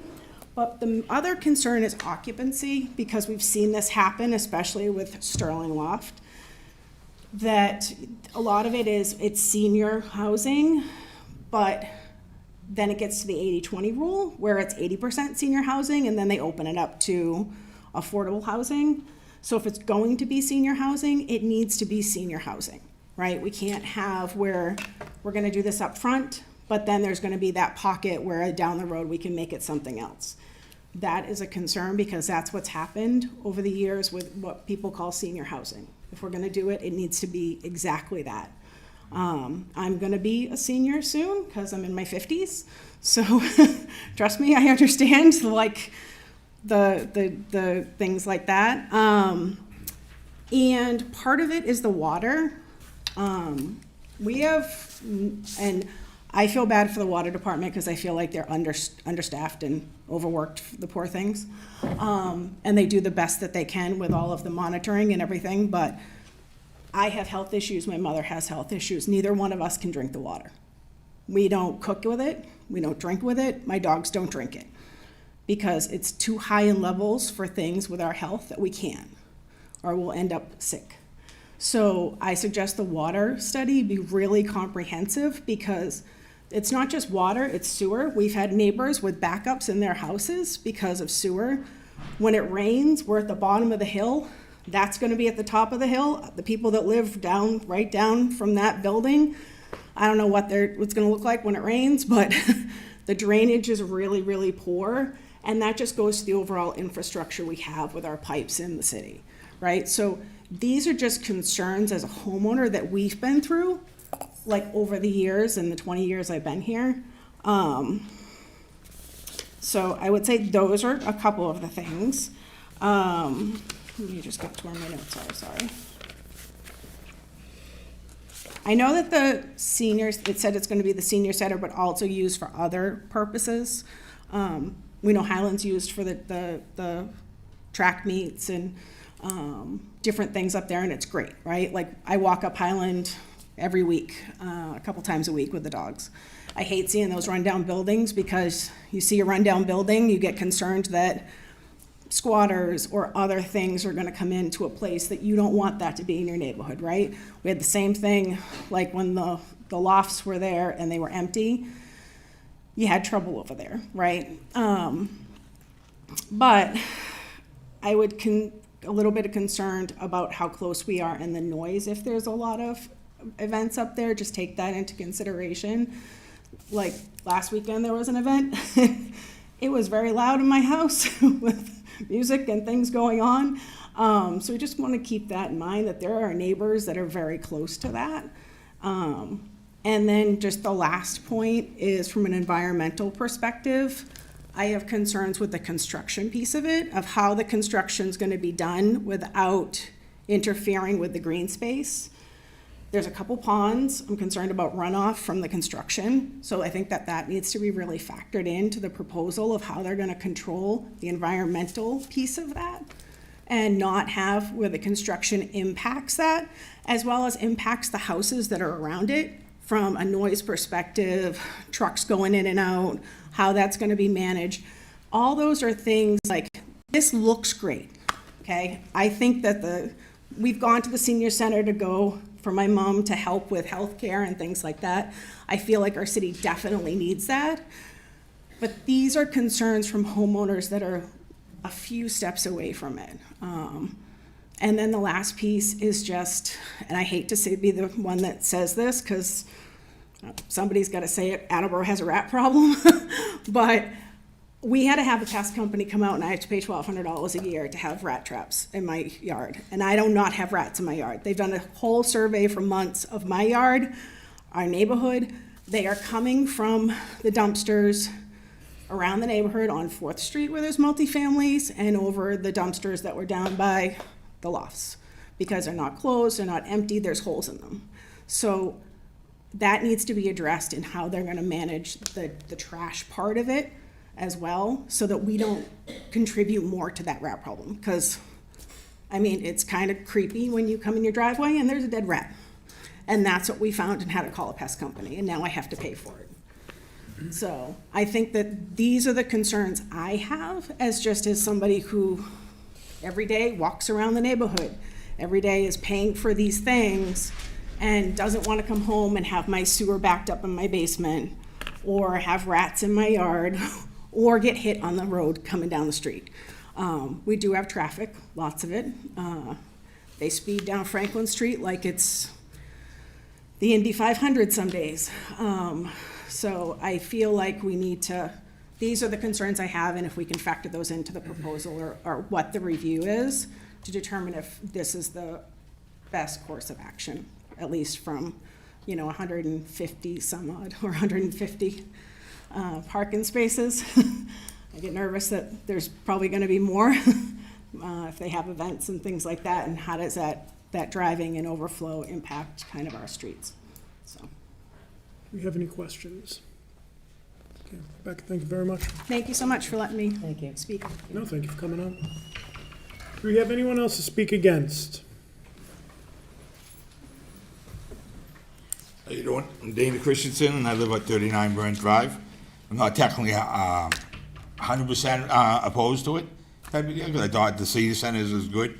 Originally, I thought it was going to be, they were going to keep the field just as a field, and then it's going to be this and that. Everything's kind of always changing, type of deal. It's going to keep as a field, and the high school comes through.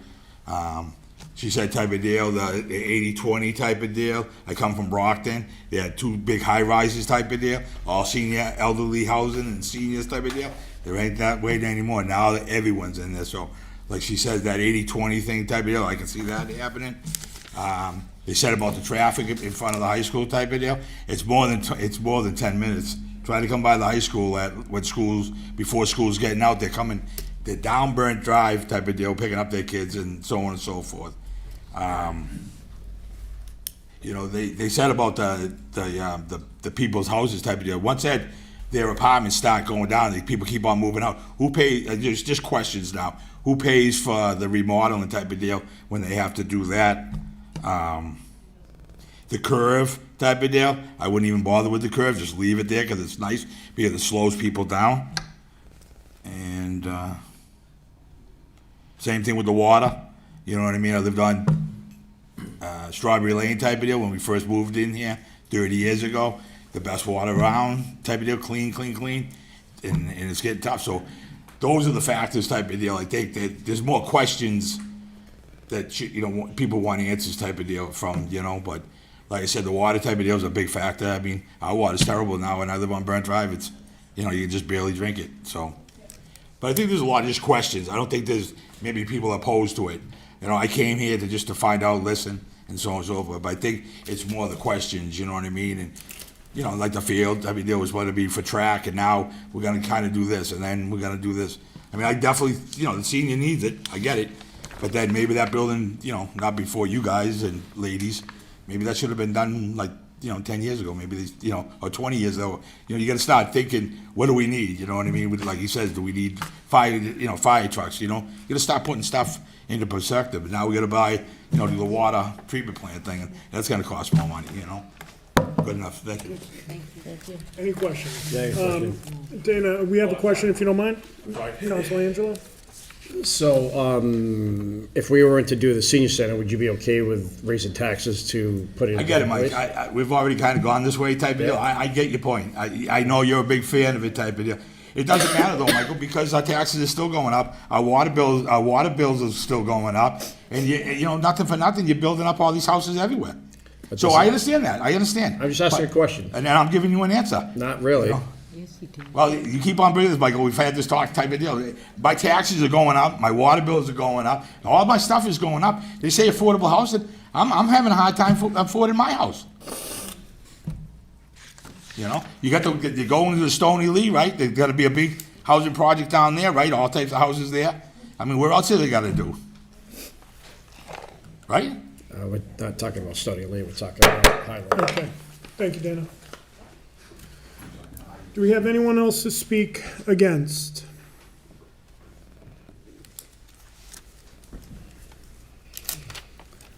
This is hot. Hi, everybody. I'm Karina Bonifant. I live here in Attleboro. I've been a resident for 38 years. My kids grew up here. I live on O'Donnell Drive. I do want to address the affordable housing. I'll preface this by letting everybody know I am a realtor. All right, with that being said, I speak to a lot of people, a lot of seniors. I am a senior real estate agent. I've been trained, and I understand the different needs of seniors. Now, you're talking about affordable housing. You're talking about homeless seniors. Seniors being homeless is a horrible thing. This isn't going to do anything for them. Not a thing for them. Nothing. Because they will not be able to afford it. They will not be able to have the facilities that they need to transition back into being a homeless person. That's not going to do it. I don't think that we should be talking about homeless seniors with something that we all know in our heart of hearts that will not help them. The second group of people this will not help are the people who are first-time home buyers. Because like I said, I'm a real estate agent. I talk to a lot of people who are living in homes and they are heating rooms that they do not use. They're cleaning rooms they do not use. They would love to sell their houses and move into a smaller place, not an apartment. They're looking for smaller houses. May I also remind everybody that when this whole Highland Park came to be, all the abutters, no, we don't want houses there. We don't want anything there. We want it to be plain land. We want to see our bunnies. We want to see our coyotes. We want to see our deer. We wanted to see all our nature. And nobody wanted to put in there. A man from Florida came down, wanted to build a 55-old community. Everybody said no. And the things they said, it's going to tax our water. It's going to tax our roads. It's going to tax everything. And this will not. This will. This will use the same amount of water, maybe more. Do we need a senior center? We need a senior center like there's no tomorrow. We've needed a senior center for almost 20 years. Seeing what the seniors, all summer, they didn't have air conditioning. They were shuffling around. Horrible. We should be ashamed of ourselves for that. And yes, this would help that. But it's not going to help affordable housing for people moving in. My daughter had to buy a house out of Attleboro. She wanted to stay in Attleboro. She could not stay in Attleboro. If that isn't a kick in the butt, because I love Attleboro. We love Attleboro. Attleboro is like the best, it is the best little city. And this is a great idea. I'm not saying it's not a good idea. But what I'm saying is when you sit here and you talk about homeless seniors, when you talk about affordable housing, when you talk about the housing crisis, this isn't doing anything for it. So I don't mind this being here, but I want everybody to be honest. Homeless seniors will not be served with this. Young families looking to stay in the city will not be served by this. Because the people who have those homes that those young families could use, those young families are looking for, the people who want to sell their houses, they don't want to move there. They want a smaller house, a community with seniors 55 and older. And it's a different perspective, but it's just how it is. And every one of the people who are sitting here who say they abut this land and are fine with this, you're talking out of two sides of your mouth. Okay, that's enough. Any questions? Mr. Lavoy. Thank you, President Delicio. As the only person that is a renter on this body, because I'm one of those young people that can't get a house Can't get a for the house. most part in Attleboro. I pay probably more in rent than anybody up here pays in a mortgage. I'm happy you to do. put that to the test. With that being said, I also have the privilege of managing an apartment or condo that I put my parents in, who are seniors that would be priced right out of Attleboro. And there isn't a single one on here that's more than what they're paying for rent. So I disagree, because they would be out of Attleboro if it wasn't for me. But this is a secondary solution aside from me. But I guess my question would be, don't you see this as a solution to prevent homelessness? And I understand that some of your clients may not want to sell, but I think there's plenty of seniors who don't have a choice. And they will absolutely sell, put money in the bank, and rent here. So There are people who would sell. Yeah, there are people who would sell. But I'm not saying that they're going to want to live in there. They're not. I mean, it's a great place. It's definitely a good place, but I don't think it's good. This is not going to help seniors who are on the cusp. The majority of homeless seniors are military vets. There's a lot of vets out here who are homeless seniors. This isn't going to do anything for them. This isn't going to do anything for the person who's been evicted from their house because it was just sold to somebody else. It's not.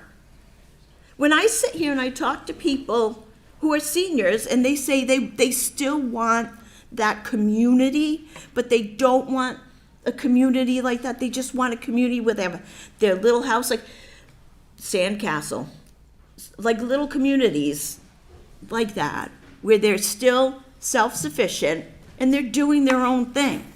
But if you honestly in your heart of hearts can look at me and show me how that is going to solve the issue of a homeless senior, look in the mirror and really look, because it's not. Go ahead. Councilor Angelo. I have two questions. Yeah. You're a real estate agent, right? I am. All right.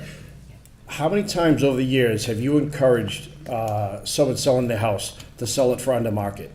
I've never done that. Why wouldn't you? If you're talking about rates being so why- high and expensive, why wouldn't you encourage Why wouldn't I encourage them to sell something under market? So are you part of the problem of raising rates, houses prices? No, I'm not. No, I'm not part of Then that what would problem. your solution be for this instead, that you think would help the city or the seniors? If you built smaller homes for people to move into, like a sandcastle type of thing, small little home, 900, under 1,000 square feet. Oh, wait, hold on. Excuse me, Hold on. thank you. Hold on. If you build those houses, there are people out there who will. And like you say, contractors won't build them. That's not true. If there's enough homes on that piece of property, they will build there. Because if you look at it, people are buying plots of land, taking down houses and building duplexes. They're building duplexes so they can still make the money they would need to make in order to keep themselves afloat. Councilor Reynolds? Hi. First, before I ask the question, is I want to clarify something. That this was never meant to save homelessness. That's not, I know. I just want to finish. It was never, ever meant as that. It was meant as getting a senior center, getting paid for. And so there are people that need those homes. There are people. If you are looking, and as a realtor for places for homelessness, you should probably talk to Representative Hawkins and the state senator, because they are the people that could get what you're talking about. We're talking about Senator Feeney. You have a question? Well, my question is, I don't know if you realize that we can't say to people what they can build. We're just approving. My question is, do you realize that what you're saying is not something we are dealing with at this moment in time? What you're saying, it makes sense, but it doesn't have anything to do with what we're doing here. What I'm saying is, you're talking about this, and that's correct, this isn't gonna do anything for homeless, but you're talking about homeless seniors, you're talking about making houses affordable. To make houses affordable, you have to have more houses on the market for people to buy. You can't just build something like that and just say it's gonna help with affordable housing. My issue is pie in the sky, this is gonna help this is gonna help that, and it's not. It's just not. We need a senior center like there's no tomorrow. We need housing for middle income seniors, and this is great. But you're talking about lower income seniors, you're talking about seniors who don't want to move in those homes. When you're talking about affordable housing, people like me, baby boomers, oh, I think I'm at the bottom of whatever it is in the baby boomer. I just want to follow up and maybe have a conversation outside of here with you afterwards. But you mentioned Sandcastle, which is in my ward. And believe me, that's not affordable. You know, they're selling for $275, $325, $350. That's not for it. So to say to build those kind of homes is not going to help either. I don't know what the answer is to what you're asking. And so if after, not tonight, but privately, we could have another conversation and try to come up with some kind of solution that you're looking for. Because it's not for here, and it's not for homelessness. That's really something that Representative Hawkins and Senator Feeney have been dealing with. Now, Sandcastle, I have people on waiting lists, waiting to sell their houses to get to Sandcastle. Point of order, this is about, Okay. It's about. point of order. One moment, yep, Council. This is about 5.49 acre parcel at Highland Park and a developer potentially leasing it. So I think that the topic needs to be about that. Upheld, agreed. So if we can bring it into this project that we're talking about tonight. Well, this project, I don't see how it's going to do what you want it to do. Our taxes will go up. Our taxes are going to go up regardless. The fact that a company from Florida came to want to build housing here, and everybody said no. And we were told as Attleboro residents that nothing would be built, housing wouldn't be built on that. And that's kind of not what is happening here. I love a senior center. I would love a senior center. But I just, this isn't, I don't see where this is gonna do it, but. Mr. Tavares. Karina, as a fellow real estate broker, I understand the points that you've brought up.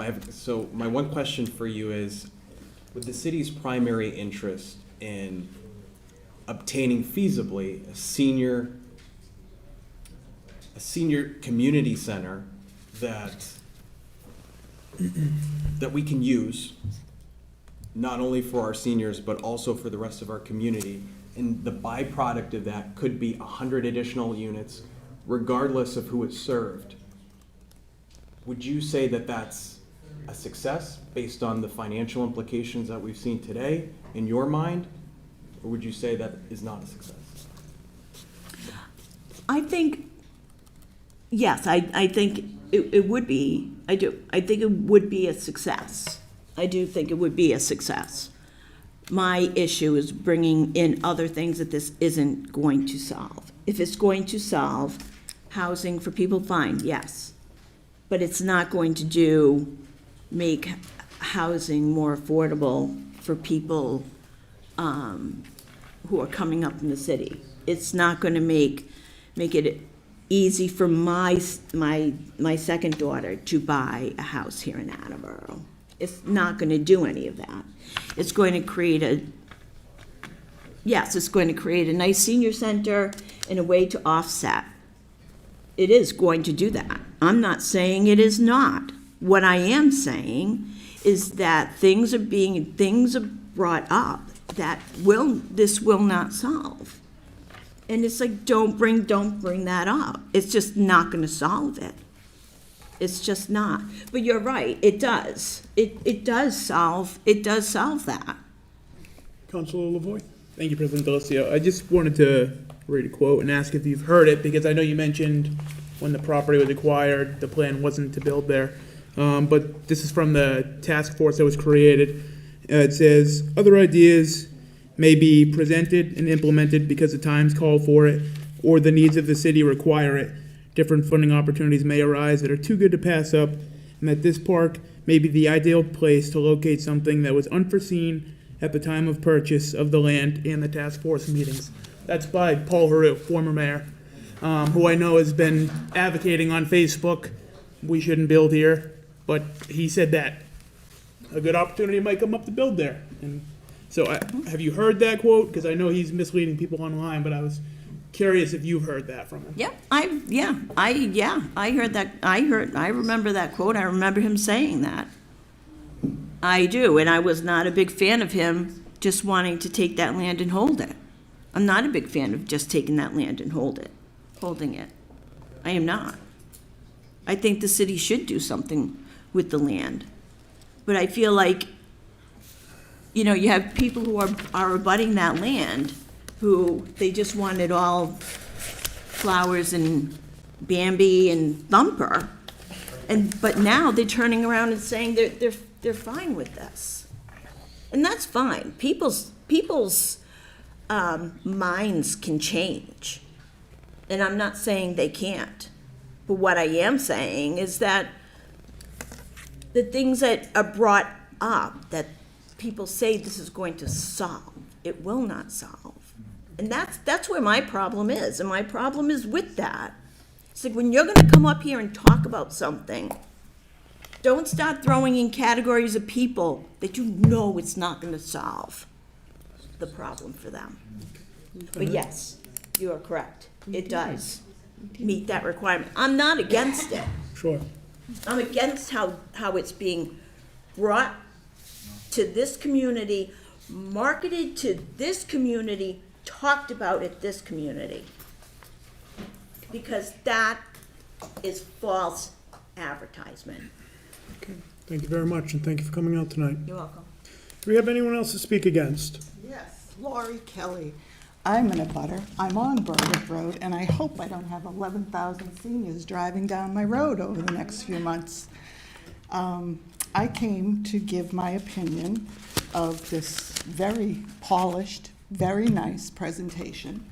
I'm a senior. It kind of made me reflect back to a timeshare presentation that I went to years ago, and we all know how popular those are these days. So I did read the proposal upstairs, and I have a question because it's always saying it's a Attleboro senior community 55 and up affordable housing.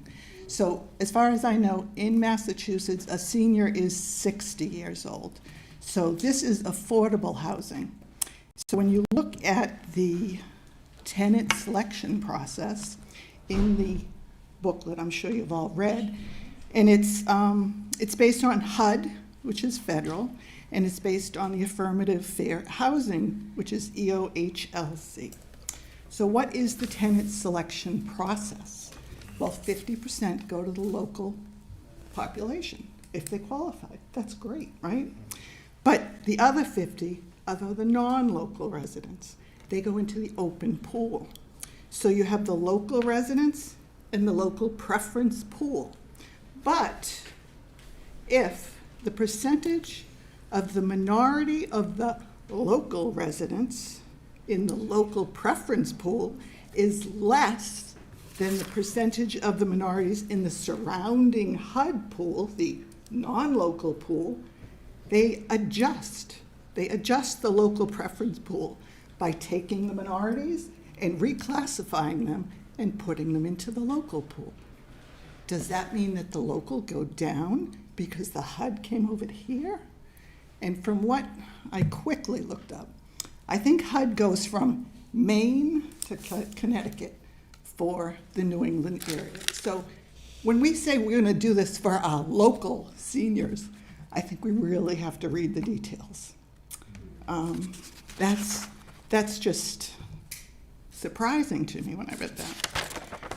The city is giving up 5.5 acres that, yes, the board said that it could be used in the future, but it wasn't actually the board. It was the author, as you noted. And he said, and I quote several times during those meetings, I have the final say. So when I know that the purchase was made based on green space, coming up with a housing issue for really non-local residents, and putting in a senior community center for the 100 residents that live there to share with the Council on Aging. Because when I went to look at the reports upstairs, she said, oh, this is great, because look, the residents, they're gonna have direct access. They can come right downstairs, go right into the senior center. But I said, is it the senior center or is it a community center? If it's a community center, does it qualify as a senior center if the people are under 50, if they're under 60 years old? Where's the funding for a senior center for 55-year-olds? I don't think there is. So the other thing, so now we've got a community senior center, and we owe $2.3 million on that land. We're giving them 5 acres. We're taking it off the tax books. We're getting 1.3 in today's dollars, but it could go up, right? I would think the value could go up. So why don't we invest in a couple of buses and let's drive our seniors to the community senior center in Norton if there's 11,000 or 100 people that need to gather into a space. They have a brand new space. It's huge. There's all kinds of rooms. Are these seniors not able to go there? Can we not continue to use local supports until we get the funds? Because it's been demonstrated that people are losing their housing because costs are going up. That's why we want to do this now, because the costs are going to go up. But they're always going to go up. Costs are always going to go up. Taxes are always going to go up. Is this really necessary right now? Aren't there other alternatives for the people of Attleboro that still owe $2.3 million on what they bought as green space?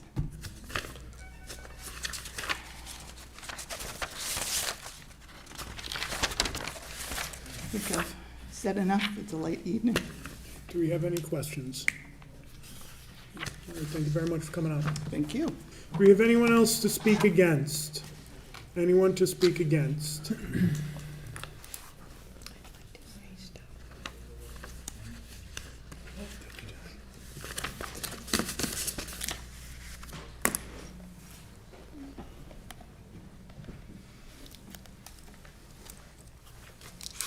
Good evening. I also spent some time with the books, and I wanted to share with... Just have your name for the record, please. Oh, I'm sorry, Pamela Brayman, 169 Knight Avenue.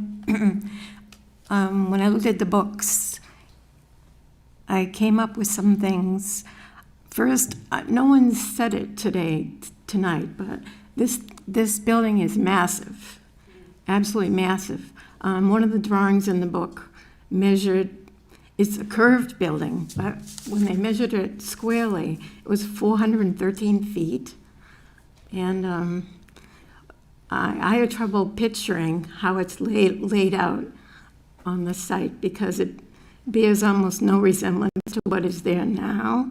It seems like it's going to involve a lot of dirt moving to me because I don't know how they're going to make the upgrade for the entrance for the residents. There were a few points in the proposal that didn't quite match what was in the RFP. Excuse me, one of them is the parking, although 125 spaces is what they're offering, and it is above what's required. I'm worried that the 34 or the 32 that they think is going to be required for the residents might not be enough. Unlike their development in Holbrook, this complex is going to be for 55 plus, not 62 plus. And I think more of the residents might still be working, might still have cars, might in some circumstances have 2 cars. There are some 2-bedroom units in this building. So I wonder if that would work out in the end. There are other points. The height. The proposal says the building is 2.5 stories tall with a basement. But if you look at the building from the community center type, it really looks like 4 stories. They're using the basement, I think, as the ground floor there. If this proposal goes before the zoning board, I heard the zoning board does have a present limit of 2.5 stories, so maybe we'll run into some problems there. I don't think the local preference percentage has been decided upon. The RFP called for 50% of the applicants to be considered for local preference, but I don't think the proposal addresses it at all at this point. Maybe it's coming in later on, so that might be a difference down the line too. The book said that there were 2 manners in which this proposal could be reviewed by the city. They can either go for a comprehensive permit under 40B, or they can go for a special permit from the zoning board. The zoning board has the present density requirements, I think, are 4 units per acre, which would, allow for 20 units to be approved. Again, that's another thing we may run into later on when this comes up for approvals. What I'm most concerned about, for looking at it from your viewpoint, is that you and everyone in this room can't help but want that senior center. It's just sitting there calling to us, please, please come get me, We're kind of, in a way, drooling over it. But I think it would be best if you try not to let that get under your skin when you're approving it. Yes, it would be a wonderful thing to have, but what are we giving up? What are we giving up? What are we exchanging? This is a massive project right on the corner of a park. It's hard for me to say that there's no wildlife or vegetation or trees that are going to be not impacted by such a large development. I wish there was a way that you could negotiate this in some way, to ask for the 3.1 million instead of the 1.3, if that's what we're entitled to over 99 plus years, to, if you felt that the scale was just too large, could you negotiate it down to 75 units? What I see are 2 parties. They want very much to build here, and who could blame them? It's an excellent location. We want a senior center very badly. But if you try not to concentrate on what you want and think of what they want, you may find that maybe you can find some negotiation if there were things that you weren't crazy about. Try to feel the power that you have, not only the power that they have. I don't envy you because you're making a decision here that's going to last for 99 plus years. So I just wanted to make those little points. That's all. Thank you. Okay, do we have any questions? Okay, Pamela, thank you. Okay. Do we have anyone else to speak against? Anyone to speak against? Do we have anyone to speak neither for nor against? Hello, Erin Morrissey, Dennis Street. Just want to touch on some points that some other people made, and the first one being, that they were calling this affordable senior housing, and that was based on the median household income of Attleboro of about $93,000, which would then put the targeted income range of the 40 to 80% at 46.6 thousand to 74.6 thousand. But if you look at the senior median household income from Attleboro, it's 56,000. So most seniors in Attleboro wouldn't even qualify for the income range that's being targeted by this development. If you look at the 40 to 80% of the 56,000 senior income, you're looking at 22.4 to 44.8. So that 44.8 just hits the minimum target audience at the other numbers. So I think that's really concerning. A lot of, like I said, most seniors won't even qualify for this. So my question is, are they able to do something like this using the median income of 56,000, which would truly enable us to have affordable housing for seniors? Because it is an issue. When I was out talking to people, they were telling me they plan to sell their house in the next couple of years, but when they look around, they've gone over to Sterling Lofts and they're like, we can't afford that. They're like, we'll blow through our money from the sale of our house so fast that we'll end up being homeless.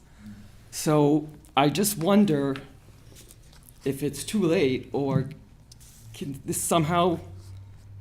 median income be looked at differently? Because I think it would have a huge impact on the residents of Attleboro who would be looking for affordable senior housing. The other thing is, neither for nor against, but I got a lot of comments from people that didn't like the senior center being in the same building as the housing. And one of the comments was because it will be overtaken by the rich people, which if they use a 93,000, it would be a wealthier audience living in those apartments. And then other people had concerns that it would become like an assisted living facility down in the main part because, as the people upstairs age, they'll all just be hanging out. But I'm just passing that on. But my biggest concern was, can they actually make this affordable for the residents of Attleboro? Mr. Lavoy. Thank you, President Delicio. Thank you for speaking. So just for clarification, this is as AMI. It's essentially the scale you're using flipped. So they need to make under that threshold. So if it's 47,000 to 78,000, to qualify for that unit, they have to be under that scale or under that 70,000 threshold. Because they're setting, well, they have to be under the 74.6. So these percentages are basically the maximum. So let's say at 30% to qualify for that apartment, if you're making if it's 47,000 is the annual income, I as a senior applying have to be at 46 or 46,999 and under. If I'm over that, I don't qualify.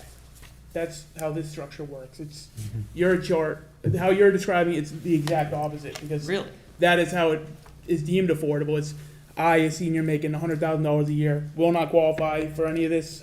I shouldn't apply. So, what you're saying. I just got this from the Sun Chronicle article, that came out ages That's ago. probably issue one, but anyway. But yeah, so I think you're making extremely valid points. If that was the case, I wouldn't support this. But with that, like I said, with how this is, they have to be under those thresholds. So that 30%, why it's so out of the ordinary for most developers, they typically start 50 and up. That 30% is pretty rare because typically they're not even going down that low for income levels, which is why I know you don't have this chart, but one of the units here at the 60% AMI is $1,200 a month, estimated for the first year rollout. There's not a single 2-bedroom unit in this building that's $2,000 or more. They're all under $2,000. The 30% threshold would be $1,614 a month. Counselor, I think you made your point. And then my question would be, are you looking forward to long nights like this next year? I'm not, to be quite honest. All right, any other questions? Thank you, Aaron. Thank you. Do we have anyone else to speak neither for nor against?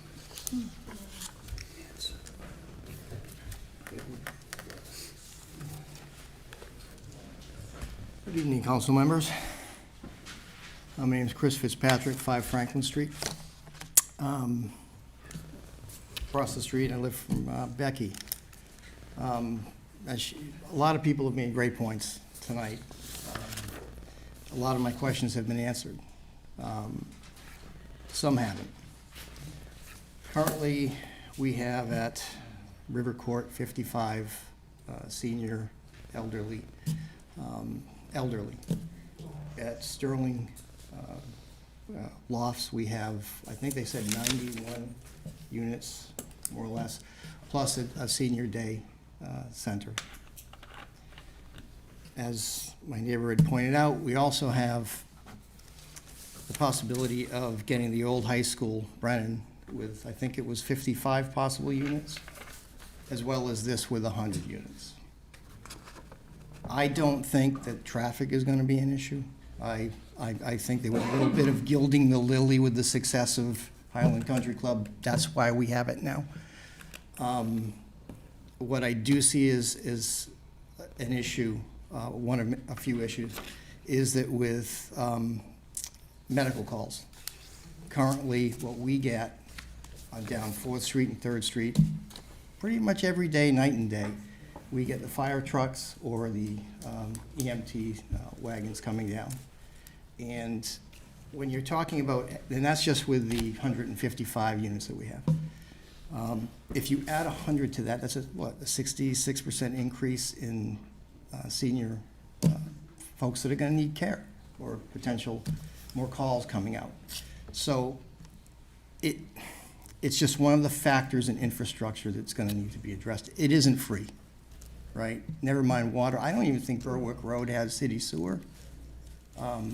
If that's the case, are you gonna run a line all the way down to West Street from Mechanic Street? And are those folks gonna get, access to that as well? The other issues that I had with that, there was one comment in there, I didn't see the RFP, but the year 1 stabilized rent. My interpretation of that is that it's basically an increase that's stabilized, it can't go over a certain amount. Generally, if that's true, who decides that? Who's gonna decide how much it goes up every year? Is it these folks over here that are building the building, who, it's a great proposal, by the way. It looks awesome, and the way it looks right now, anything would be an improvement. Anything. And hats off to Derek Corsi, by the way. What has become of Highland, with all due respect to Bambi and Thumper, it looks really great. And there are a lot of track meets there, and it's a great walk, and you can see it turning into the open space that it was meant to be. Most of my other questions have been answered, except one that hasn't been brought up, which is that, in the proposal, you state that of the remaining 88 acres, based on Article 97, it's extremely unlikely that it will be developed. That isn't codified as a definitive no.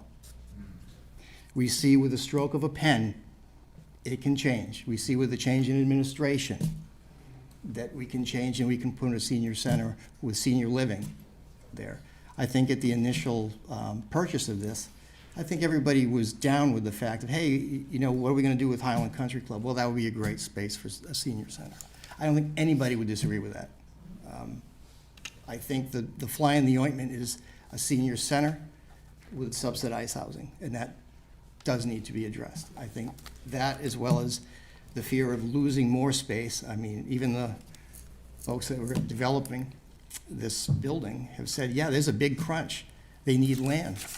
So does that mean that, today the council's going to vote to do this, a senior center and senior living or housing? And then further on down the road, you're going to say, well, there's a crunch. We need to take more of this land. Is that something that can be codified so that it doesn't happen? That might set a few people's minds at ease, quite a bit, actually.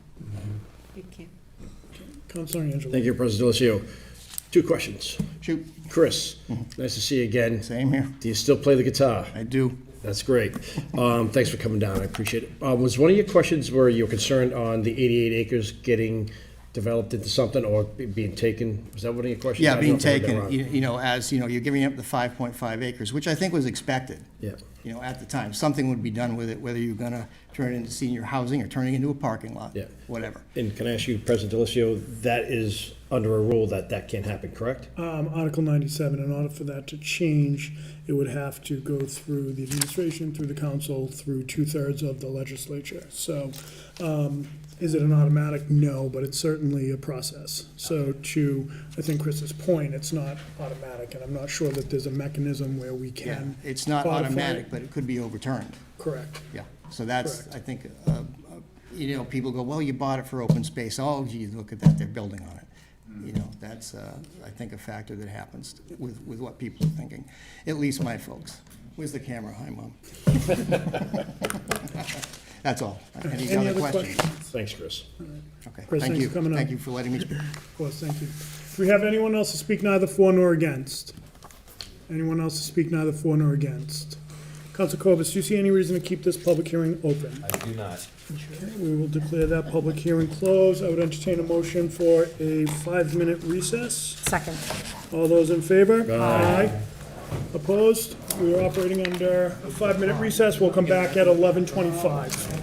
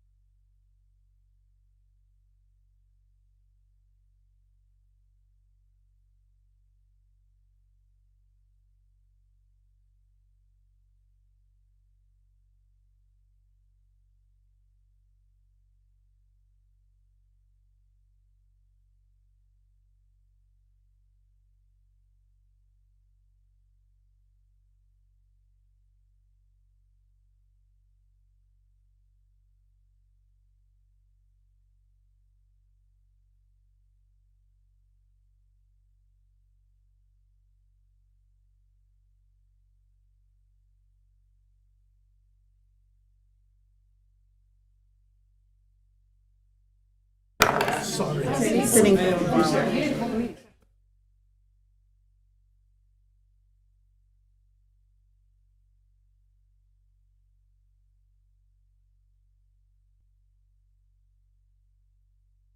Meeting municipal council back to order at 11:26. I think just given the late hour, everything that we've talked about so far tonight, I'm going to recess for the evening, and we'll reconvene tomorrow at 6:15 in council chambers, if that works. Can we make it 6:30? Yeah, I can do 6:30. Thank you. Does that work for everyone? Okay. I entertain a motion to adjourn. Second. All those in favor? Aye. Actually, no, I lied. I'm entertaining a motion to recess, not to adjourn. Yeah. So is there a second? That means I can't vote. Second. All those in favor? Aye. Opposed? We are adjourned until 6:30 tomorrow.